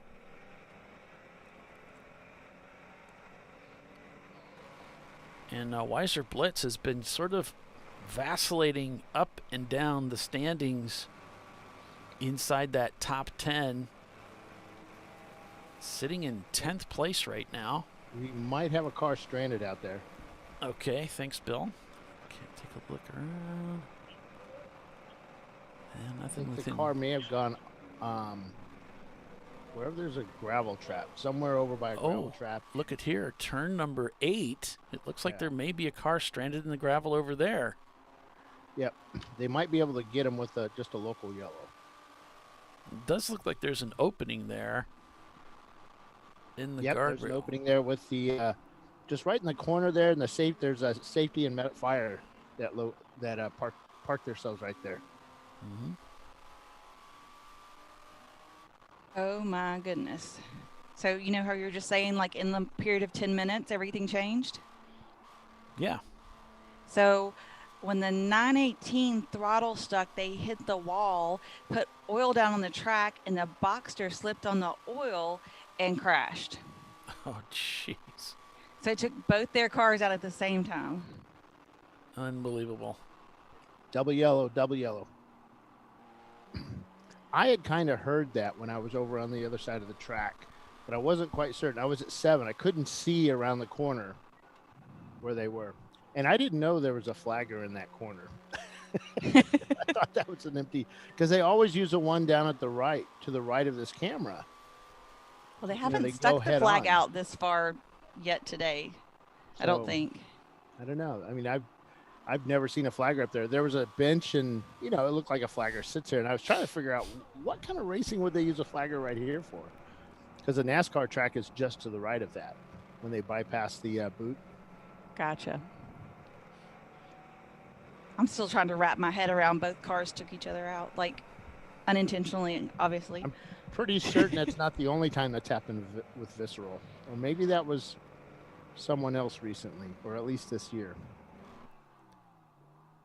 The luck just wasn't with them today. Something's going on with Weiser. They just ducked into the pits. I'm not sure. I'm a little frustrated there. The car. Yeah, they're going to do. I know there's some running around. Yeah, they seem to be really animated right now. Driver is going to get out, and I've got more news, folks. Oh, they're fueling. There is a possibility that 901 Motorsport just passed under caution. Just as we were going to that yellow, I did see a pass. Now, I don't know if it happened just at the instant. Now, they wouldn't bring him in for that. But if it was several seconds and they were seen, they would be called in. So there's a possibility that 901 passed under caution just as we went to caution there. There is some cameras have a little bit more delay than others, so let's hope that they did not. Yeah. For them, anyway. Right. Billy's saying the Twisted Nuts is dragging something on the way back to the garage, and there's electrical issues with the with Ketchup yesterday, but it didn't look like it is today. Ketchup looks like they're doing great today, as they sit in the #1 spot right now.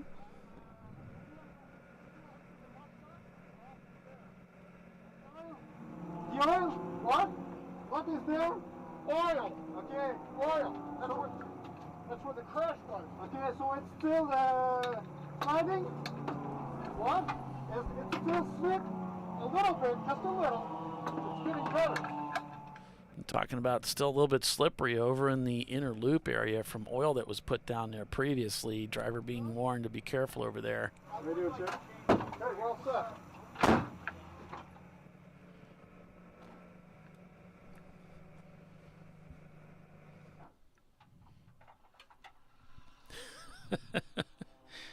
There's so much going on. It's crazy. So much drama. If it's possible, if it's true that 901 passed under caution, if they actually did that, they're not going to be flagged in yet. They would be black flagged once we go back to green. That's the rules. So if there was an infraction, they'll be brought in after we return to green, and that would really hurt them today. They're currently in second place. Yeah, I have not heard anything on the Flagger channel about it. So could be they're clean. Most likely they didn't see it. It may not have happened. It was close.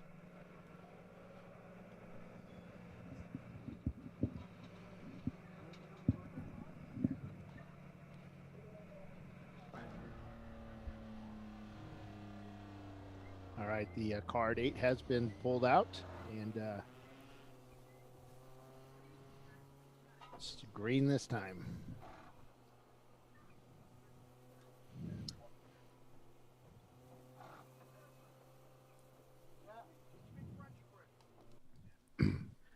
Cars like coming looking up at through the left front wheel of the Kaiser Porsche. Went into the guardrail.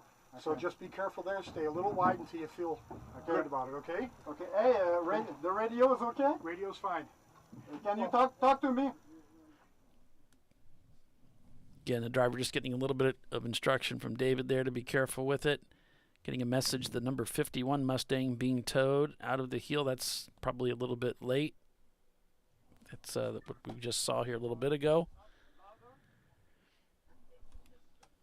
Oh, wow. Yeah, I see what you're sending me there, Tiffany. I'll bring this up so you folks can see some photographs as we go back to green here at Watkins Glen. And 903 is not that far behind the leaders there. 2.4 seconds. Yep. See what they can do. see them. Mm-hmm. And that's important, just to keep them in sight, and, you know, not lose touch with that other car.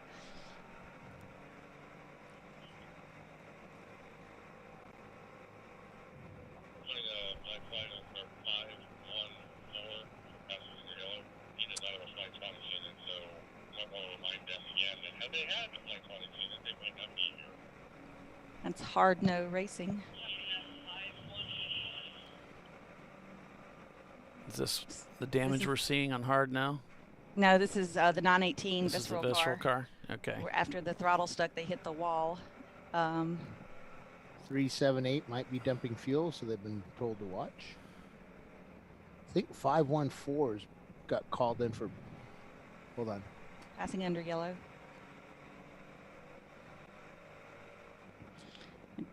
Impact was so hard. 514? Yep. That broke the wheel. Yeah, that's broke. And there's the telltale bluish, greenish blue paint, guardrail paint. Yep. All right, 514 is being black flagged for flagrant passing under yellow.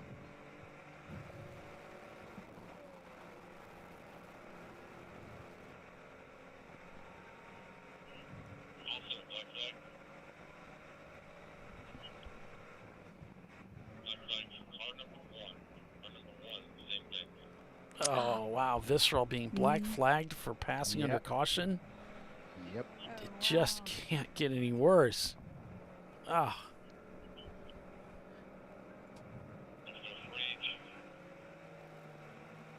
How to change a race when you're not even racing. This one is changing Ooh, constantly. Well put, Bill. Well put. How to change a race when you're not even racing.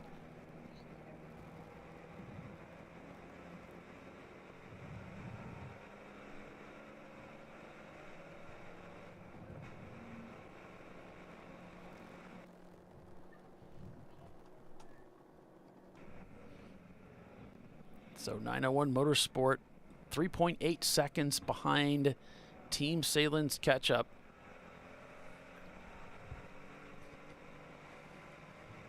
And I got to tell you, for a guy that hasn't been here hardly before, his lap times are pretty good compared to his teammates. And he's got a really hot shoe that he drives with.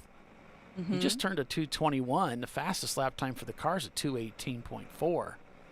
It's not bad. Yeah, he's on pace with the rest of the team. Yeah. It's close. So close. The company DEI, they have some products that will help you with those hot shoes in a race car. Do they? I think Yes. you may have misunderstood what I was saying, Bill. I think you might have misread that. I would like to buy some hot shoes and wear them. Oh, that's right. You collect shoes, don't you, Imelda? I'm a girl.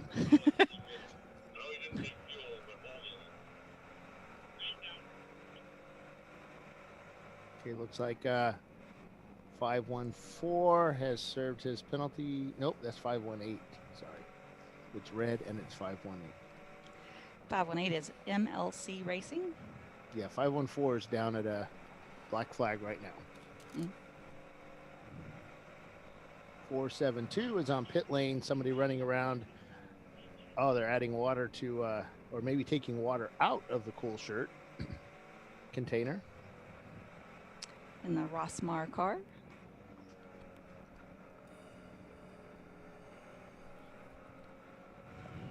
Here comes the lead group around the turn 11 as the EC car passes over the start-finish line.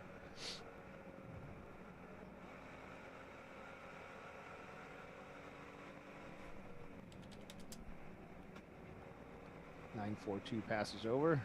One is still out there.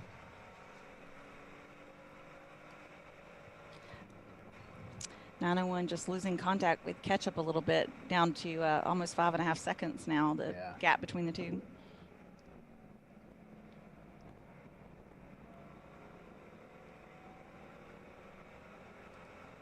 Ketchup car just has a little bit more pace. Kind of cool that Porsche 928 is still out there. Hey, there's Simon Says. Where are they at in this day? Are they in the top 10 yet? They're in 15th with 2 EC cars, so 13th. Can't count those guys out. Never.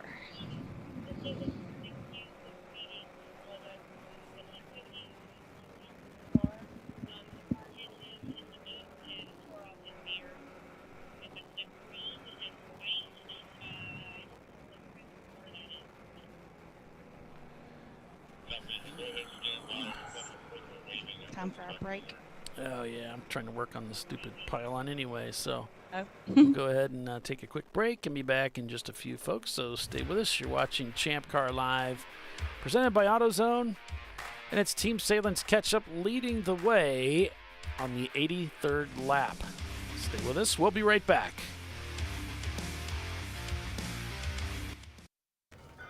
You know, I'd buy tires online, but then what? We've thought about it. We're TireRack.com. They should let you ship directly to a mechanic. Actually, we call them independent recommended installers. They should have like 1,000 mechanics. Try over 7,000 installers. Then you just make an appointment. At a time that's convenient for you. This could change tire buying forever. TireRack.com, the way tire buying should be. Oh, that never happens last night. I'm sure it doesn't. But that explains why you're dressed like a train conductor. Nice bodysuit. When do we start jazzercising?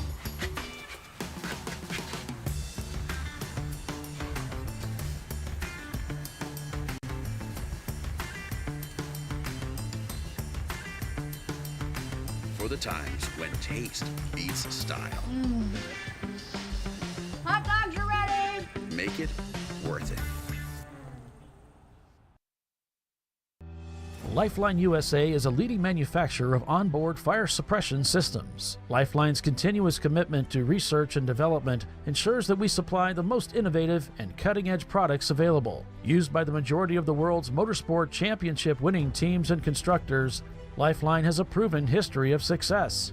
Lifeline offers a complete range of fire suppression systems for all budgets and needs, and we continue to push development and limits on both extinguishant materials and our patented delivery systems to make the race car environment almost as safe as sitting on your sofa at home. Every kit has been designed for a professional and simple installation. For more information and to purchase your Champ Car fire suppression system, go to www.lifeline-fire.com.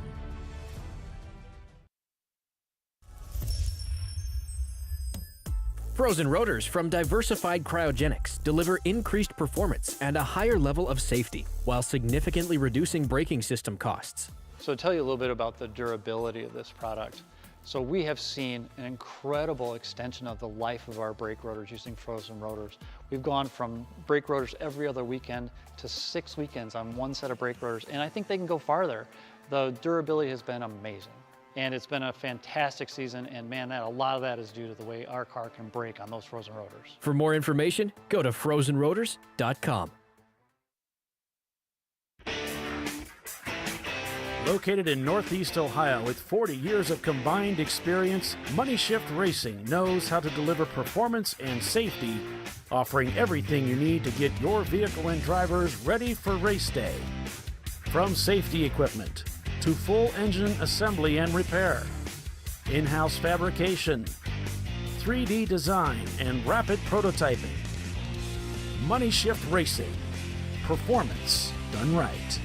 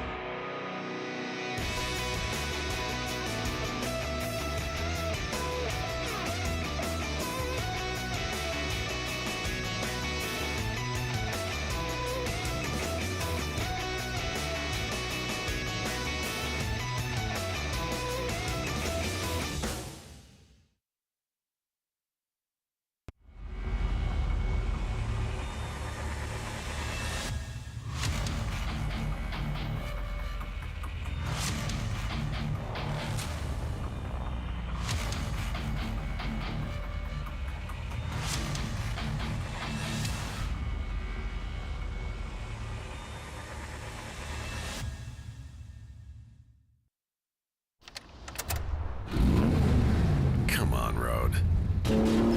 Do your worst. We'll be at our best. Engineered to meet or exceed original equipment performance. Exclusively at AutoZone.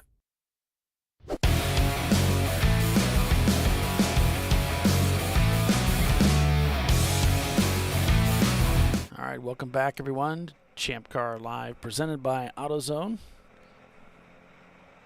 The #1 Visceral Racing Group serving its penalty in Black Flag for passing under caution.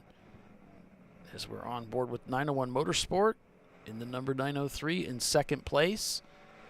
16 seconds back from the leader. Team Sahlen's catch-up, working lap 85. Welcome back, everyone, to the Sahlen's Champyard dog at the Glen this Memorial Day weekend. I'm Paul Veltum with Tiffany Alexander and Bill Strong. We're calling the race for you this weekend.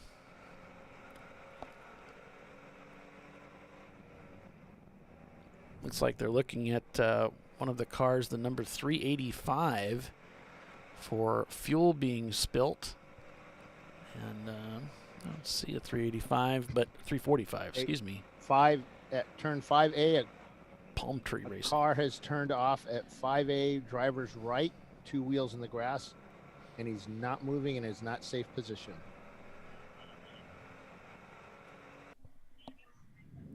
And don't see anything on our sweet camera set up here at the inner loop. It might be just past that because she says right in front of him, right in front of her. Gotcha. And the camera is to the left of 321 is the car. That's K2 Autosports, the Camaro. Mm-hmm. Yeah, she's just to the right of the camera by maybe about 15 yards. Driver's trying to get out of the car. Oh, wow. Yeah, we don't want that unless it's on fire. You can see the car off to the right there. And it's interesting. It's like Flagtronics showed green all the way through that corner in the 901 car. Did I forget to press the button?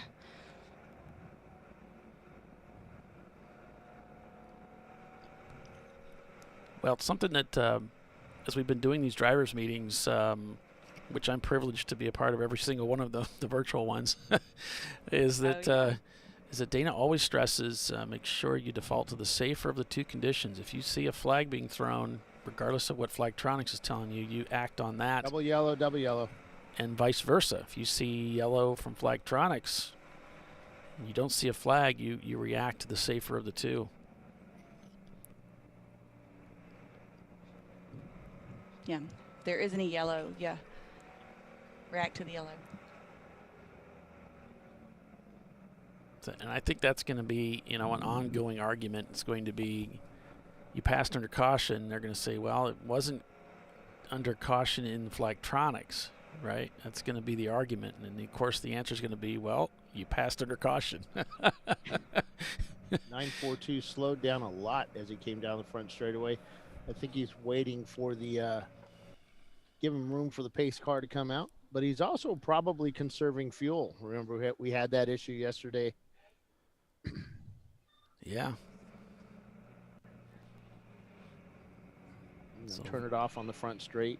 Visceral Racing Group number 1 leaves the pits, or at least rolls across the pit loop. Looks like 901 Motorsports just dropped into pit lane, rolling into his pit stop or pit box. Yeah, we're on board with them right now. Yep, they're jumping over the wall. I figured it was probably Frank about just put time. down the fuel, and then he ran back to the back of the tent. Oh, he's grabbing more fuel cans as the guys are over the wall putting a new driver in.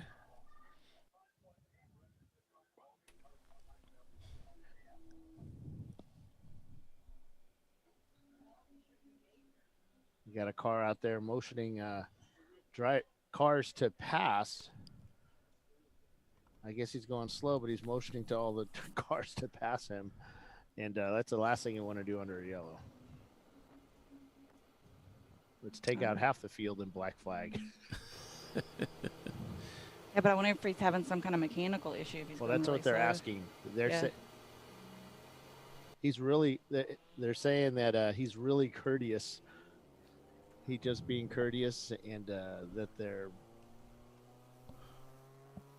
he may be having a mechanical.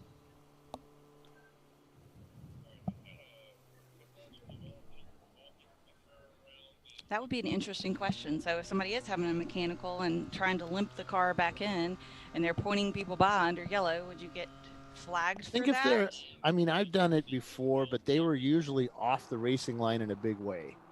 And go If they're in the racing line, there's no way I'm passing them. Right. Yeah, I think that what Bill's echoing is the same thing I've heard from Dana is, if they're going obsessively slower than the rest of the field under caution, then, it's obvious that there's something wrong. You do tend to pull, like Bill said, offline. You're kind of hugging the edge of the racetrack as you're just kind of limping along. Mm-hmm. That's fair game. Yeah, because we've done that with 3 wheels and just stay off to the left. 3 wheels. Oh, no. Bill's got all this odd experience with. Yeah, I have the experience. Yeah. It's so funny. The odd stories come from the odd experiences. If you race long enough, you'll have some odd things happen to you. Yeah, that's true. I mean, you know, like.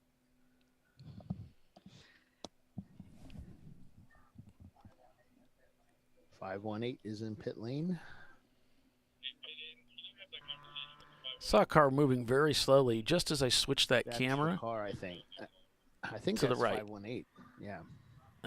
This is in the inner loop here. We may have a car stranded there now.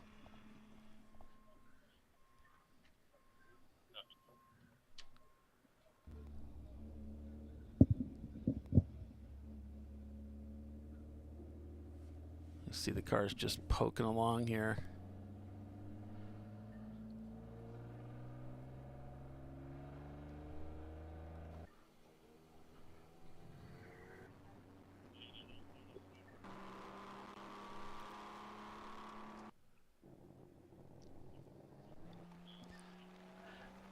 .901 has finished doing what they needed to do, and the car is headed back out.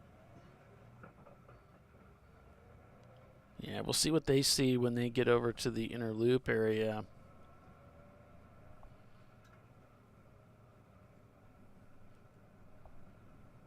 .86 laps in, showing both Sahlen cars up front not turning laps. It could be that they're in the pits. It could be that it's just the condition that they're I think traveling. it's the condition because they're going really slow on behind the pace car. All right. Thanks for that. And when I say really slow, the pace car's pulled ahead of them. Pace car lights are out.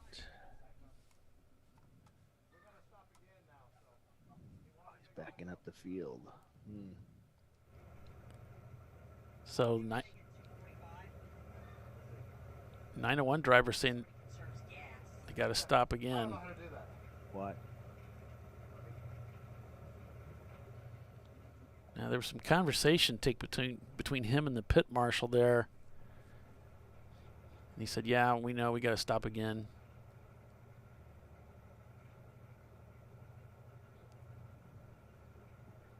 Yeah, but that stint limit at 2 hours, they're going to have that 45 minutes. They're going Green to flag. have to. Yay. They're just crossing. Oh, and 901 gets out there. He's leaving. Let's see, can he get up to speed to stay in front of the leader? So this is Craig Blackwell in the car. He's got to obey that blend line. Wait, is that the brake making that noise? Or that's his gearbox? See if he can stay ahead of the crowd. And they're coming up on him fast. That will definitely be an advantage if he can.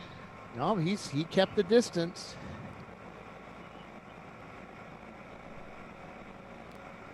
Checking his mirrors there as he's heading down the fastest part of the racetrack into the inner loop.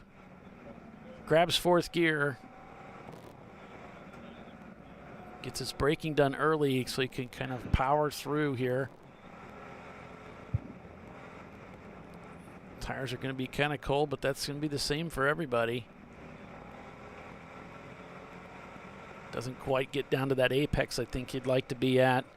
Rushing down into the laces of the boot.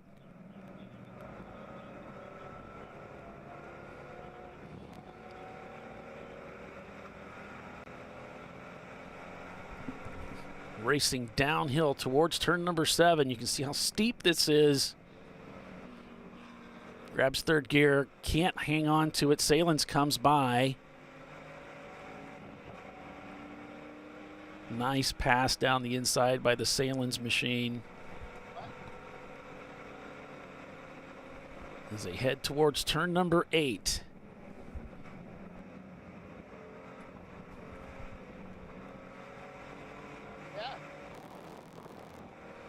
Using all the racetrack at the exit there.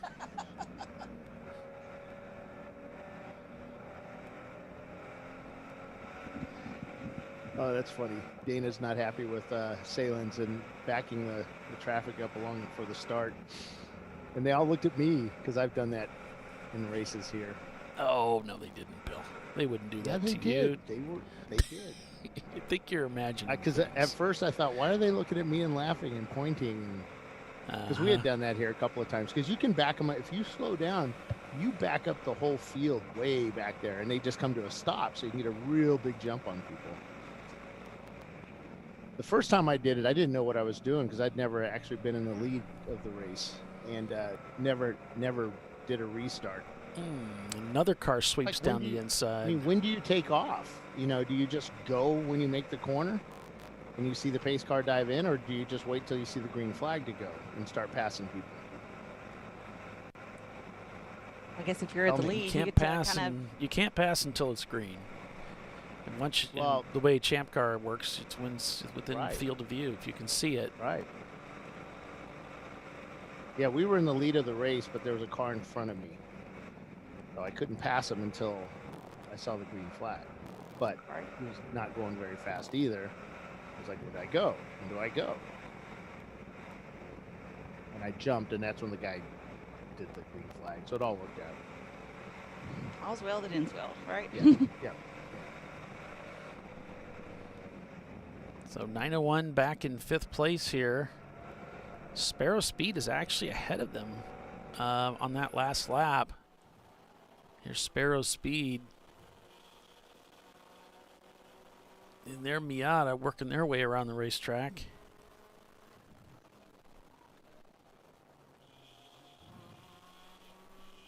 And that one time we did that in the Opal at Sebring, we didn't mean to. It's because we were at race speed anyway during the yellow flag. Right, you're going as fast as you can to catch up. Seriously, they came to me and said, tell your driver to step on it, to hurry up. Give it all she's got, Captain. And he goes, I said, dude, they want you to catch up with the pace car. He goes, I'm going as fast as I can. That was funny. How do you respond to the race director? You know, when he's sitting there like yelling at you. Very carefully. We got fluid at 8. Fluid at 8. We're still trying to sort it out.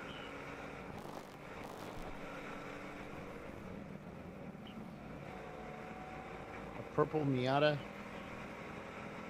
323. 323 is smoking. I think he's coming into pit.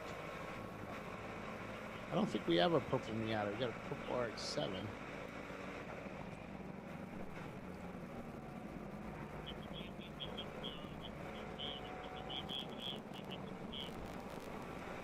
They said that everybody seems to be doing okay going through it. 901 Motorsport trying to work their way around to Sparrow Speed, about a 2-minute gap, so he's got a lot of work to do. But turning significantly faster lap times, of course, as Sparrow Speed stays out. Team Sahlen's now leading. Porsche. Okay. Team Sahlen's Porsche Boxster, not a R or whatever she said it was. RX-7 or Miata. One of those cars. Yeah, it's one of the blue Boxsters. I can't. Oh, it's the Atlanta Speedworks. Team Sahlen's leading C class. There's no Z in Mazda leading B class. A class by Sparrow Speed, also 4th overall. EC being led by TF Racing, and D class by, I think it's Punisher GP. Okay, he's going back to the paddock. They're wiping up the oil off the pit lane.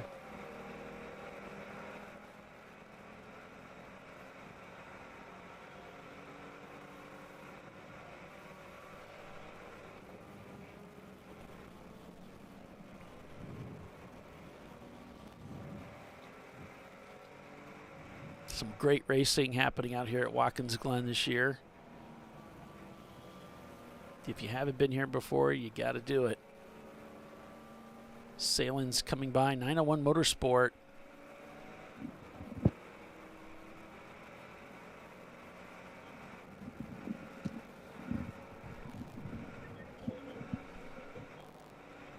Atlanta Speedworks.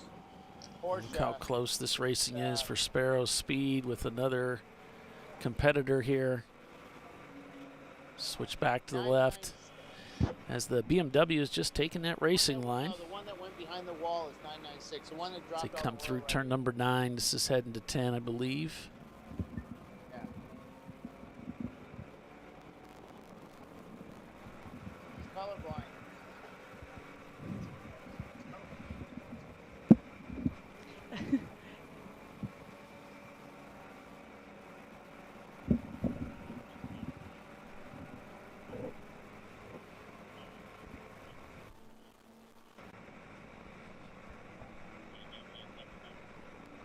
Just had a Honda spin over at 5. They're trying to get the number on it, red Honda. But it spun, continued, recovered, and continued.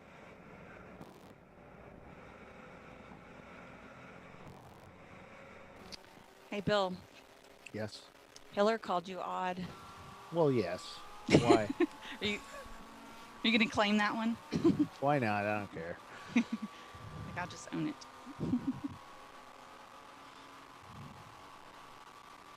Prefect. So saying if they have a, I'm sorry, Polly. I was just going to say, whatever happened to Prefect Racing earlier, they're going strong now. So just observing.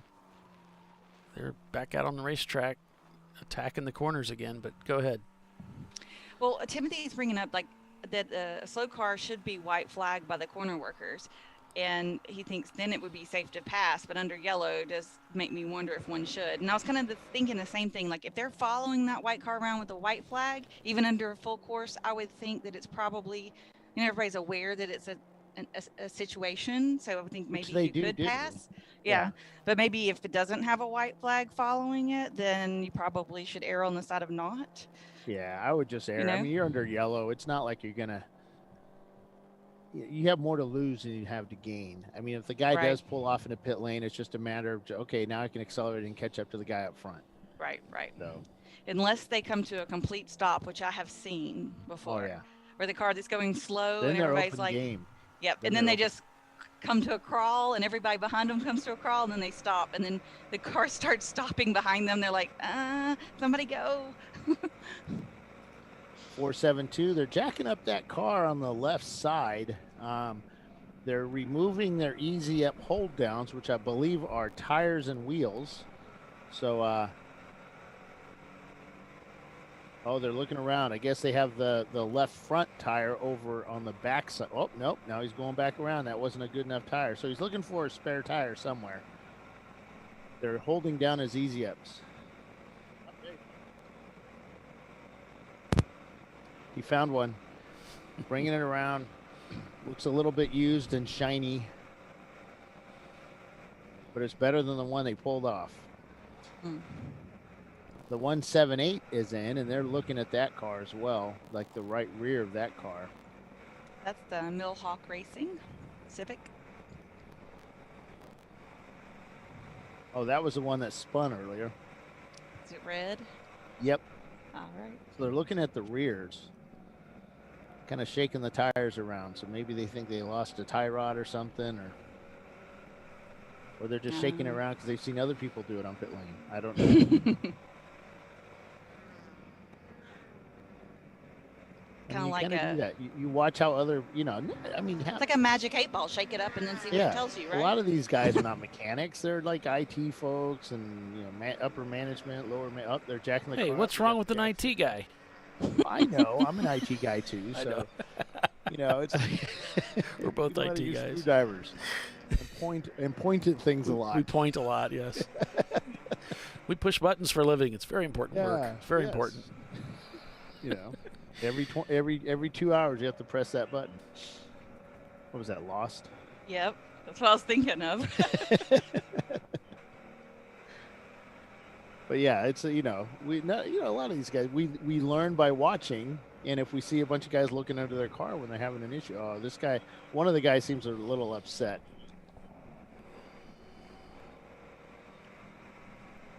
So now they're jacking up the right side of the car.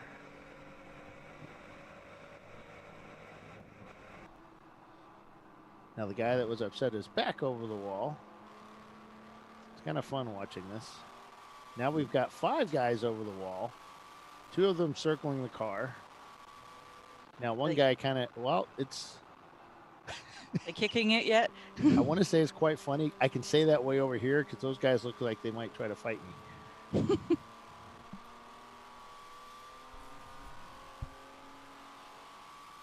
Now they're swinging the jack over to the driver's side of the car. They've got some hammers and some tools and a new tire coming over the wall for the front. Looks like they might have a front left tire issue. They're jacking the car up.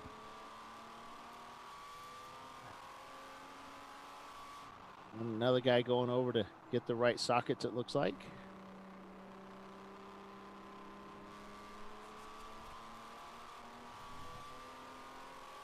An update from my wife. She's really upset with our speed of our internet today. She wants me to fix it from here. She's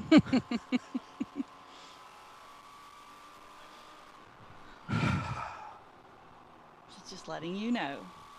So if there's anything that you could tell her that she could do, that's all. Basically, that's it. How do I reset this effing thing, router thingy? Yeah.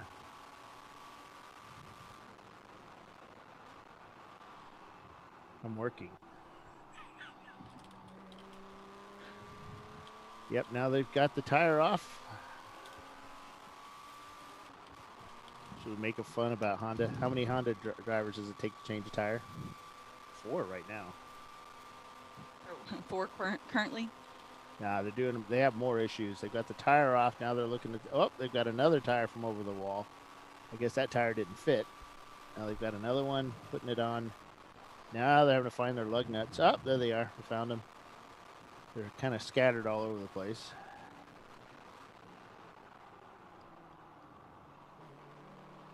What do you think about gluing all your lug nuts onto your wheels so that they're always on the wheel? Huh? Pros do that. Well, even non-pros do that. Yeah. Professional wheel lug nut gluers do it? Yes. Mm-hmm. Yeah. You know, the guys that sit there just, practicing all day long. Sound effects. Now they got a guy there with either a torque wrench or a breaker bar. I can't tell. Tightening down his front wheels. All right, so we've reached that One time guy again. shoves his hands up in the air like he's just won the tire changing contest, and the car leaves pit lane. We're going to take a quick break here, folks. Stay with us. ChampCar.Live, back in just a moment.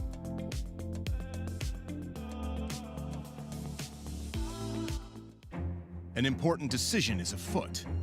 This man is about to buy tires on TireRack.com. Tire Rack is the leading online retailer of tires in North America and a repository of advice and expert reviews. And it's done! All that's left is to arrange for safe, easy installation at one of our independent recommended installers. Well, I guess he did that too. TireRack.com, the way tire buying should be. He shared school space with his best friend, Norm Peterson. Who was Cliff Clavin? That is correct. The board is yours. Yes. So you don't want to hear about my sister's vacation? No, not really. What are you doing? What? What is it you can't say these days? YOLO? Dad, nobody says that. YOLO! For the times when the joke's on Dad. Make it worth it. You guys could have warned me about this stuff. Oh my God.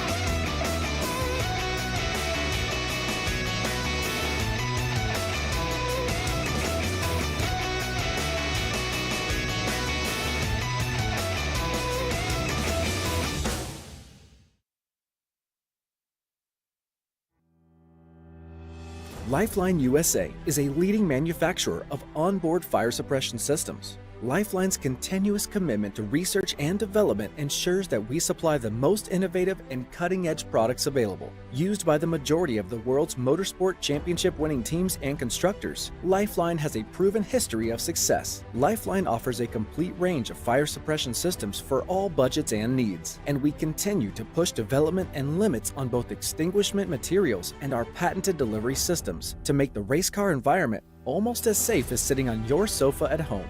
Every kit has been designed for a professional and simple installation.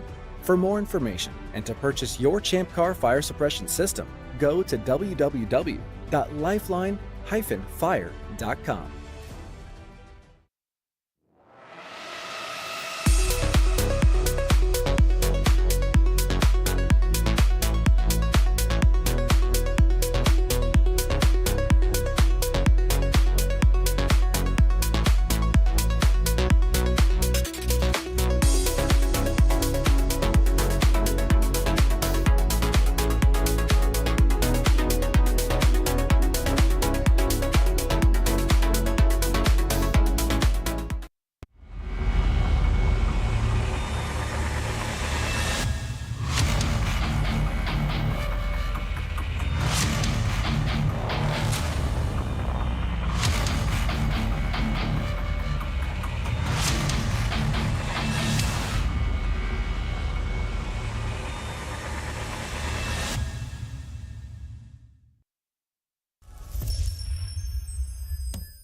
Frozen rotors from Diversified Cryogenics deliver increased performance and a higher level of safety, while significantly reducing braking system costs. So to tell you a little bit about the durability of this product.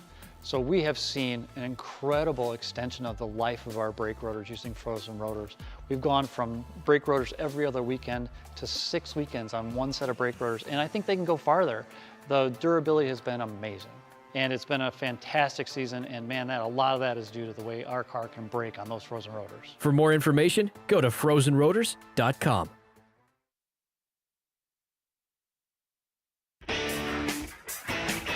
Located in Northeast Ohio with 40 years of combined experience, Money Shift Racing knows how to deliver performance and safety, offering everything you need to get your vehicle and drivers ready for race day.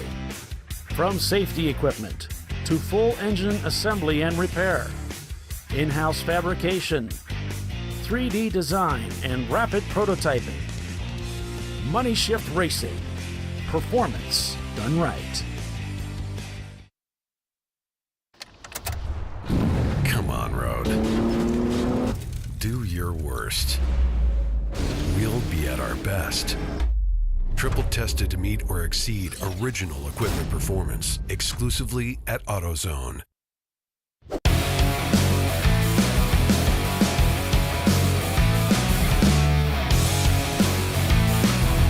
Welcome back, everyone, to ChampCar.Live, presented by AutoZone for the Sahlen's Champyard dog at the Glen. A 7-hour endurance race at Watkins Glen International this Memorial Day weekend, as we also pay homage remembering those who paid the ultimate sacrifice for our freedom here in this great United States of America, and we are grateful for their sacrifice, and we salute you families who have lost loved ones in the name of defending our honor and our freedoms. Thank you. Paul Veltum, along with Bill Strong and Tiffany Alexander. Doc is always with us in spirit. I heard someone say, referring to the military, all give some and some give all. Yep. I thought that was I had not heard that before. I thought that was a really good statement or way to describe it. Well done. Well put. Well put. Yeah. Team Sahlen catch-up leads over the mustard car. You'll notice on the pylon that I just reposted, it shows Visceral and Sahlen's tied for first place. So a little bit of a hiccup there in the tech. Just know that is not correct. It is Team Sahlen's catch-up leading the way over the mustard car. The rest of it looks like it's pretty much on point. There is no Zian Mazda in third, Sparrow Speed fourth, 901 Motorsport in fifth. Andy, you got black flag? We're on board with the Weiser Blitz team right now. Not sure where they're at, but 260 just got a black flag for blowing the bus stop. So when I was down there taking pictures, they if you miss the bus stop and you go straight through, you have to come to a complete stop. As soon as she sees you miss it, she pulls out a big stop sign, a handheld stop sign, and so you stop, and then she'll turn it around when it's safe for you to go, and it says go. Oh, like one of those child crossing type. Yes, like one of those. Yep, just like that. Cool. Yep, like a lollipop stick, but a short stick on it for holding up. I gotcha. That's a cool thing. Yeah. Make sure that car enters back in the race safely. Did you guys have crossing guards when you were little? Oh yeah. Me? I used to work as a crossing guard. Thank you. Yeah, sixth grade. Sixth graders got to do that when I was a kid. Yeah, just a little kid. It's funny. I don't know, Tiffany. She probably got driven to school every day in the Mercedes, didn't you? No. We didn't live that far. No, we didn't live that far from school, and my mom, even though she was a stay-at-home mom, still made us walk to and from school. She was. I was like, Mom, but you're here. Why couldn't you just come get me? Especially if it was like raining or something. I think she just thought it built character. Something. Yeah, in San Diego, they have back in the early 70s, they took they had a car. Remember, those Google photos. They drive around your town taking the photos for Google Maps. Well, San Diego did that back in the early 70s, like 1971, 72, something like that. Really? And and they're San Diego's putting them up online, so you can actually go through and drive around. You follow the frames on YouTube, and you can go around San Diego back then, and it's really cool. And there's one where they drove down our road where our elementary school, and you can see me running home. We used to run. A couple of friends and I would race home every day, grab our gloves, and then go play baseball. And that kind of, I think, most likely is what we were doing. Gotcha. But yeah, it's kind of cool. My kids are kind of freaked out over that. Oh my God, Dad's little. They don't think about us that we were kids too at one point in time. No. Oh, mine does. We all start out that way. Mine definitely can tell that I was a kid. Yeah. Still a kid. P13 for Simon Says. Yeah, it's just always out there, baby. Yeah. 38th spots they've climbed at P14. Simon Says been kind of in holding station for Simon Says this weekend. 379 on pit lane. They've got the hood up on that car, and they're working on the splitter, it looks like, or the intake, one of the two for the radiator.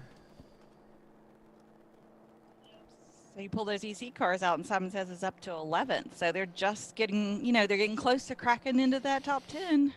That's how they do it. Mm-hmm. Slow and steady. Not slow, but like.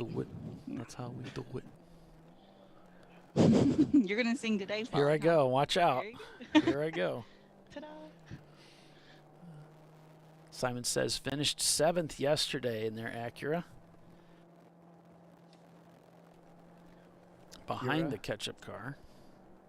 Yes, or and as Bill would B say, class. the Honda Acura. Yeah. The Honda Acura. It's a Honda Integra. Honda Integra. That's right. Goodness.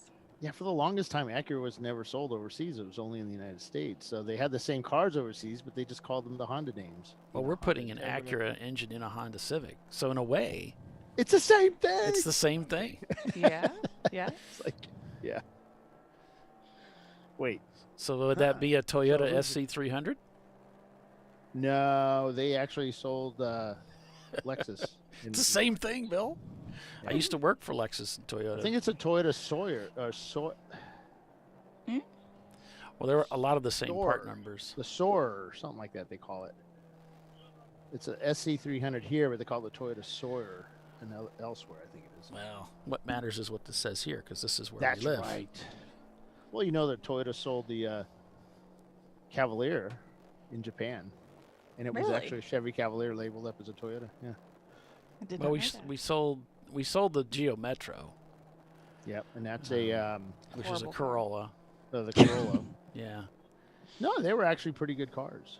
Corolla's an awesome car. Yeah. Yeah, they go for 1 million miles or something. 8 million? I don't know.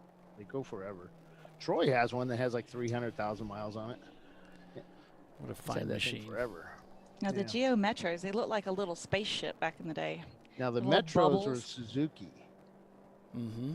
Geo Metro was like a Suzuki.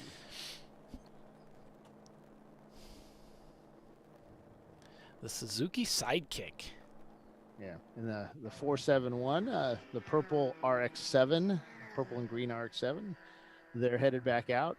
They were in an incident earlier today, and I stopped by to see them in the garage when I went to go fix Paulie's camera when he yelled at me for that. I was yelling.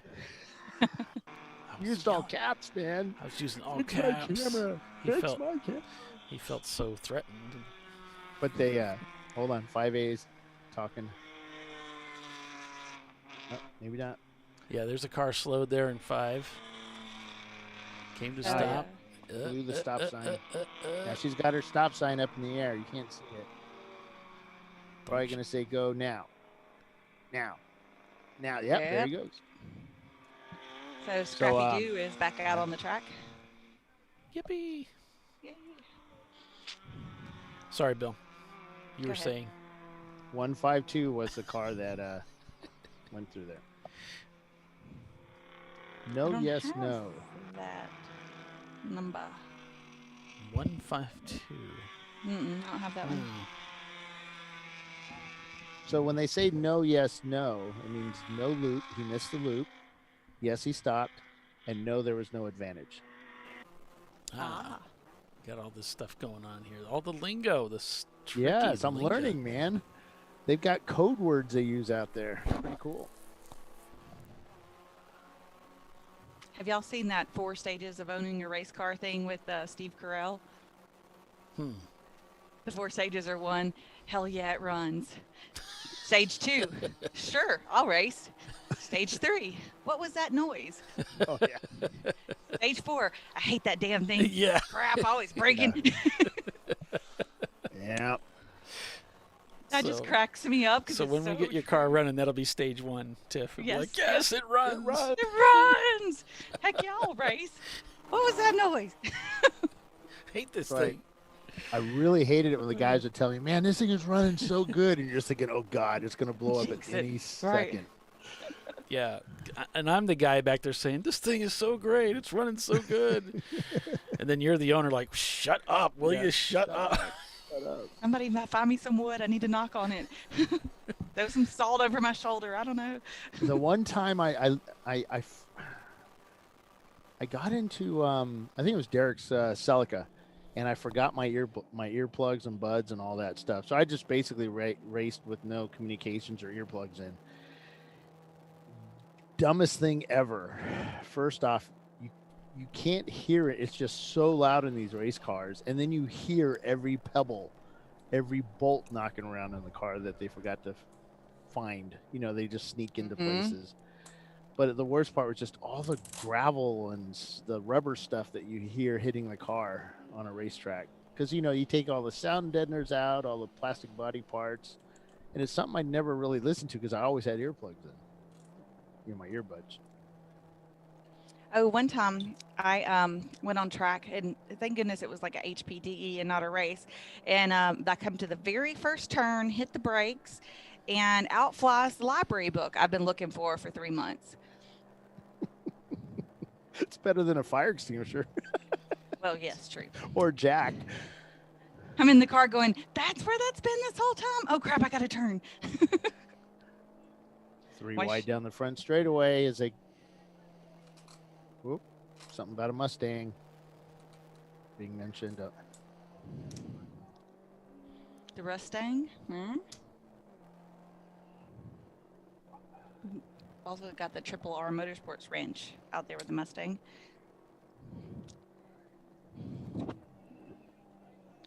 Oh, and the Rhinoceros Racing, too.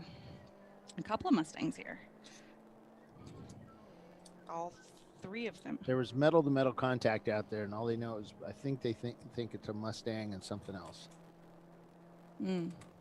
Metal-to-metal contact? Mm-hmm. Like door-to-door. Okay. You know, rubbing? Yeah. Because they're what? Racing. There you go. It's a Southern thing there, Paulie. You wouldn't get it. Got You it. ain't first, you last. I know it's not a Champ Car thing. No, they kind of frown on that. Red Mustang, no number, metal-to-metal. Chelsea made me sit in the penalty box last time for that. I was like, man. For Rubbins Racing. You say, but I'm from the South. Right? Who's clicking something on the broadcast? That'd be me. That's me. I stopped.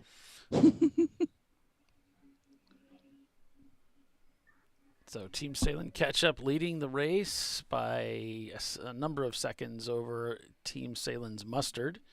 Then there's No Z and Mazda. Okay, so it's a 10-second gap from first to second. No Z and Mazda is in third place, and lap time's a little bit slower, a couple seconds that time by for the B-Class Mazda. Then we have Sparrow Speed in fourth, and 901 Motorsport in fifth. Looking at the cars by class, A class being led by Sparrow Speed, B class by there's No Z in Mazda, C class by Team Sahlen's, and D class by the Punisher GP team, and they're 928, and EC by TF Racing. Okay, 5-6 Orange just pulled into the cutoff at 5A. The Karlowski Roselle Racing. Or Roselle or something like that.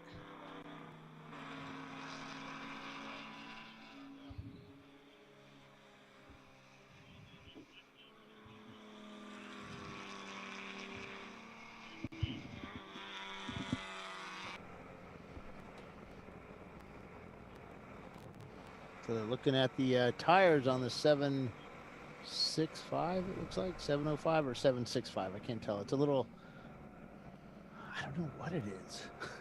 It's one of the Lemons teams that have come race with us. 200SX maybe.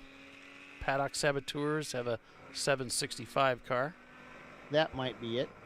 97 Nissan 200SX. Yeah, it's like the coupe version. It's like the coupe version. Or maybe, I don't know. It's different. It's odd looking. It looks about that era of Nissan.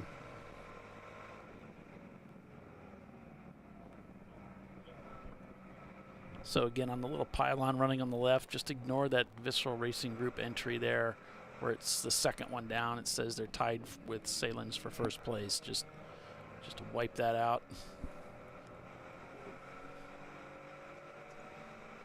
Saluting a fellow competitor. I love you, man. You're the best. You're number one in my book. I don't know why they do that. They're just expressing themselves.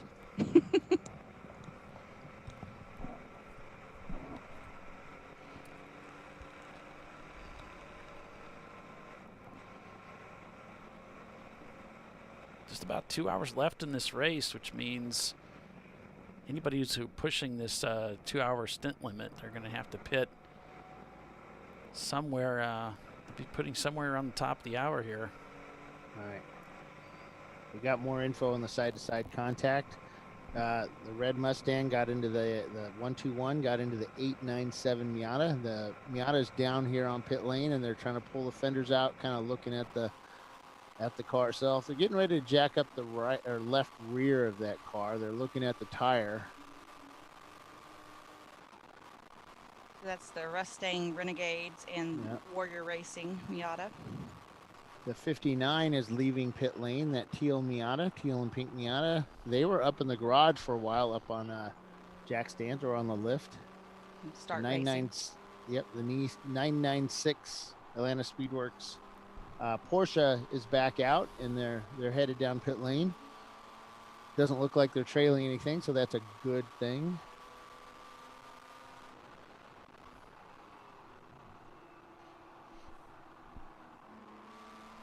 So if you're just tuning in, lots of drama at this race today. We had two of the Visceral cars essentially taking each other out.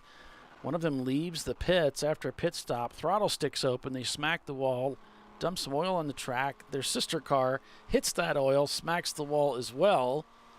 And then their third car, the window net falls down after they leave the pits, having to come in and put that back up.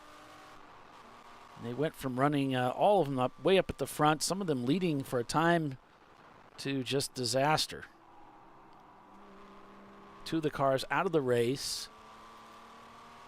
One of the Visceral cars still in this, but I don't see them up near the front. Down in 13th, it looks like. So that would put them in 9th place. So I take that back. That's towards the front.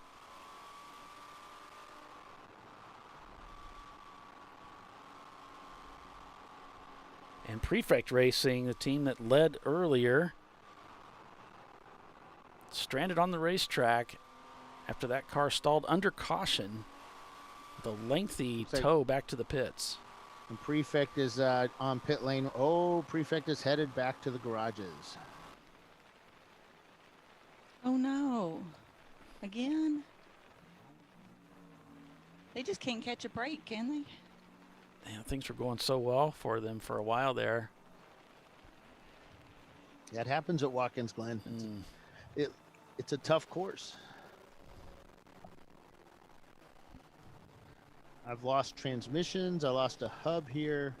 Troy lost a couple of rear hubs. Just all the high-speed turns. There's a lot of gear changes here, too. At least for us, there was. Yeah. And similar to Barber, there's a lot of compression coming into this part of the track. There's a lot of load that goes down on the car. There's a lot of load, engine load here, Bill, coming up the hill. Yeah, and even the curbing. I mean, the curbing's fast. I mean, but it, doing it every single lap after lap, it's right. It can take its toll on a car. You could see that, yeah. You tell your driver, stay off the curbs. And they said, I asked, did you stay off the curbs? Oh, yeah. Oh, yeah, man, sure, absolutely. Yeah. And then I have video, right? Oh, yeah. Dude, yeah, okay. Yeah. Dude, you were eating the curbs on every corner. Two. Yeah. I might hit one or two. It's like every You get some of these dogs barking. Tiffany.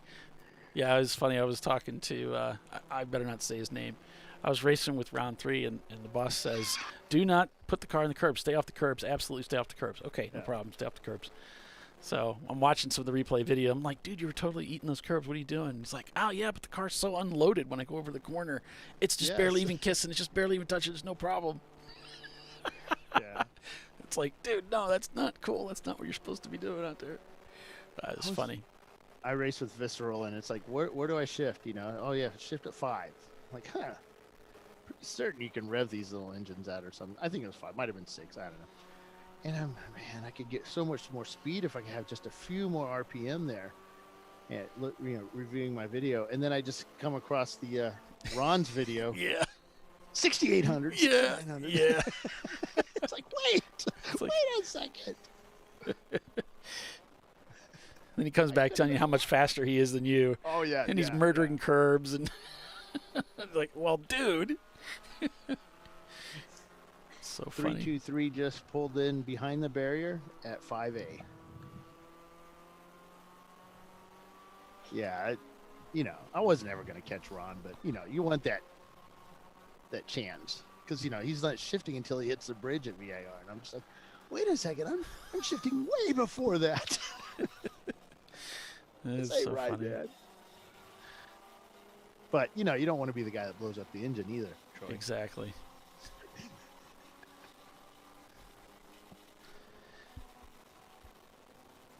$104 laps turned. That's a lot of laps here. Front runners running pretty much the same lap times. 219, 219, 220, 222, 219, 218. The wind is in their face as they come down the front straightaway. 901 Motorsports still trying to hunt down that Sparrow Speed Mazda. They're turning faster lap times, but they were back 2 minutes from that last pit stop. There's a lot of work to be done. It's pretty much almost a full lap that they have to make up to get by the Miata.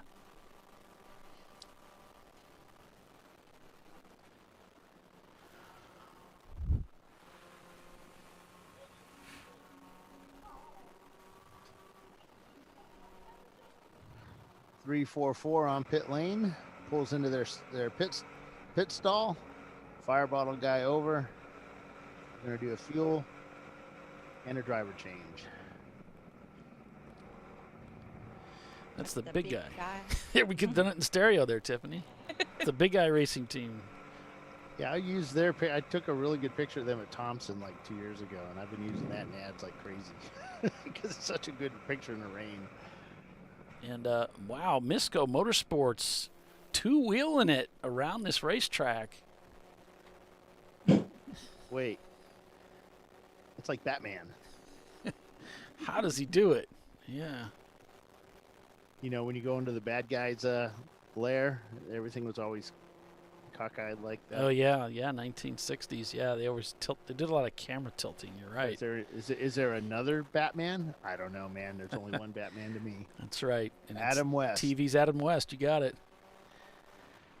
The prefect car behind the wall. Taking a look at that. All right, it's that time again. Just 2 hours remain in the race today, folks. We're at Watkins Glen for the Sahlen's Champyard dog at the Glen. Sahlen's leads the way. Stay with us. We'll be right back.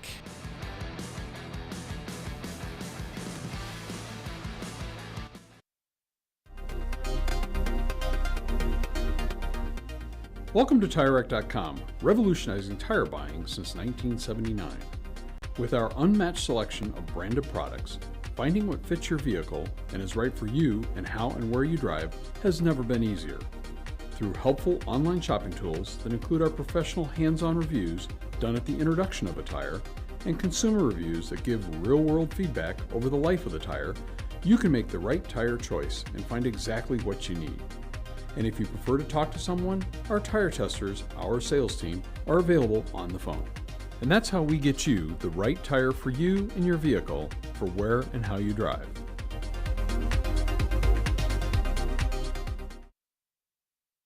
At AutoZone, you get what you need when you need it. Got a today job? Pick it up free same day at your local AutoZone. More of a tomorrow project? Order as late as 10 p.m. with free next day delivery. Getting the job done just got easier.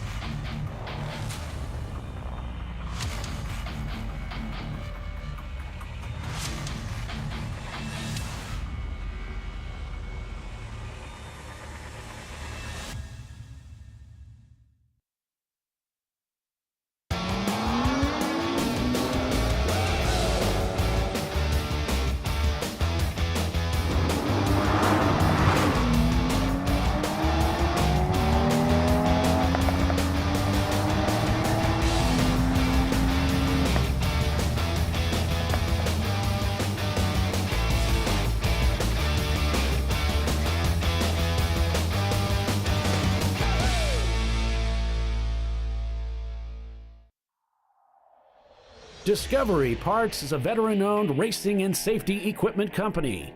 While we're located inside Atlanta Motorsports Park in Dawsonville, Georgia, Discovery Parts can also be found at the tracks, supporting a number of Champ Car Series events. We take pride in being a reseller of the best of the industry to Champ Car teams and drivers. We know racing, love racing, and look forward to tomorrow to even more racing. Visit us at discoveryparts.com.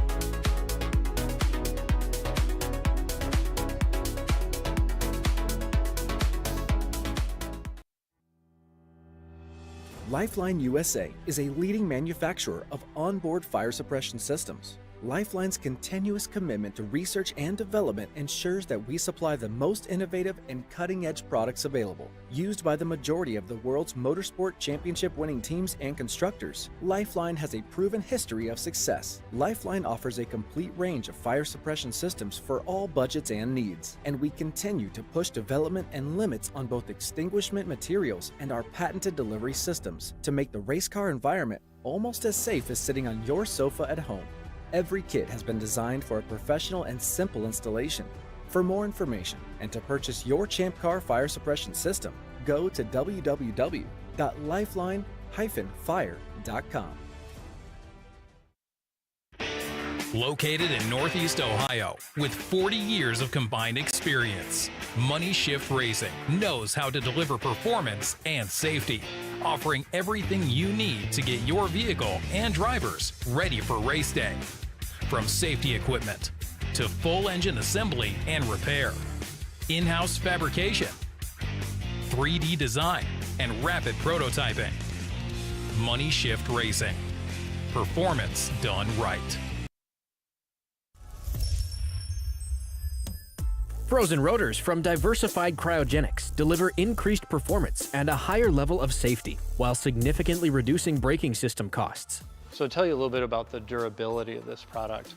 So we have seen an incredible extension of the life of our brake rotors using frozen rotors. We've gone from brake rotors every other weekend to 6 weekends on one set of brake rotors, and I think they can go farther. The durability has been amazing. And it's been a fantastic season, and man, a lot of that is due to the way our car can brake on those frozen rotors. For more information, go to frozenrotors.com. Come on, Road. Do your worst. We'll be at our best. Engineered to meet or exceed original equipment performance, exclusively at AutoZone.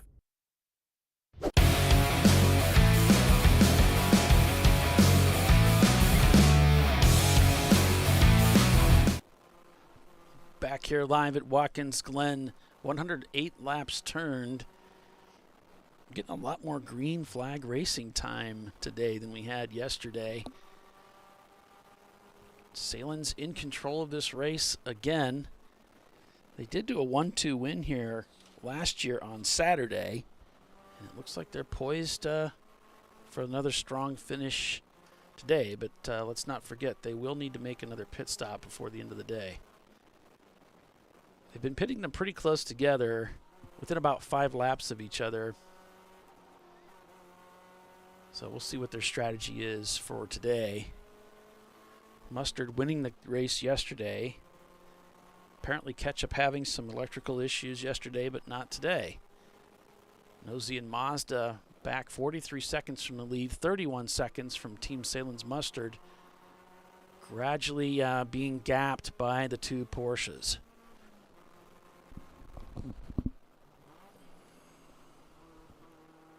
Paul, Bill, and Tiffany calling the race for you today, folks. Less than 2 hours remain in the event. ISC Racing Services down in 25th have pitted.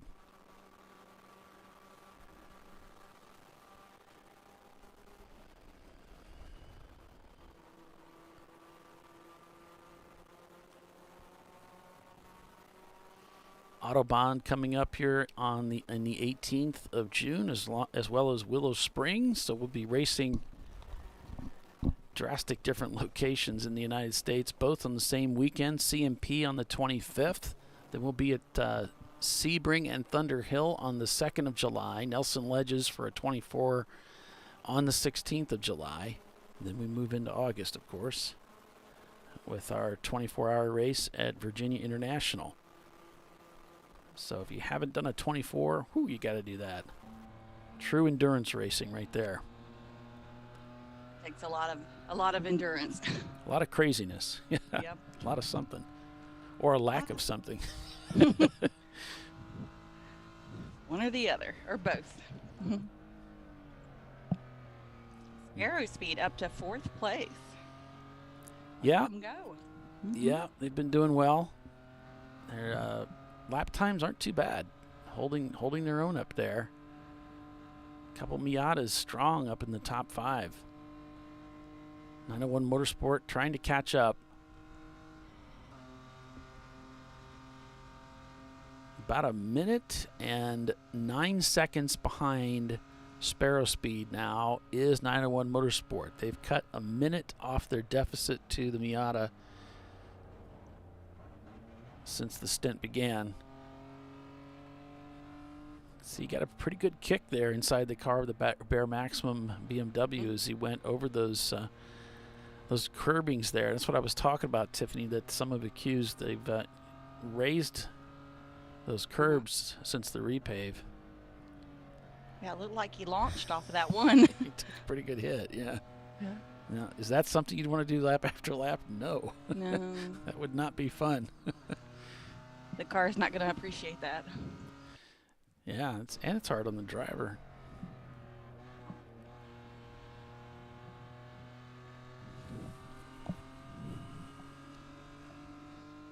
Okay, 5B, we have a black BMW, number unknown, up against the wall, did not hit the wall, just pulled it off over there.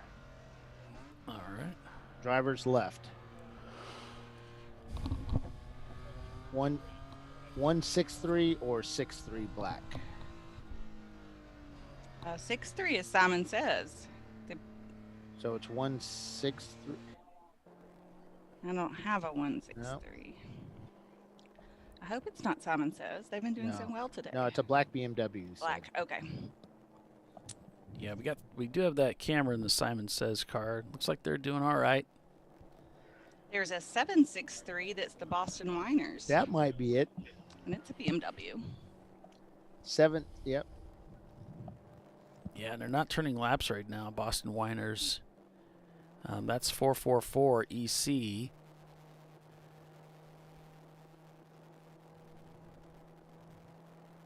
That might be it. Well, that was it says it's red and white on there. I don't know.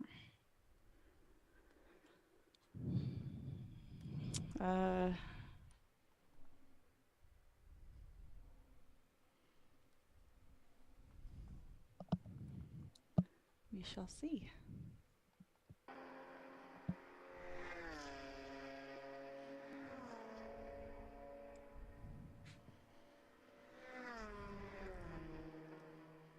So the number 1 car of Visceral Racing Group in the pits, or at least crossing that pit loop.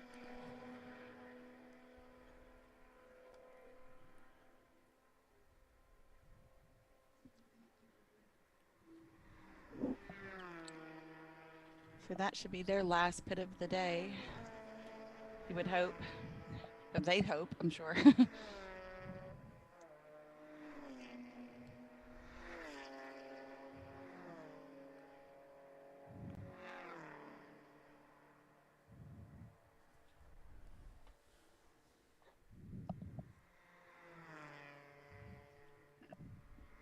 Looks like a Chamber of Commerce day out there. It is beautiful, yeah. Pretty much, yeah. Beautiful day.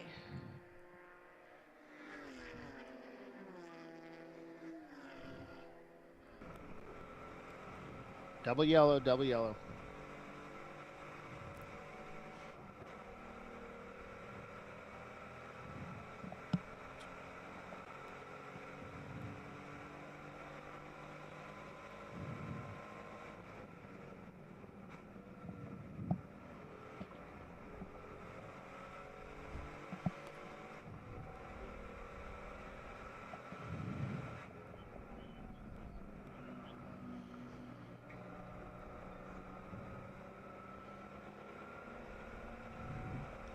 So we're within that 2 hour, there's less than 2 hours to go. So I wonder. Our leader pitted.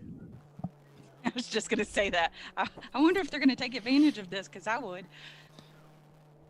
Yeah, duck in, get it done. You should be able to get back out and finish the race with that. Yep.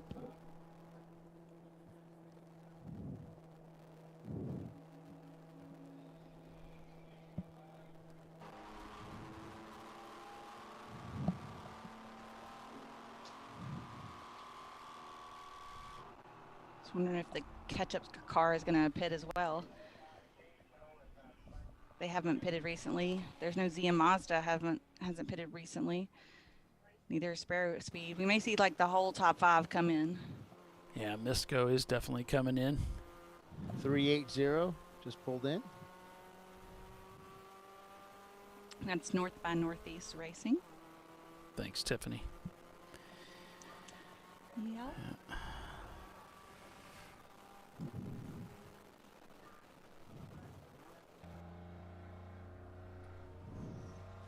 There we see some emergency vehicles there, track left, as they roll through 5.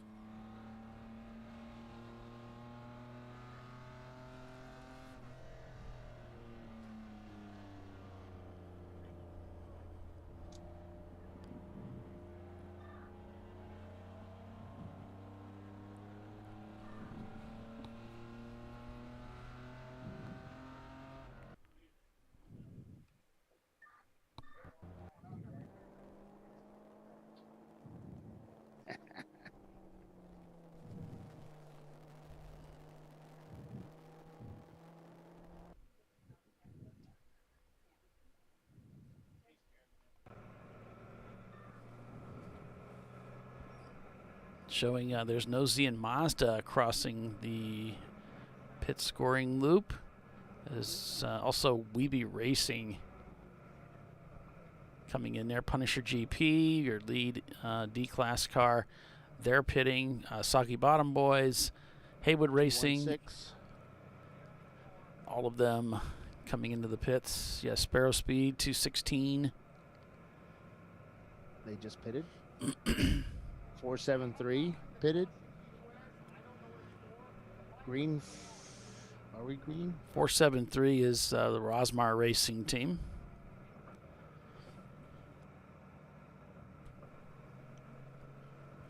Are we green? I'm showing we're under yellow. Yeah. Are we green or yellow? We're yellow. We got the Flagtronics here as well, showing that they're caution. Okay. Yeah, because some guys came just flying down the front straight over here. I think they're just trying to catch the pace car. Yeah, I was looking. It's like, didn't see him. Yep. That car is under tow right. Excuse me, under tow right now. They're coming around to turn 11.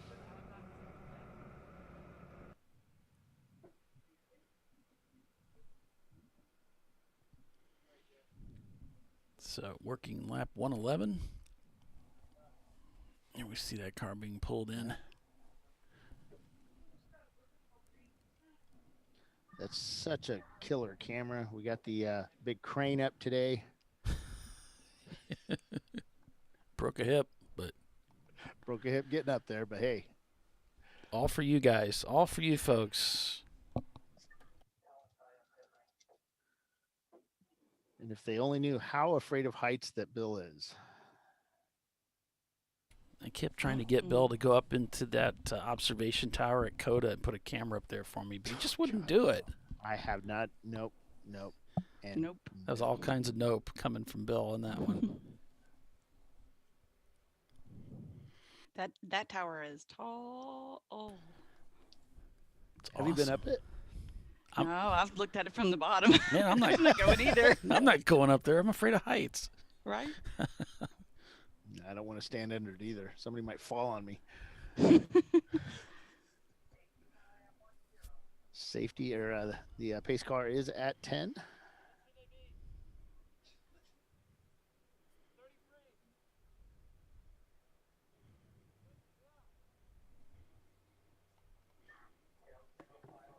I'm okay in an airplane, but there's like a little underlying tension of I just want to get down back on the ground. Oh, pace car is in, and the Porsche and the pace car almost. It looked like they may have almost. They crossed over. Yes. Notice the pace car tends to hang way out mid-track and with the lights out. Like, well, then they have to cross over. And the Porsche was trying to undercut. Uh-huh. Yeah.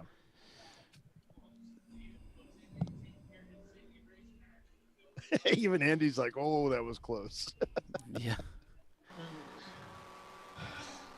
Luckily, it's a Jeep. It just would have ran over the top of that Porsche. Oh, that happened to Alon. Where did the Porsche go? That did happen to Alon once. A Miata ran over the front end of his car. It was bizarre.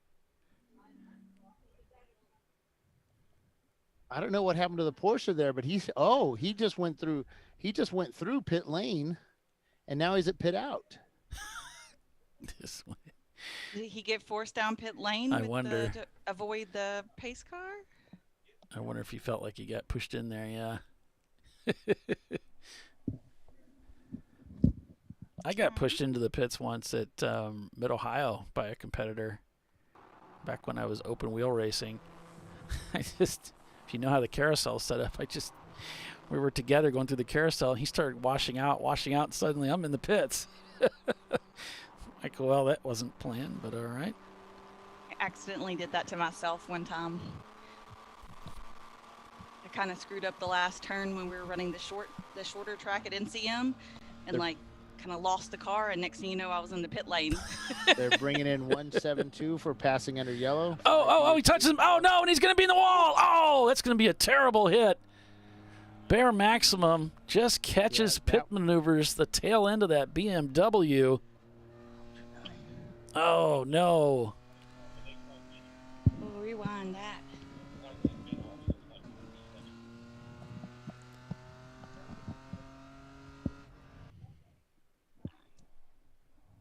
They're under green. I think he just got a really good run on the 571, and you can see, I don't think the 571 saw his nose was there. Coming down for the apex, and it's terrible. That's the HDW Racing. He just had such a beautiful shot up the inside, all these cars kind of hanging to the outside there.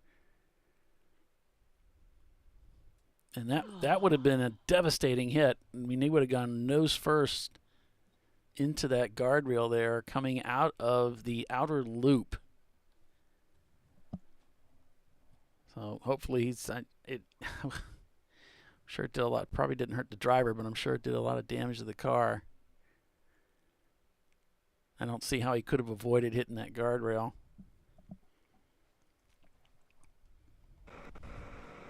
We'll hear what comes back from control in the corners on that one, but yikes.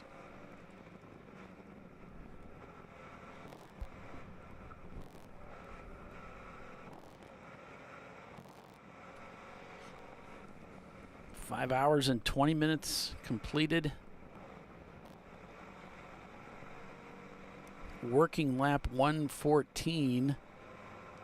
And Team Sahlen's Mustard leading the race as they come into the pits. Team Sahlen's crosses the pit loop under green with the leader of the race.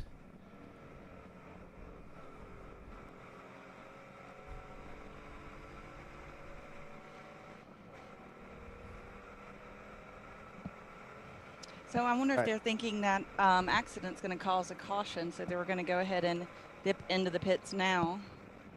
571 just came in. That was the one that was involved in the incident. Correct. And Made it back. he's coming in. Yep. Cool. We couldn't see the impact, but I thought, boy, the trajectory, that's going to be a nasty hit, but it sounds like it was a light impact. Good. I'm glad for him, because that would have been terrible. Yeah. So I think that the Sahlen's car might have been misjudged the pace car, and yeah, I think that's what they were talking about down there. He basically had to come down pit lane. They had nowhere else to go. So she stayed out so far instead of staying behind her, and she had her lights out for a long time. But I don't know the whole story. I'm just going by hearsay. What is it? Yeah. Lies, delusion, and slander? Yeah.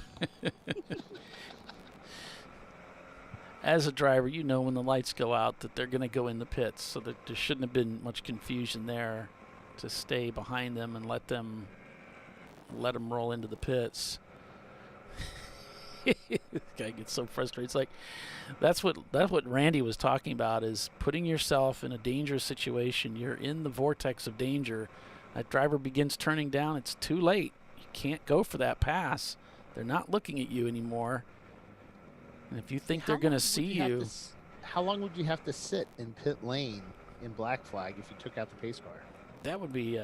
Let's bring our race director in. Let's talk to him about that. How do you feel about us taking out the pace car? I know how long you sit in the penalty if you pass the pace car. Maybe it would be 1 year, 1 minute for every year of Juan Pablo's life. So he's what, 50? So 50 minutes. The flame or the blower air dryer. Kind of like a pace car, I guess. Yeah. It would be frowned upon. I would have loved to heard the drivers' meetings after that, for the next couple of weeks. Oof. Whatever you do, don't hit the air dryer. 830 coming down pit lane.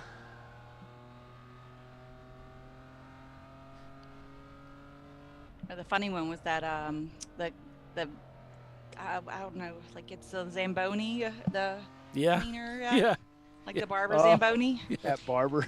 Yeah, and he flipped over. That was the IndyCar race. Mm-hmm. The practice day, I think. Yeah, I was like, somebody probably got fired.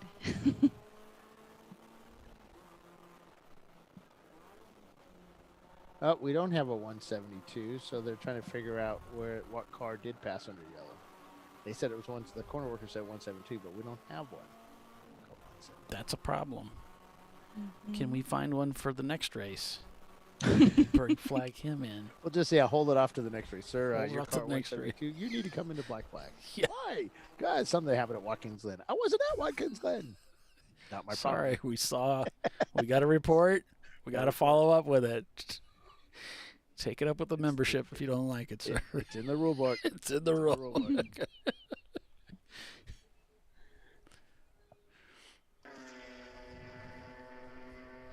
We don't make this stuff up, folks. But yeah, we do. Yeah, we do. Occasionally. Totally made that up.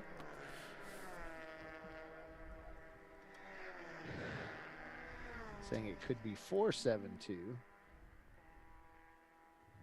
which is Rossmar Racing. They have like 50 cars here, so it could be any one of those cars.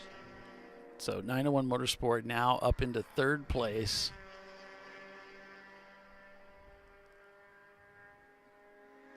There's no Z in Mazda in fourth, and leading B class. A class being led by Sparrow Speed in fifth overall.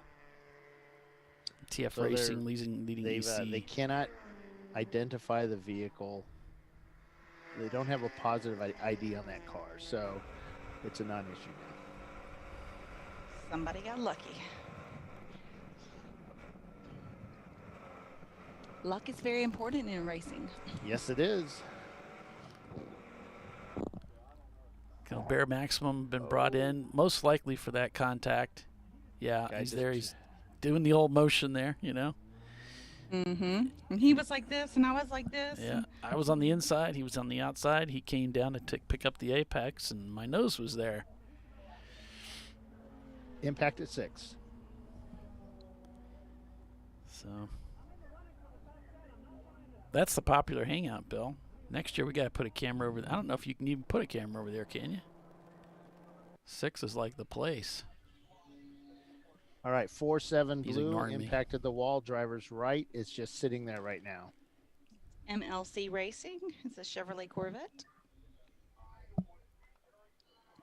He doesn't think that car's going to move. He would be surprised if it does. So that was a pretty big hit. Now they're looking for the leader. Ooh, I know who it is. 4-3. 943. 943. The mustard car. Double yellow, double yellow. That's my cue.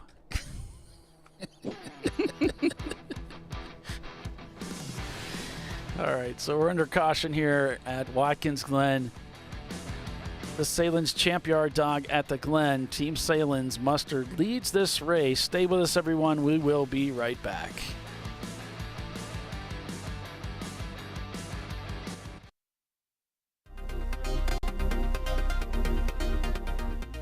Welcome to TireRack.com, revolutionizing tire buying since 1979. With our unmatched selection of branded products, finding what fits your vehicle and is right for you and how and where you drive has never been easier. Through helpful online shopping tools that include our professional hands-on reviews done at the introduction of a tire and consumer reviews that give real-world feedback over the life of the tire, you can make the right tire choice and find exactly what you need. And if you prefer to talk to someone, our tire testers, our sales team, are available on the phone. And that's how we get you the right tire for you and your vehicle for where and how you drive.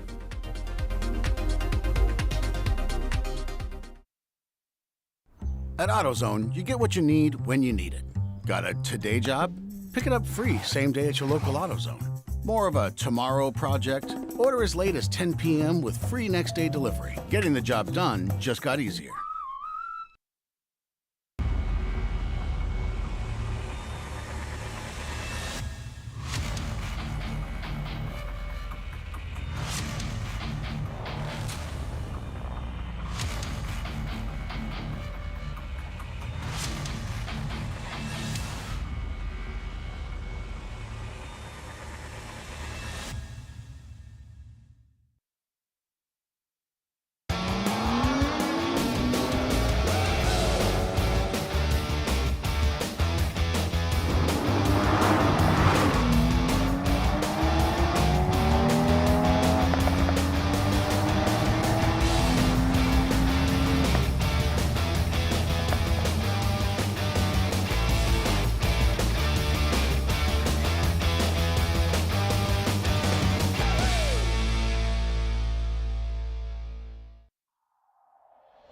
Discovery Parts is a veteran-owned racing and safety equipment company.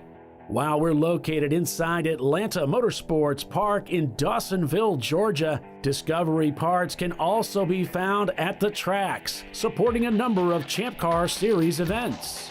We take pride in being a reseller of the best of the industry to Champ Car teams and drivers. We know racing, love racing, and look forward to tomorrow to even more racing. Visit us at discoveryparts.com.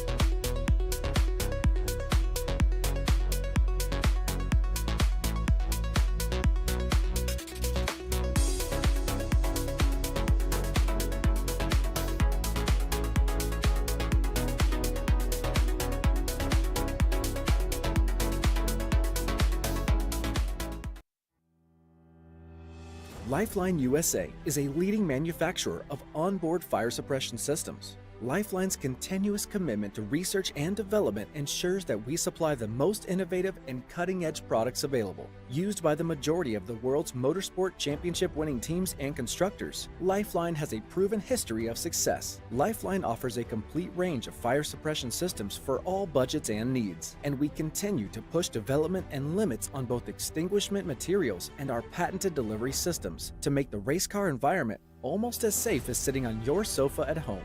Every kit has been designed for a professional and simple installation. For more information and to purchase your Champ Car fire suppression system, go to www.lifeline-fire.com. Located in Northeast Ohio, with 40 years of combined experience, Money Shift Racing knows how to deliver performance and safety, offering everything you need to get your vehicle and drivers ready for race day.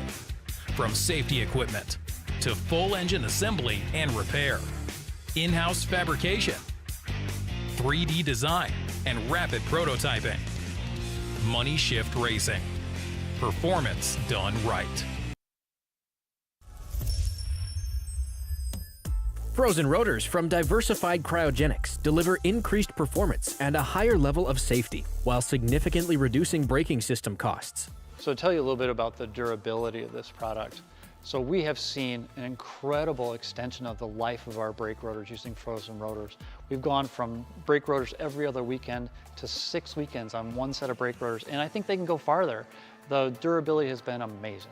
And it's been a fantastic season, and man, a lot of that is due to the way our car can brake on those frozen rotors. For more information, go to frozenrotors.com. Come on, Road. Do your worst. We'll be at our best. Engineered to meet or exceed original equipment performance, exclusively at AutoZone.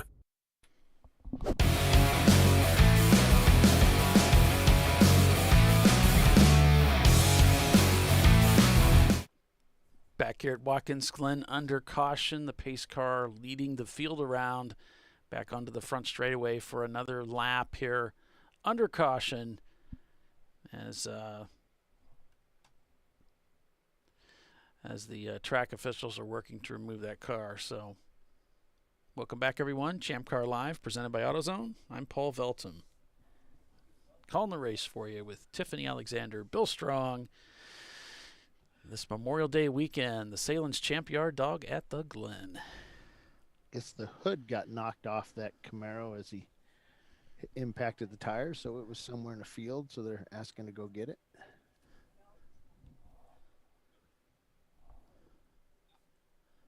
Then the driver got out of the car, but behind a barrier pretty quick. So, Paulie, when are you allowed to get out of a car? You better be in, like, on fire or something. Yeah, don't just hop out just because you don't want to be in the car anymore. Or they do it on TV. Yeah, we've had some pretty dangerous situations with people getting out of the car. Imagine, you're safest being in the car. So unless you feel like your safety's endangered being inside the car, you should stay there. We've had people get out of the car, and that sends everybody into red flag moment right now. So right. That's, that's not a good thing, because how many guys get really mad at you because their cars are now overheating while we sort out where you are on track.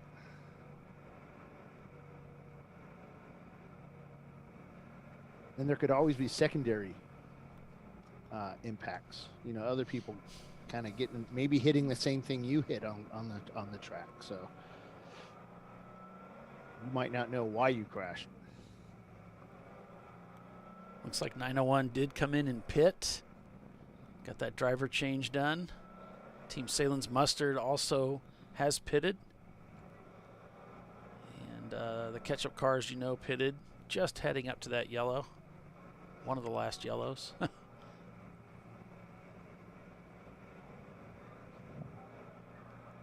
Yeah, exactly, Timothy. Okay. I'm on fire.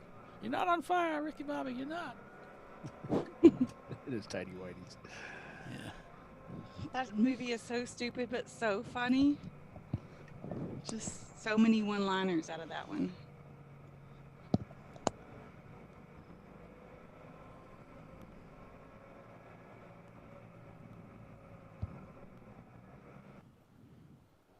That one's a great one to play at the racetrack. Put it up on somebody's enclosed trailer, like with the projector. I'll sit around and watch it.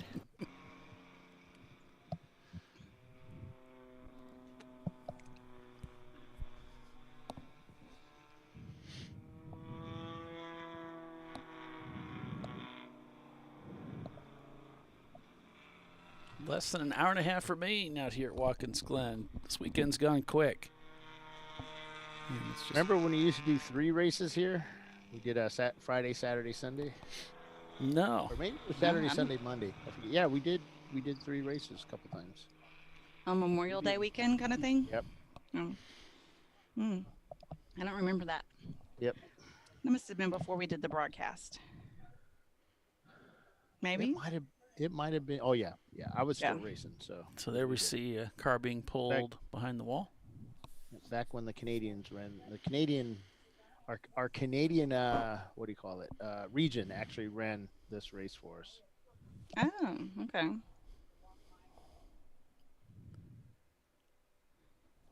And the flag is in our way. Yeah, he's intentionally doing that too.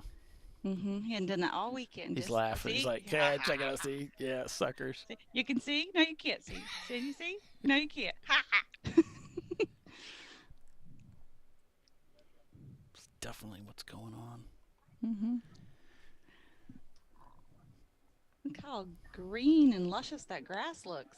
Yes, it is. And they've been cutting it all weekend. All that rain y'all got yesterday, I'm sure it grew a foot. It looks like the pace car lights are out. Yes, the pace car is in. So. And there's a drag race between the 473 Miata and the Sahlen's Porsche. There's the green. 5B is going to have a surface flag out there. Let's see what 901 can do with this now. They've got something in the Speedy Dry. It looks black, but it's about a foot long and it's black in the Speedy Dry. So watch your lines out there, guys. You don't want to hit anything bad. Coming around the inside here. Lots of traffic up ahead. This is risky, getting your nose in there.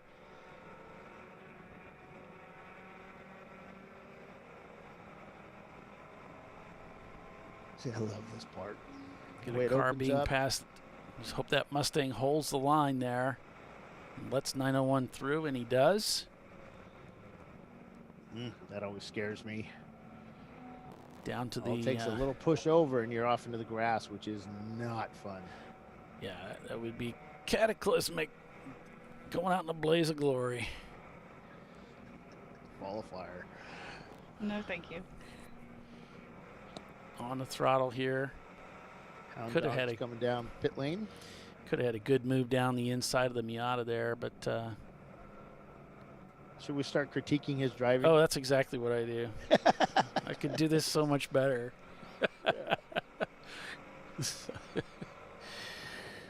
Frank, call me.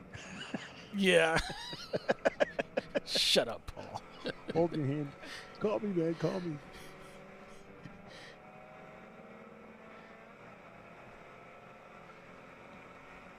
Let's see if we can get the inside run on the Miata here.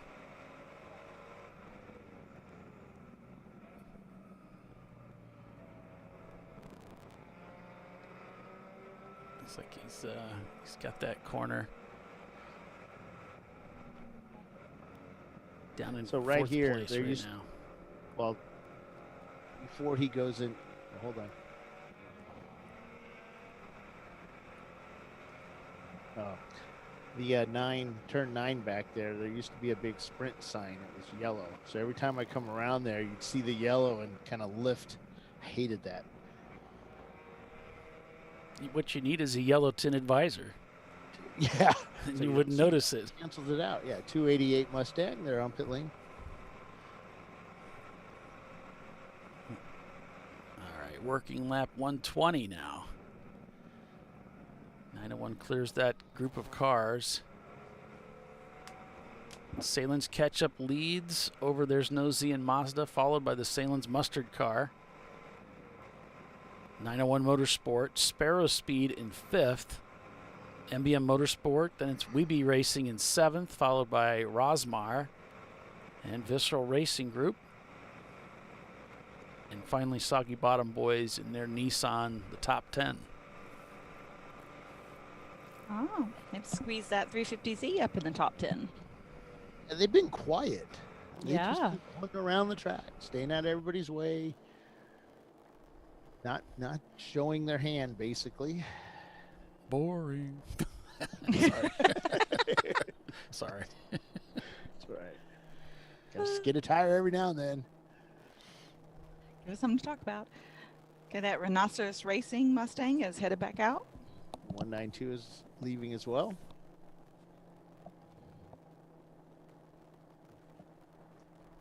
.472 doing a fuel stop right now. They just put their driver in. They're going to do a tire change on that car too. Rosmar Racing. Billy said it was 2015, the last time y'all did a 3-day race. Yeah. So I knew it was something like that because I was in that one. 288. Oh, you guys already called that. Brian, no going I had to back bring a on lot track. of transmissions for that race. Just no, I think we stop only used. shifting. I think we used man. 2. Just put it in fourth and motor around. Why are you doing all that shifting? You want to win, man. You want to win, you got to shift. Lots. How'd that work out for you? Well, you know, I think that was the one that Troy or Jerry drove the car the last stint, the Biohazard MR2, and comes in and wins the race. I think he won 2 of those races. And they pull off, you know, into impound. And I remember walking around the car and just looking at the hubs, and I noticed there's something weird. He drove like the last 20 minutes without a stub in his holding on his rear wheel. He said, I thought it felt a little loose in back. I was so mad. You know, stuff like that. We lose a part like that, the whole car just falls apart. Even if it's not even an associated part, it would just fall apart.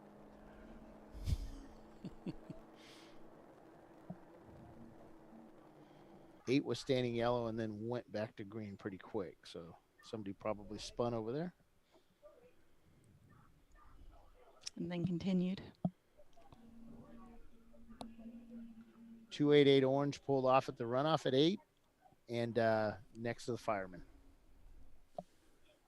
Oh, that car just came back out. The Rhinoceros Racing. 472, they're working on the front end of that car. The left front.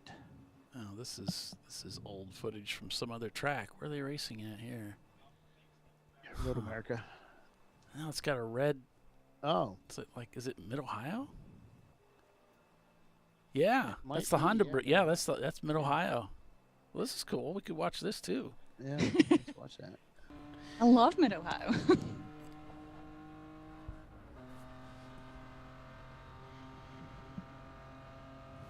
The whole track is great. It's that madness. I don't really like that turn, but the rest of it's fine. I like it all. I don't like the part where my car broke and just ended up against the front wall, the front pit lane wall. Saddest feeling ever. Yeah, I hate breaking race cars. But right in front of you, ahead of our bank. That was the biggest thing for me, being ahead of our bank. There's just some guys that you want to be ahead of. But you really want to, yeah. And yeah, our bank was one of them. They're having to push start the 472.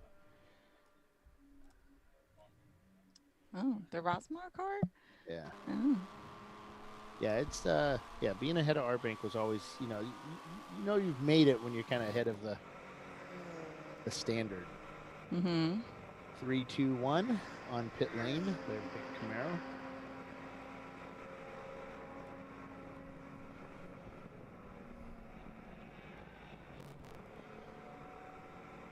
Team Sahlen Ketchup leads by about 45 seconds over There's No Z in Mazda, followed by Team Sahlen Mustard. A 12-second gap there. Then it's 901 Motorsport, Sparrow Speed, and We Be Racing. We Be led for a little bit yesterday, but then ran into some trouble with the car.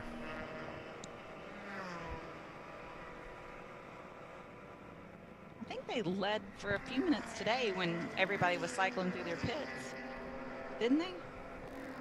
Maybe. Yeah, they did. And I'm just looking at that observation stand there at that corner. It's just unusually huge. Like, you could put quite a few people up there, but I don't know why. I mean, that's just... Looks like the Sahlen's guys are getting ready for something down there. Oh. It might be Sahlen's. It might be the team next to Sahlen's. I can't tell.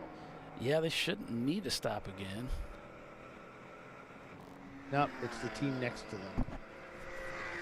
Nada. Can't see the number. Maybe our man on the spot might be able to look. Billy on the spot. Give us the scoop. Give us the lowdown.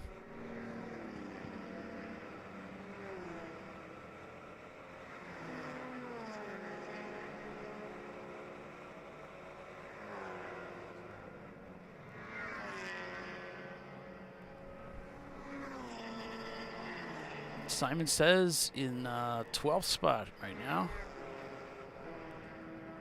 They're just waiting to pounce. They did comment last night that, a bunch of years ago that they were usually at the front in speed and lap times and such. You know, top 5, top 7. He said now we're mid pack, you know, upper mid pack. Mm-hmm. They've done nothing to the car since then. Right. And lots of these other cars have continued to evolve and try to take advantage of some rule changes. I don't think so. I think well, yes and no. I think a lot of it is drivers are just, you know, the more seat time you get, the better you get, and I think just drivers are just getting a lot more seat time now. You think so? I think everybody is improving their cars though too. I mean, that's Just a little both. it's a Yeah. constant drive to make the car faster. Who doesn't, you know, want to make their car faster? Oh, you know, we want to do these other things, but we can't afford it. Then they show up the next season, they've got a new ECU, and they've got this, and they've got that. Well, there was that drive in the beginning. Hold on.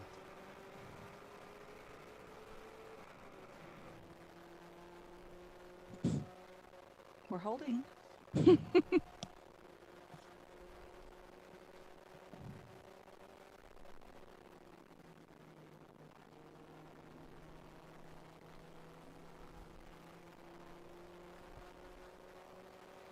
Rosmar number 472 does go into the pits in 44th spot. Bad Idea Racing, we've been following them today. They're in 36th right now.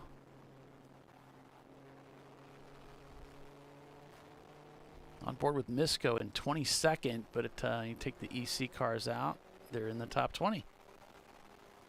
Red Green Racing turns their fastest lap time of the day. They're down in 20th spot. A 222. Right now, just looking down at the gaps. Close gaps, you've got about a 10-second gap from Sparrow Speed up to 901, but 901 outpacing them. And a 9-second gap from Sahlen's up to theirs, Nosy and Mazda, and Sahlen's is outpacing the Mazda. So they might be able to catch them. 9 seconds the gap, a 216 to Nosy's 219 on that last lap. So be looking to see them catch up with them here in the next few laps.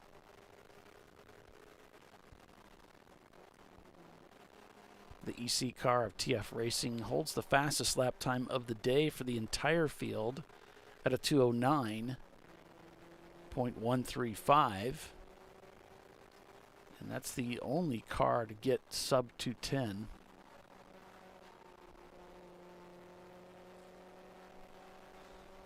Who Simon Says is just 6 seconds behind the Soggy Bottom boys. They're running similar laps. And Haywood's just a second, 1.7 seconds behind Simon Says. So now it's down to 4.3 seconds. So One of the Porsches just went behind the wall. Don't know which one. The Sahlen's. Oh, wow. You have the in-car on that one still? No, it went down like right after we got started up on that for some reason, so haven't had the Porsche camera all day. Just watching the not the Flagtronics, but the Race Hero to see if something comes up there.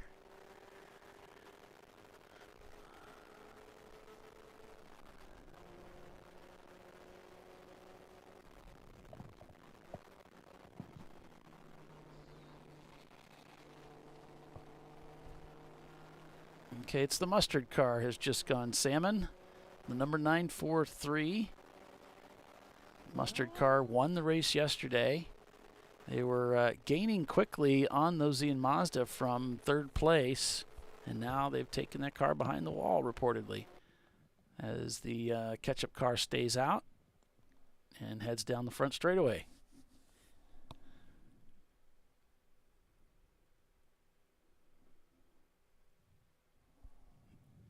There's the ketchup car heading down towards turn number 1.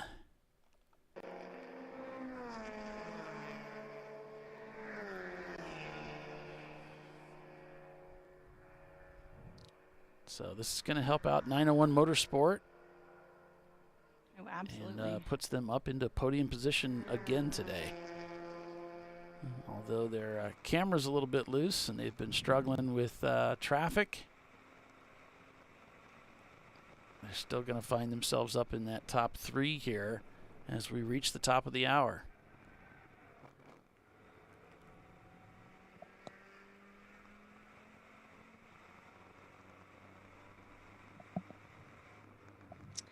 I wonder if Billy knows what happened to the mustard car.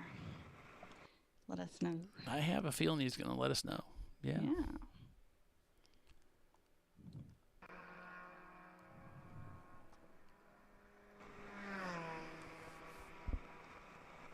It seems like being in the top 5 today has been the kiss of death.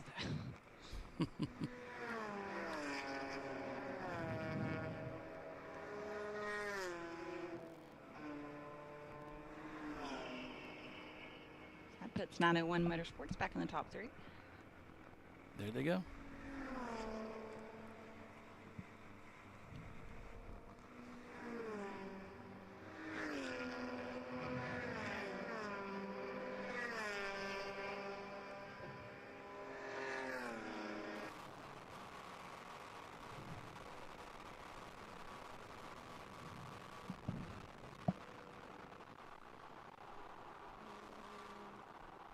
Weiser Blitz in 19th.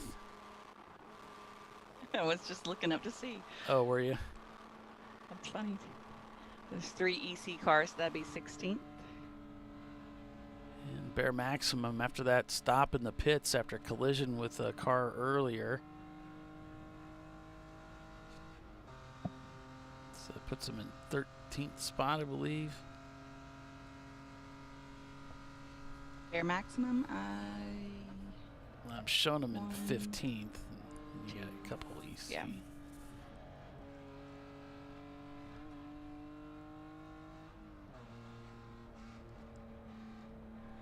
Yeah, that'd be 13th.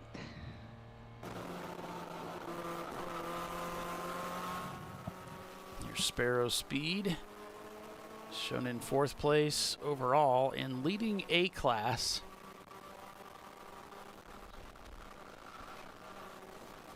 Whoa.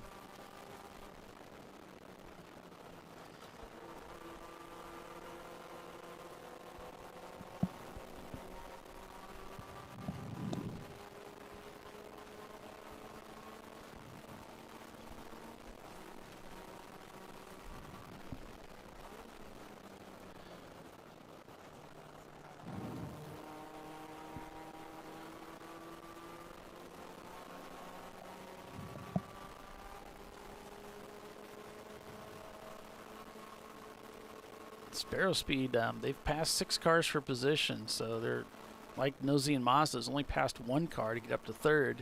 They've been up at the front pretty much all day.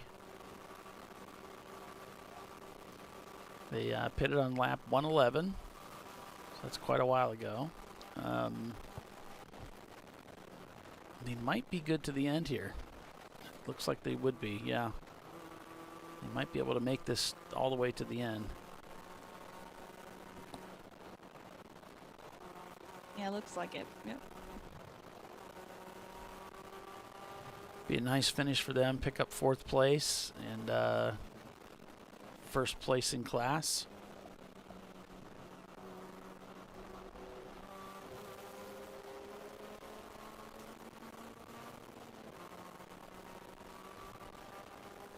Rosmar picked up that A-class win yesterday. Oh. Held on to it there.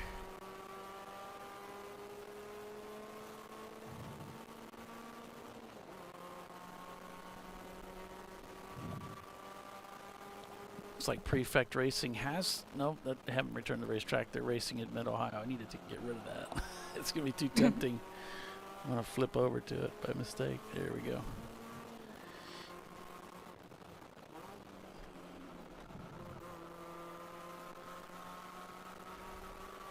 Too tempting. Billy said he doesn't like Thunder Valley at Mid-Ohio, but I like that section. Like I said, I like the whole track except Madness. I'm just yet to go over that in a way that I like, that like it feels right. So Weiser Blitz has come in.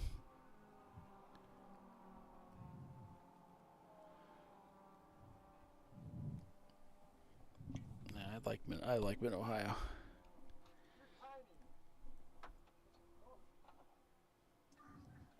So we got a car off somewhere. Oh, okay.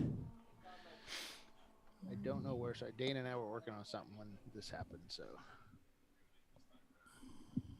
listen in.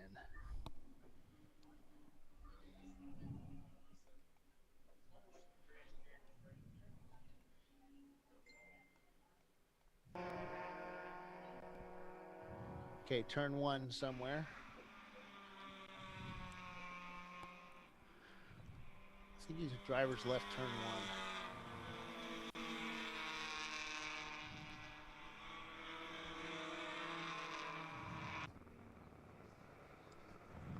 Figure out what happened to the other Porsche.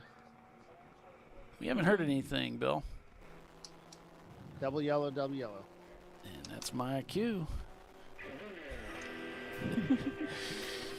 It's almost like clockwork, isn't it? It is.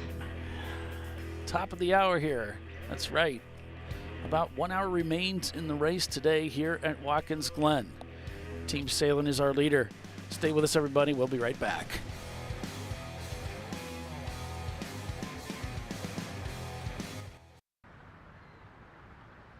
I probably need new tires. You do. What if they sold tires online? We do. We're TireRack.com. They could offer lots of tires We have so many tires. and help you find the right tire. It's called the Tire Decision Guide. Oh, and they could ship them to a nearby mechanic. We shipped over 7,000 independent recommended installers. This is an amazing idea. Sorry. TireRack.com, the way tire buying should be.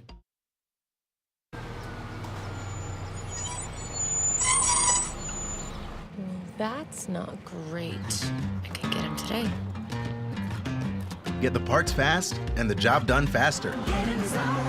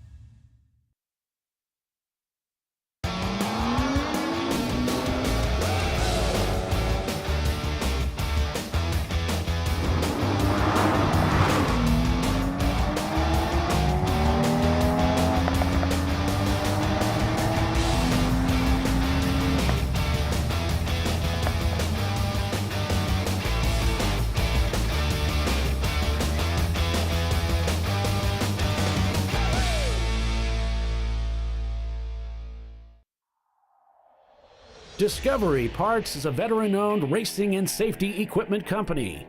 While we're located inside Atlanta Motorsports Park in Dawsonville, Georgia, Discovery Parts can also be found at the tracks, supporting a number of Champ Car Series events. We take pride in being a reseller of the best of the industry to Champ Car teams and drivers. We know racing, love racing, and look forward to tomorrow to even more racing. Visit us at discoveryparts.com.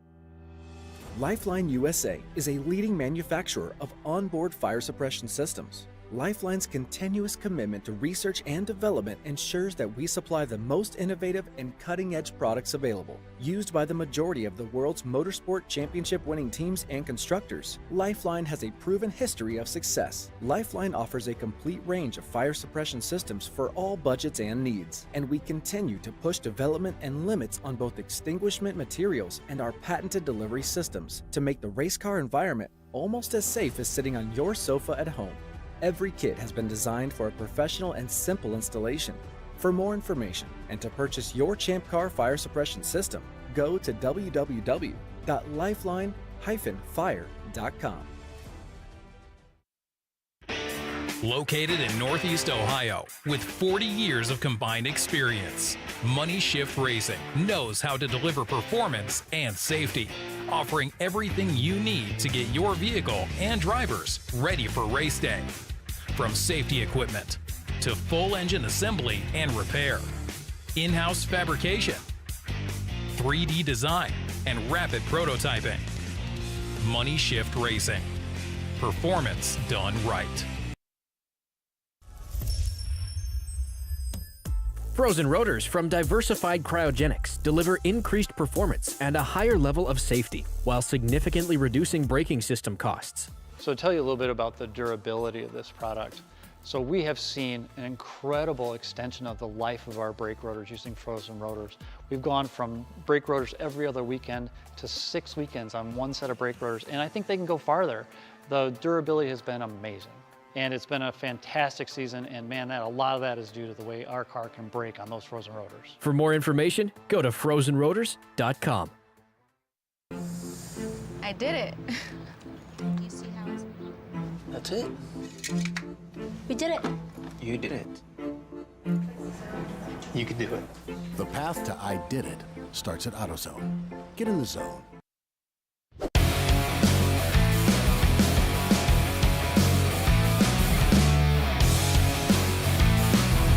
We're back live at Watkins Glen International for the Sahlen's Champyard Dog at the Glen. Team Sahlen's lead this race at lap 128 with their 99 Porsche Boxster they call Ketchup, followed by Nosy and Mazda, and then 901 Motorsport in third place. Welcome, everybody. It's ChampCar.Live presented by AutoZone. And we're bringing you live coverage following up through the next 55 minutes or so till the end of the race. See who picks up the spoils today. Yesterday, it was Team Sahlen's with their car they call Mustard taking the win, followed by Visceral Racing Group in the number 918. And then third, it was Prefect Racing in their Lexus SC300. Who will it be today?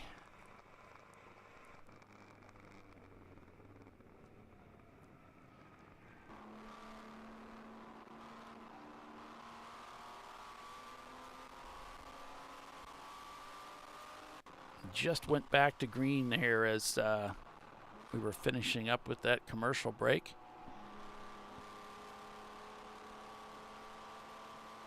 Sahlen's even has a fairly decent finish here. They're locked in easily for the championship race next year.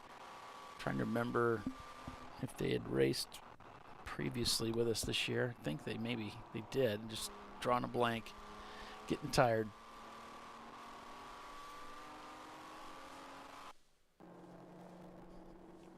Last year the target point total was around 13 points to get into the show.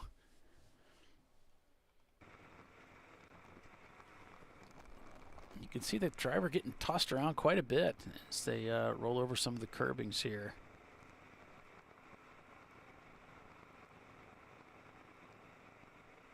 Heading up through turns 3 and 4. Let's see what the driver goes through as they experience the bus stop.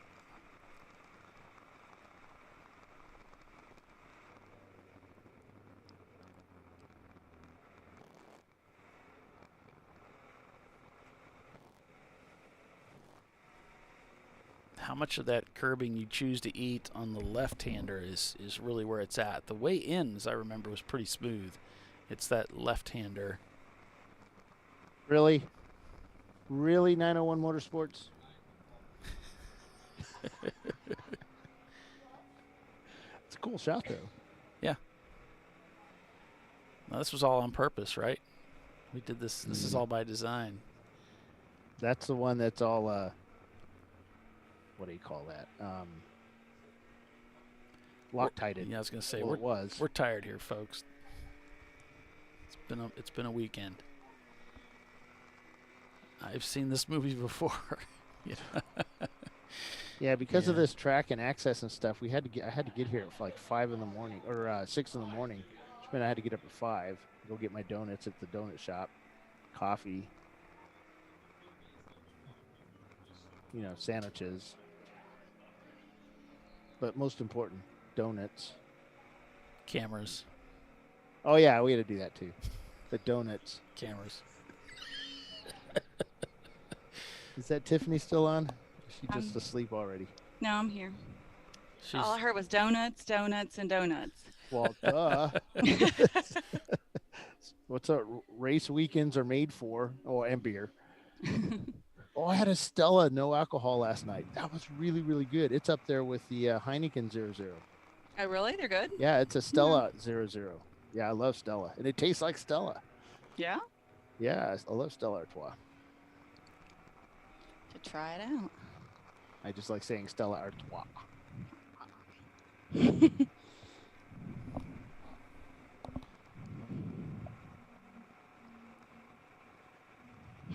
We never did hear from Billy about what's going on with the mustard car.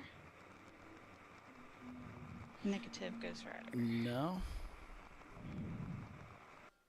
Maybe they don't know what's wrong with it yet.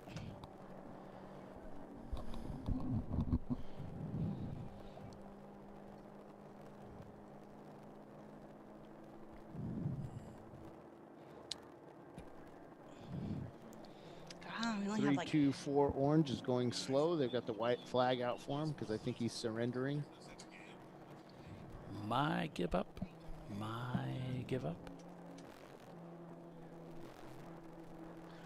Towards the end of the race here, I'm going to head down and go get the victory checkered flag photos. Go climb that really tall building again. I was going to die.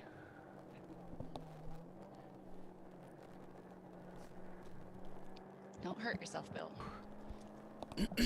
It's dry today. It's not wet like it was yesterday.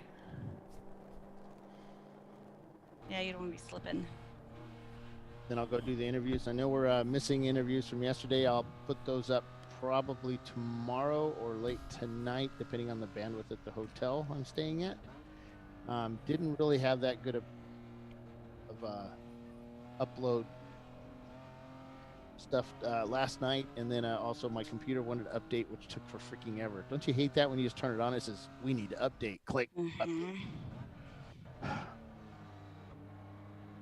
Then it's one of those long updates.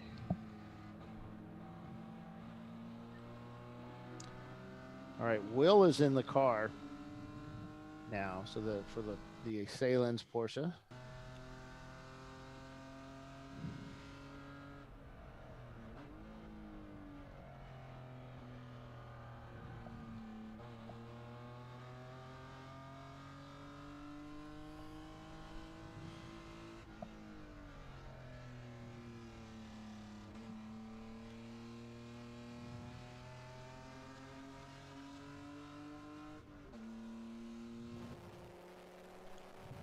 Back to Misco Motorsports.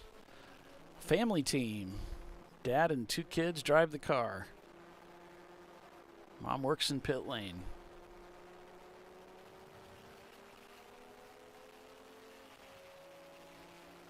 They're currently sitting in 18th place. Top 20 for those guys. Got the yellow gloves in the car. That's what it is. Yellow gloves equal fast. We've spent most of the day in a single line with a few little passing here and there, but now these guys are upping their game, and they're passing everywhere they can. Yeah, Timothy, 345 being reported dumping fuel. 345. I'm just That reading. is Palm Tree Racing, the Porsche. Yeah, Timothy, my first career choice was an auto mechanic, so did that for quite a while.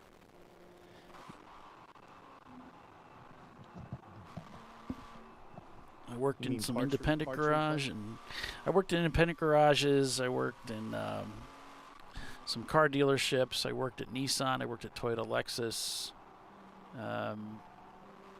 Overall, I spent 15 years in automotive. Oh, wow. That's a long time. Yes, it is. Too long. Too long. And then I went into IT. Like, I want to be in the air conditioning. Right. That's kind of what I did. Automotive repair is, Yeah. I mean, especially in the dealership, it's a pretty dark place to work. It's not a good place to be.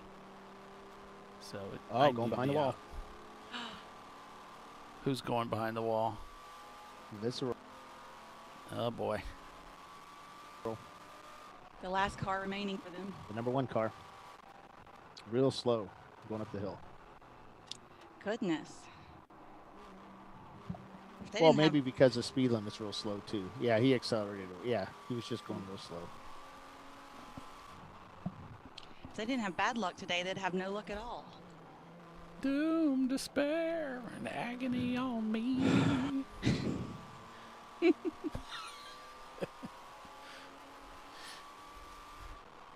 A lot of teams taking down their easy ups and their tools and everything to the back. Got about 45 minutes to go. Yeah. Kind of looks like an airport with all the stuff being towed around.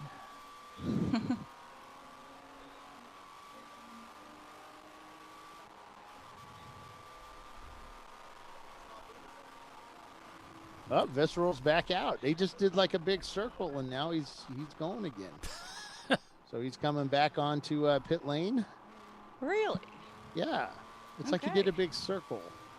Just bored with the Around the racetrack. Wanted to do a trip through the paddock. Just see what everybody's doing. See if they had See any what everybody's answers. doing. Wave. How y'all doing? That was Well, maybe it extra had an southern. issue, and he was able to clear it up going around the garage. Yeah.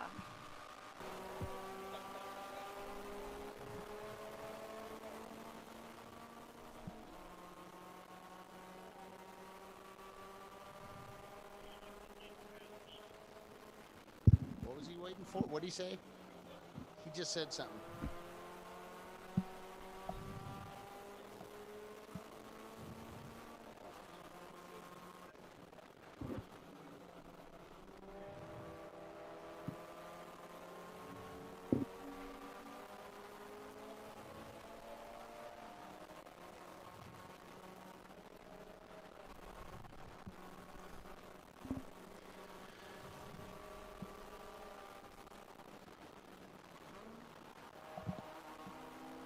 I think we've run out of gas. We're at that end of the race slump. Like, Well, we've got a 24-second gap from Sparrow Speed up to 901, and Sparrow Speed's been passed by 901. Their lap times are similar, but they're a little bit off pace from 901, so I don't see them catching them. Although it's possible if 901 puts a foot wrong, they could get by them and hold them off long enough to make it to the finish, but it would, it's still got 45 minutes of racing left. Visceral shows they crossed the pit loop, so they're obviously heading back out, which Bill already reported. 1.9 seconds from Rosmar Racing up to the Flying Ghost Hawk Performance. BMW in 9th place, but the Flying Ghost car is an EC car. So we got 3 seconds from Simon Says up to Soggy Bottom Boys. Now that race, that competition, Soggy Bottom's 2 seconds slower on the last lap from Simon Says. So it's possible they could catch them here and put a pass on them within the next lap or so. So Billy says his car done blown up. oh no.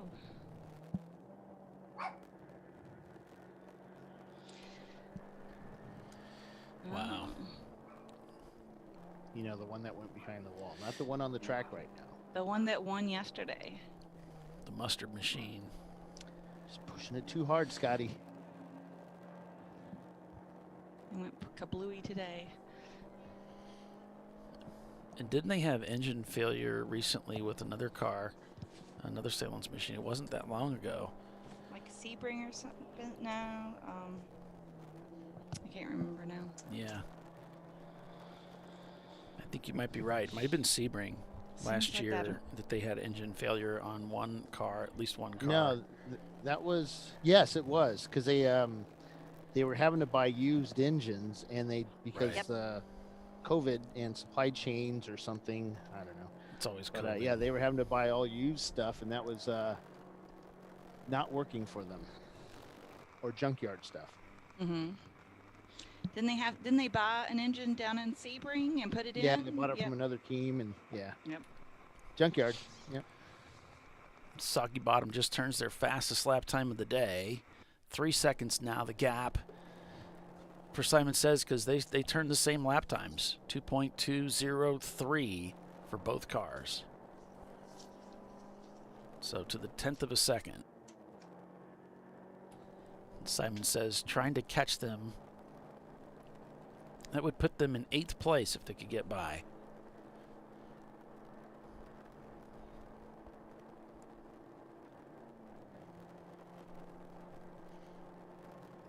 Soggy Bottom boys, it's a Nissan 350Z.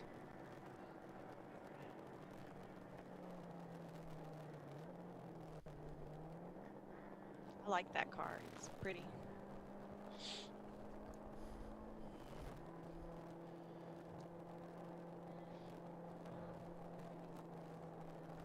What color is it, Tiffany? Do you remember?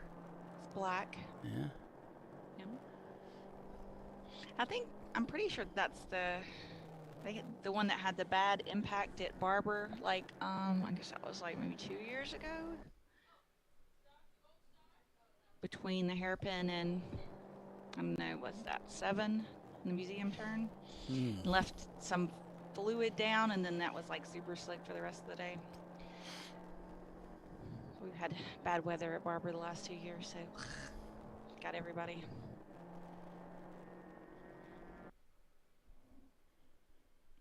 I was trying to catch the gap between Weeby Racing and Sparrow Speed, but somehow I keep missing it. It must be really close to almost a lap. There it is. 1 minute and 46 seconds. I'm back. Dun, dun, dun, dun. I accidentally disconnected my Ethernet. Sorry. Oh no. It's like, why isn't it working?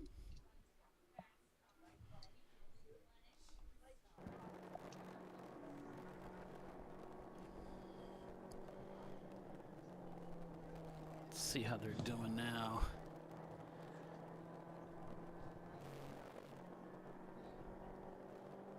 Across the start-finish line. 3.99 seconds. Actually, they lost a little bit of ground on that last lap to Soggy Bottom as they're starting to lean into it. That's when you get that call, hey, we need you to hit this delta. We need another second and a half out of you, man. Simon Says it's coming for us. You need to pick it up. I got one of those. Why do they call it Delta? It's because it sounds cool. I got one of those calls from Arjun. Although he didn't do the call, he had the crew chief call me. He said, "We need a half a second." And so when he got into the car for the next stint, I waited till he was out there for a while, and I told the crew chief, "Tell him we need another half second. A second. I need another half second." The fun stuff going on. That was a fun weekend. Was that NCM? Yeah, it was.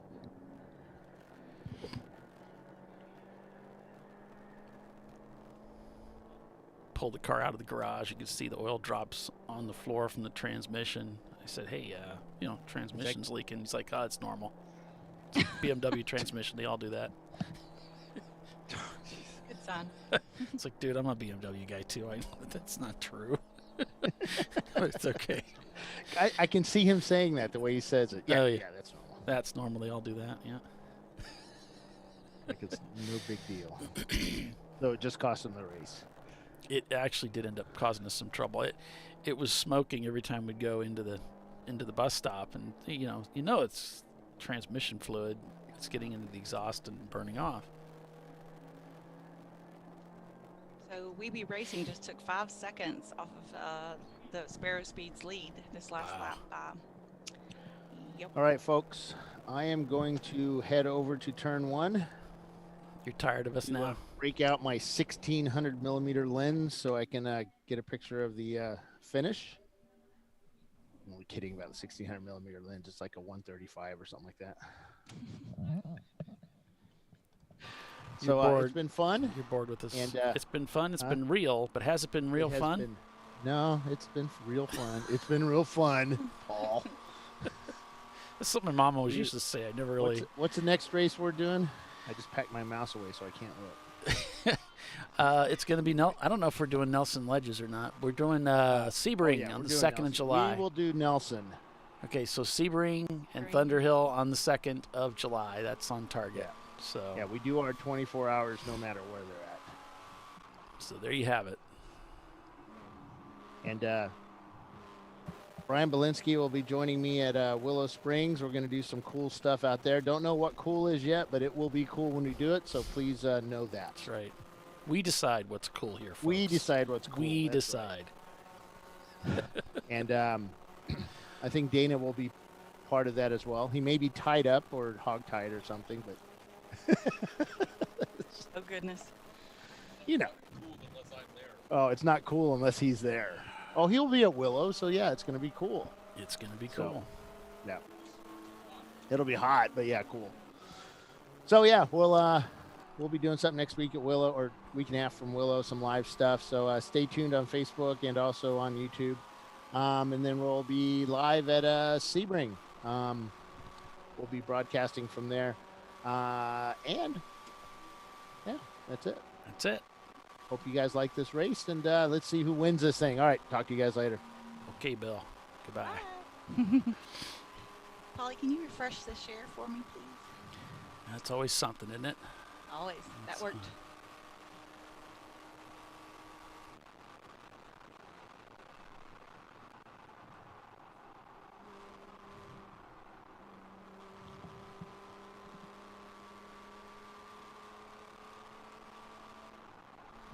There we go.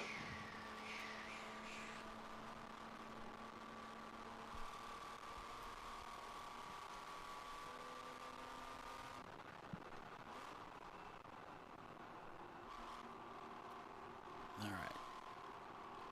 And Soggy Bottom continuing to increase their performance out there. They just ran a 2:19 to Simon Says 2:21 and broadened that gap to 6.9 seconds. So they're still trying to get away, get away. Now I lost it entirely. Wait, I hear it. There we go. Yay. Yeah. Thank you very much.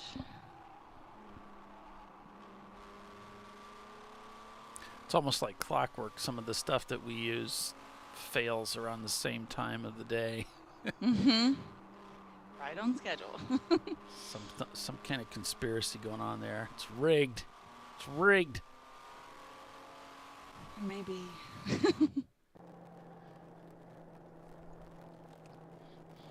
I'm not sure Simon Says he's going to be able to move up a spot. Soggy Bottom pulling away.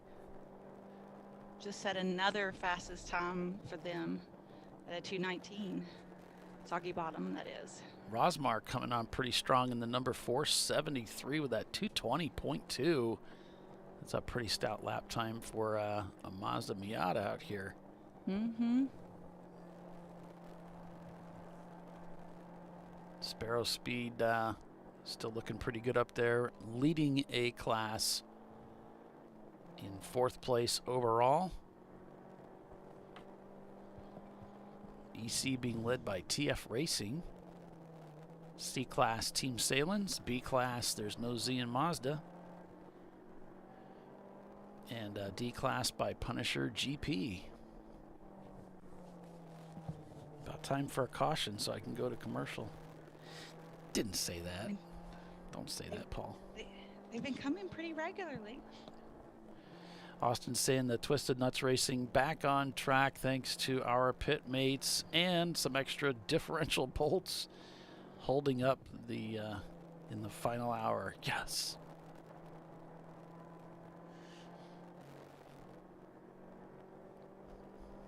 Nice to be able to finish, take that checkered flag, and give everybody a little bit more track time. Oh, yeah. I think they had some trouble yesterday too, so congratulations, guys. Glad to see you're back out there.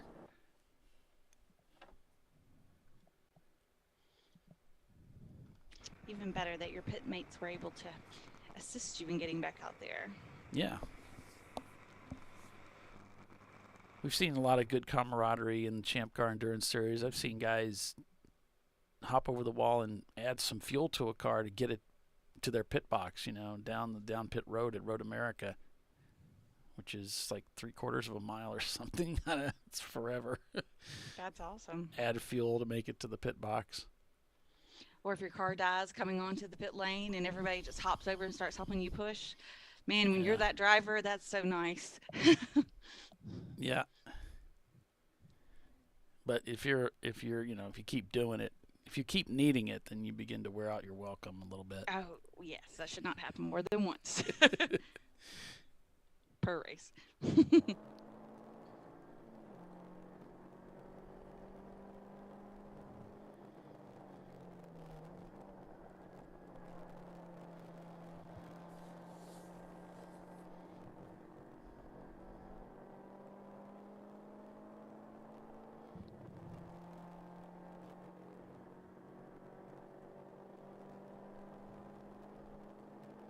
Soggy Bottom. Looks like they might be making a bid for Rosmar Racing for that 8th, that'd be 7th place position. Soggy Bottom at 2:19 to Rosmar's 2:21. They've got the faster car. They've got the faster lap time of the day with that Z car. Rosmar moves around the Flying Ghost Hawk Performance EC car number 506. Doesn't really affect their position, but it does give them a car between themselves and Soggy Bottom. Soggy Bottom turns in another 2:20. About 12, almost 13 seconds the gap up to Rosmar. They might be able to catch them before the end of this race and make the pass. It was 14 seconds. Now it's down to 12.1 seconds. So they're definitely making up time on them. Bottom of the hour here. About 30 minutes remain here in this race. Day 2 at Watkins Glen. Stay with us, everyone. You're watching Champ Car Live, presented by AutoZone. Team Sahlen Ketchup, your leader. We'll be right back.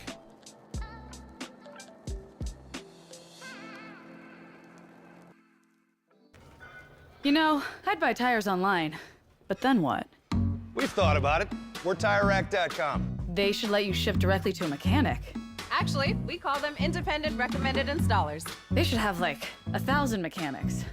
Try over 7,000 installers. Then you just make an appointment. At a time that's convenient for you. This could change tire buying forever. TireRack.com, the way tire buying should be. Oh, that never happens last night. I'm sure it doesn't. But that explains why you're dressed like a train conductor. Nice bodysuit. When do we start jazzercising?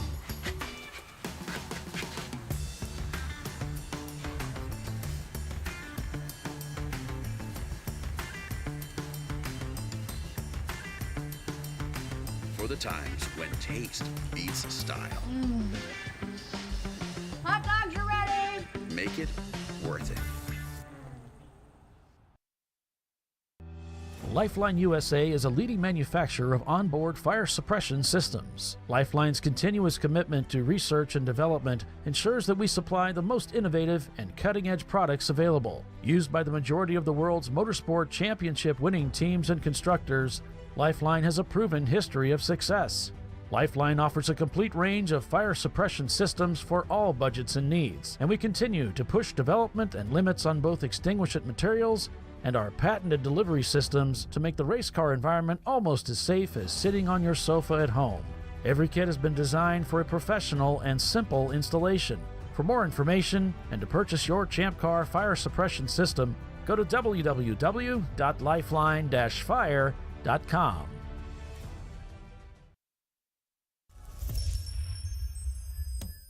Frozen rotors from Diversified Cryogenics deliver increased performance and a higher level of safety while significantly reducing braking system costs. So to tell you a little bit about the durability of this product.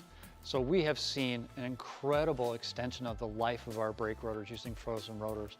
We've gone from brake rotors every other weekend to 6 weekends on one set of brake rotors, and I think they can go farther. The durability has been amazing, and it's been a fantastic season, and man, a lot of that is due to the way our car can brake on those frozen rotors. For more information, go to frozenrotors.com. Located in Northeast Ohio with 40 years of combined experience, Money Shift Racing knows how to deliver performance and safety, offering everything you need to get your vehicle and drivers ready for race day. From safety equipment to full engine assembly and repair, in-house fabrication, 3D design, and rapid prototyping. Money Shift Racing. Performance done right.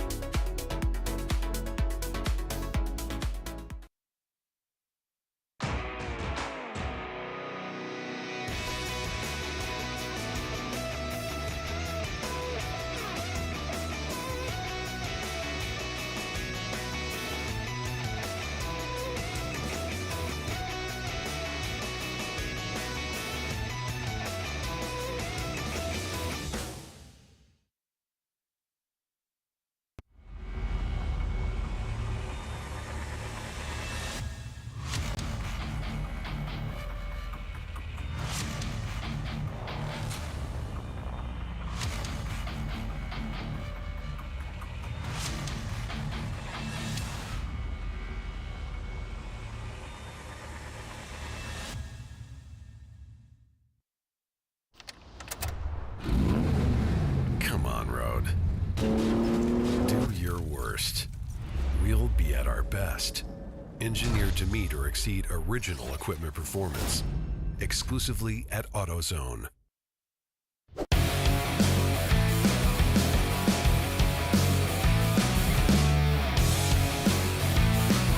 Back at Watkins Glen International, the final 30 minutes before the checkered flag to put a bow on the Sahlen's Champyard dog at the Glen for 2022. And it looks like most of the cars have gapped themselves rather well. As long as they no serious hiccups, they should be able to finish in this order. We're watching the contest for Soggy Bottom Boys. Simon Says and Rosmar racing there in 7th, 8th, and 9th. Visceral Racing Group number 1 car has returned to the racetrack, turning laps, shown in 13th right now.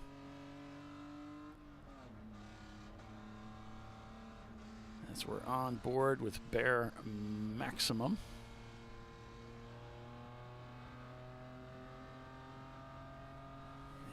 They were involved in a mishap earlier today. It was this afternoon, actually. Just down the inside here, they get together with another competitor. Fortunately, no serious damage to the other competitor's car.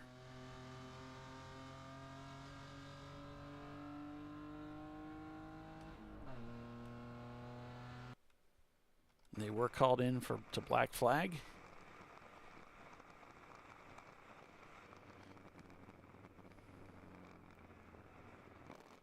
.901 Motorsport. It's been an interesting weekend for them.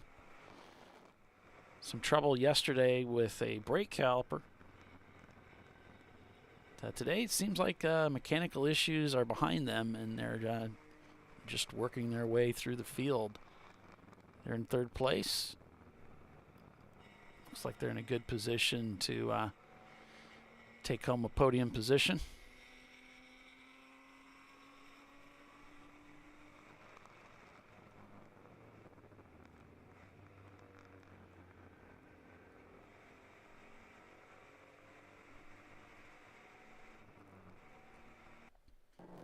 Simon Says saying we just don't have the pace of these faster teams now. Our pace hasn't changed, but the rest of the field has moved forward. And they are in 9th place right now.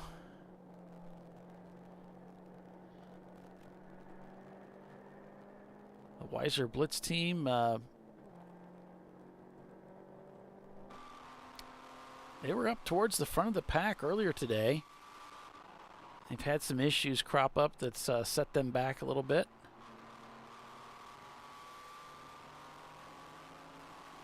But the Team Sahlen's mustard car, looks like they've retired that car with a blown engine.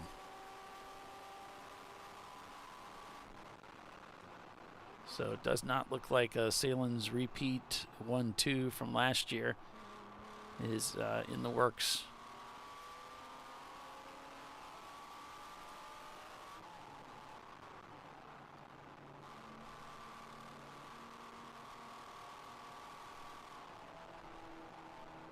Misco Motorsports in 19th right now in their Miata.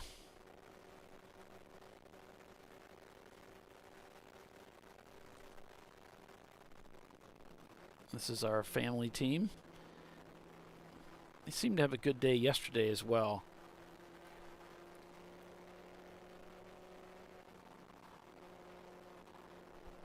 And Sparrow Speed definitely showing some good stripes today as they are in 4th position right now in their Miata.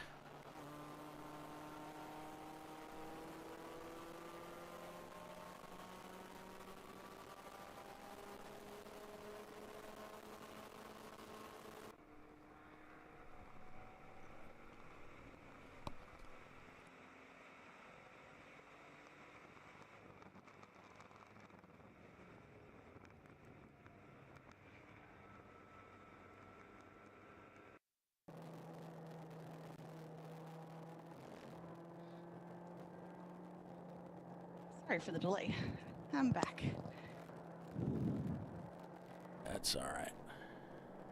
So I looked out my front window, because that's where my desk sits, by my front window of my house, and there was a chicken walking across the front yard. Yeah? One of yours? Uh-huh. Oh. Is that supposed to be? Nope. I don't know how she got out, but she got out. So I was out there chasing chicken across the front yard. Were you doing like the Rocky Balboa and trying to get away? And yeah, it looks. There's no way to look more ridiculous than you look when you're chasing chicken, I think. Did you feel like a Kentucky Fried Idiot? Yeah, pretty much. Then I was like, okay, I know how to do this. You're never going to catch the chicken chasing it. You know, they're faster than us. Yeah. So I have to go get their little treats, and then they'll come running for the treats. We have them all treat trained. Yeah. And I finally caught her.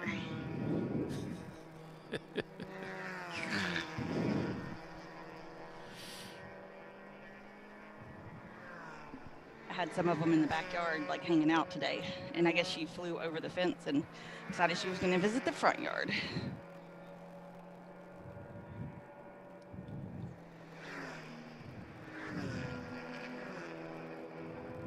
Did I miss anything? No, just did a little rundown here. MBM is now not turning laps. They're in 11th place. They're falling behind. Simon Says just passed them, so not sure what's going on with MBM Performance, number 669.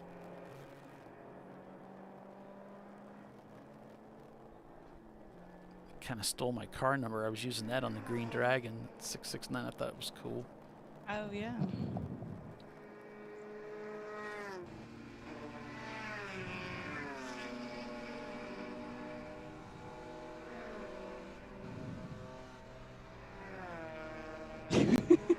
Billy says she would have been Kentucky Fried if it was me. I forget that so I have like 5 Easter eggers, and they make like blue and greenish tinted eggs. They're really quite pretty. But those little suckers can fly. So that's a type of chicken, Easter egger. Yep. Okay. It's a hybrid chicken. It's a Americana, or one of those that have the blue eggs mixed with some other kind of bird. But they make the blue eggs that are cool. I forget though that they can fly. So they can fly, but not all chickens can Right. really Most fly. of them, most chickens just kind of, if they're good, they can fall gracefully. But flying's not really on the menu.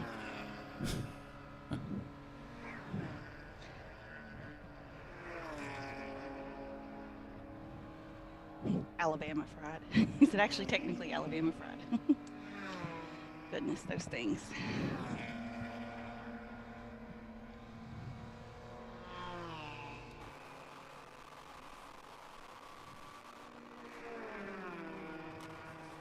Ooh, the difference between Simon Says and Soggy Bottom Boys is down to 10 seconds.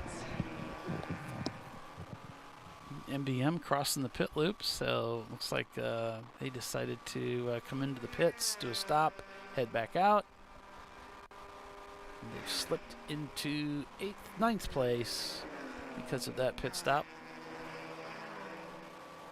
Let's see, Misco Motorsports, about a 5-second gap up to BD Machine. Still might have a little bit of time. They clipped about a second off that last lap. Don't know if they got enough time to get by them. It'd be difficult, possible. Misco and BD Machine. BD Machine's a Chevy. It looks like maybe a Camaro 06 B-Class car. Cobalt? Oh, it's a Cobalt. Okay.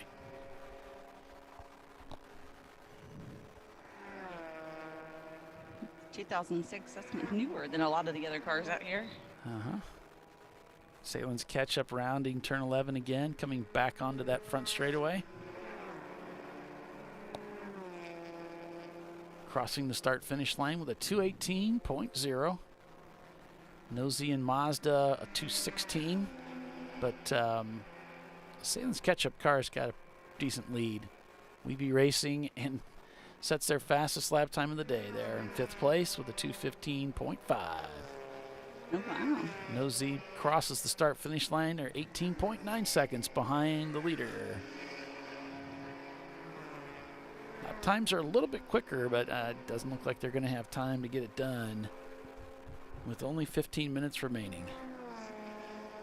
Unofficially, of course. Of course.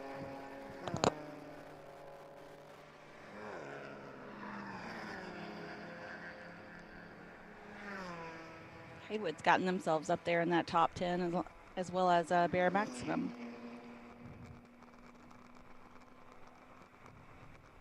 Just 9.8 seconds separating Haywood and Bear Maximum.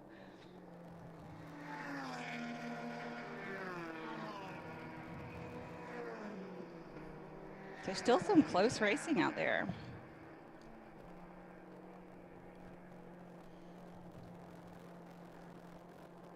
Yeah, and there's many cars that are on the same lap, too, so you can see a little mistake or mishap, and they're going to get passed up. And Simon Says is one of those teams that's, it's just 10 seconds to Soggy Bottom Boys. That's one of those teams that could snatch up another spot. Absolutely. Of course, they're running out of time to do it, so. Yeah.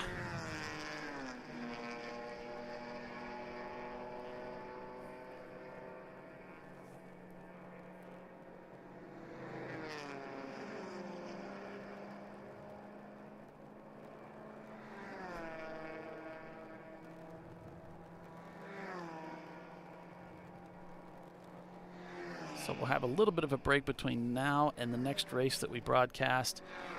I'm going to be working on a few things to enhance the broadcast. We'll see if it makes much of a difference or causes trouble for some people. Not sure, but I'm going to try and push a little bit better quality.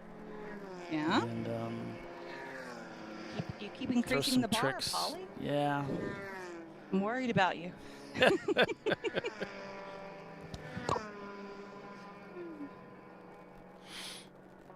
Got a little bit of time between the next races, so I've got some time to torpedo this whole thing if I want to.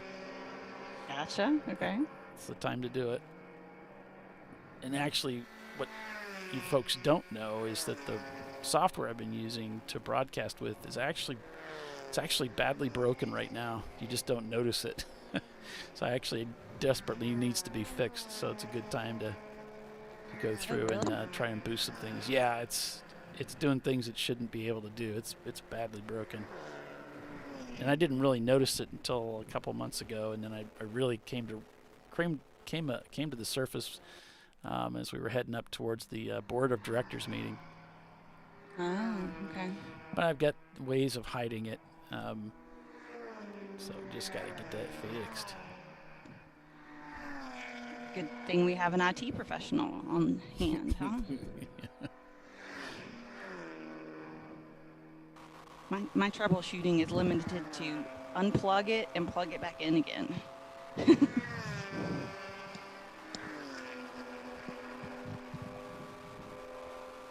little bit better mixture up front here, Tiffany, in the top 5. We're being led by a C-Class car. Second place is B-Class. Third is C-Class. Fourth is A-Class. Then back to C-Class. Then back to A-Class. So that's kind of nice. Got a nice mixture again today. Punisher GP in their Porsche 928 down there in, I think that's about 17th spot. 16th spot there, down a little ways. Thanks, Timothy.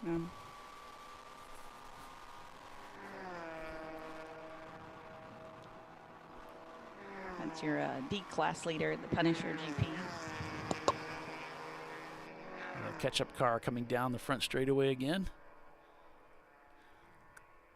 And there they go. Just waving some blue flag action there, giving them the old razzle-dazzle.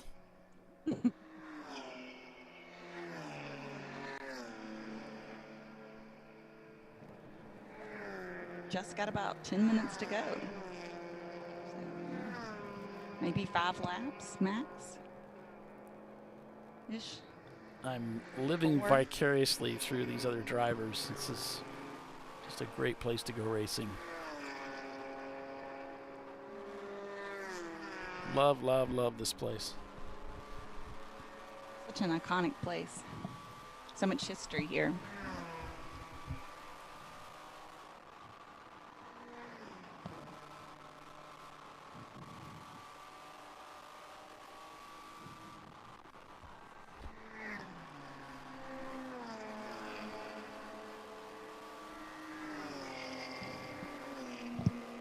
Definitely gonna have to figure out how to get up there sometime. Not much movement here between Soggy Bottom and Simon Says, turning similar lap times.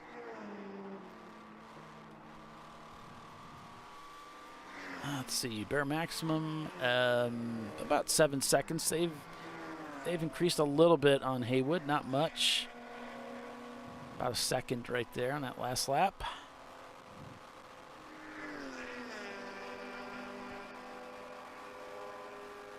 Sahlen's catch-up, looks like they've pulled back just a little bit. They're giving a few more seconds lap to lap, doing a lot of 2:18s, 2:22 on the last lap. 16 seconds now the gap to There's No Z in Mazda for the win of the race.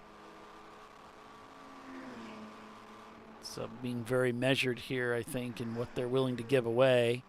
Doesn't look like the Mazda has let up at all. Not at all. Now, if they could just turn up the wick a little more, their fastest lap time's at 2:16.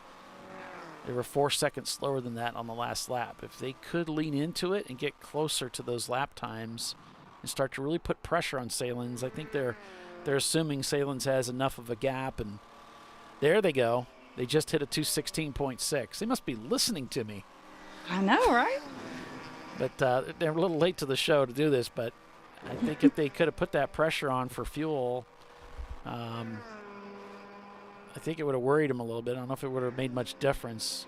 Sahlen's pitted on lap 111, working 149. It's kind of getting there. It's kind of getting close. Once you get into the 35-ish, 32 lap-ish range on a track that's this fast without much cautions, you're starting to push the envelope for most cars.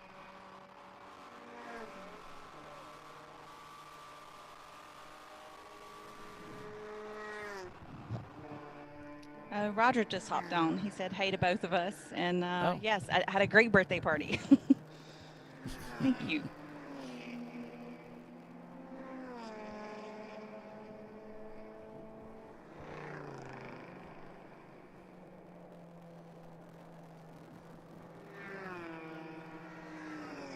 Always nice to see Roger.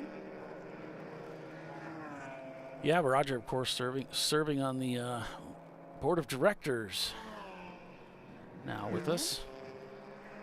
So putting his shoulder behind the club to see what he can do to help move us forward. Whoa, we got a car way, way, way wide coming off of 10. So wide he couldn't even keep it on the pavement. Sends it off into the grass. Manages to keep it pointed in the right direction.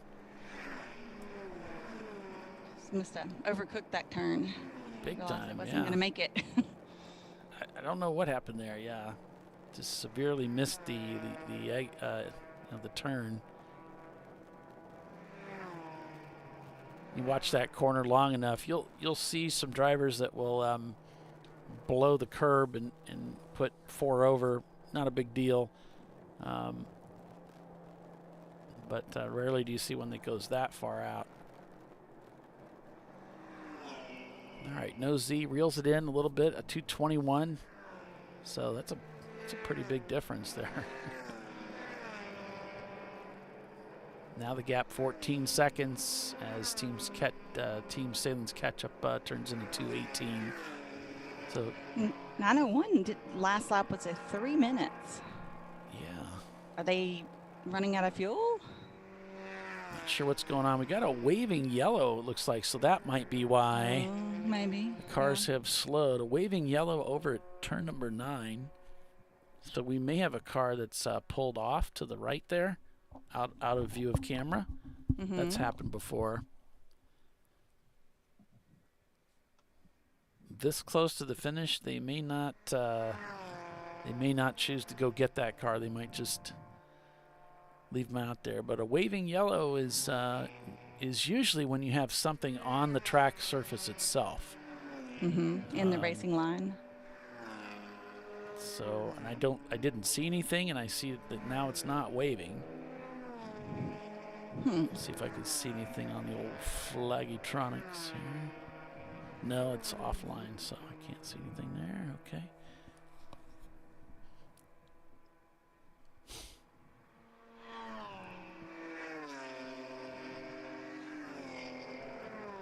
So that may account for why they slowed down a little bit. Yeah, because their next lap was at 225. So maybe that's all it was.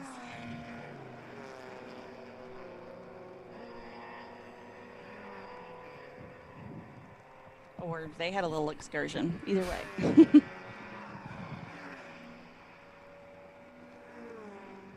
There goes Sahlen's catch up to head back out onto that front straightaway.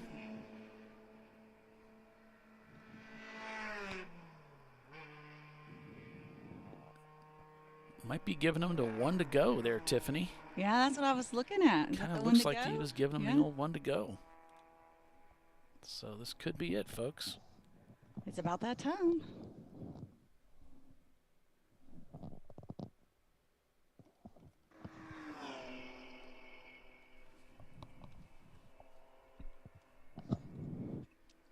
So we think we're on the last lap.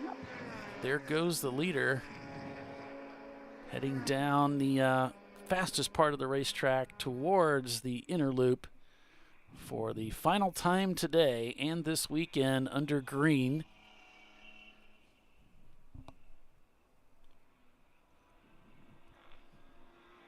Team Sahlen Ketchup rounding through the inner loop.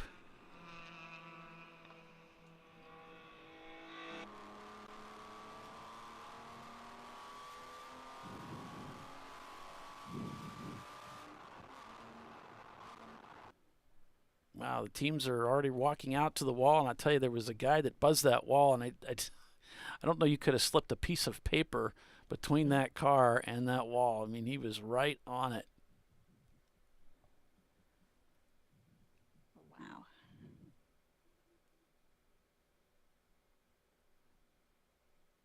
Yep, thanks, Charles. Yes, indeed. Tomorrow is indeed one for the heroes. You're welcome, folks. Thank you, Tiffany, for sticking it out here with us idiots for 2 whole days. Really appreciate your effort, welcome. your work. It's always a pleasure to work with you, Polly. Well, I know everybody else appreciates it. We couldn't do it without you, though. Oh, well, thank you. Here comes our leader. Down into turn 11 for the final time.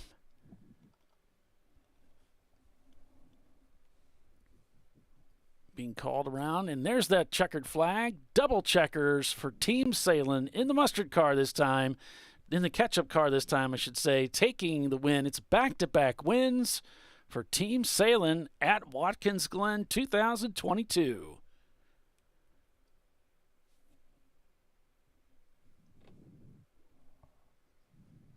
So a win with the mustard car yesterday and a win with the ketchup car today. Yeah, unfortunately, the mustard car engine expires, but look how close some of these guys come up to the wall. Of course, there's a lot of dirt and dust over there, so all that gets thrown up into the air. But everybody's celebrating because finishing a race like this is a win in and of itself, isn't it, Tiffany? Oh, absolutely. Making it to the end is half the battle. Or more of the battle. So Team Sahlen's taking the win in the number 942 ketchup car. There's Nosy and Mazda finishing second. 901 Motorsport coming around for third place.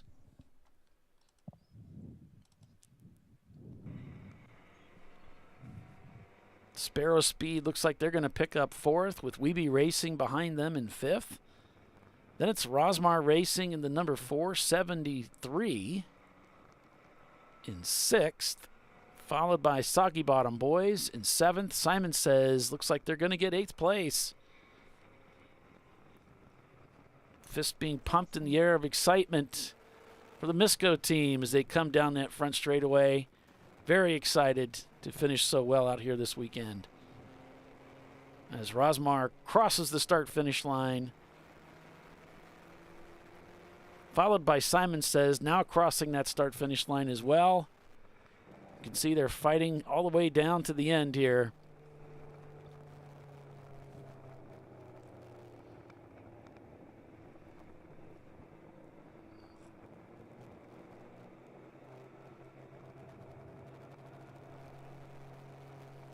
So everybody waving to the corner workers and thanking them for coming out and making the race possible. There's so much effort that goes into this. Oh, absolutely. We couldn't do it without the corner workers. Behind Simon Says, Haywood Racing in the number 662 in their Miata. They pick up, I believe that would be ninth place, with Bear Maximum Racing not only capturing 10th place, but also their fastest lap time of the day. Save the best for last. Like there was a car sitting over there off driver's left. Yeah, it might be what that caution was waving for. Yeah. Was over in that turn 9 area.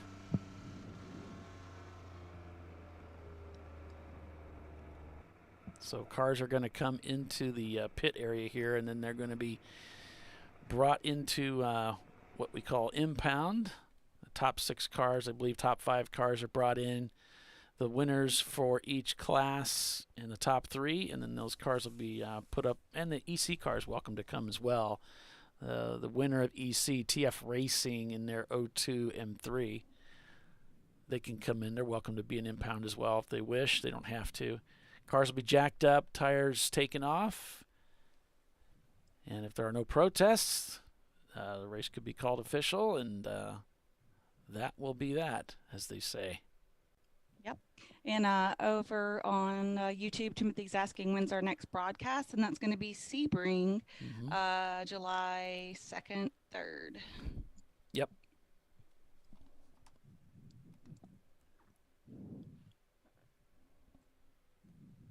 Yeah, the next couple of races we're not doing a broadcast for.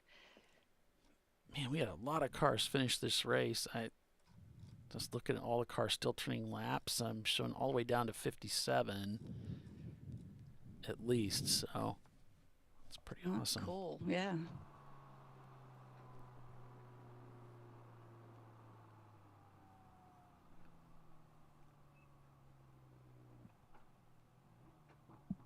Weiser Blitz Racing, not a bad day, not finishing probably as well as they could have. Ran into some problems. And see more and more teams streaming in. There's Simon Says coming in. They're still out on the racetrack.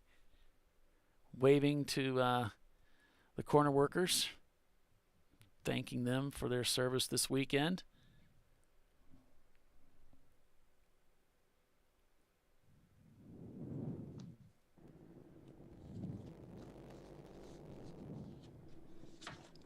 Just a great day of racing today compared to yesterday, which was a messy day. Yeah, less than ideal day yesterday, but just a gorgeous day in Watkins Glen, New York. I want to say thank you to everybody for joining us on the broadcast today. And as Tiffany alluded, next broadcast July 2nd at Sebring International. Be sure and join us for that. Otherwise, we hope to see you each at the track. So for Bill Strong and Tiffany Alexander and Paul Beltum, we're going to call it a day for the day, folks. But we'll see you later, hopefully, at the track. So long, everybody. Bye.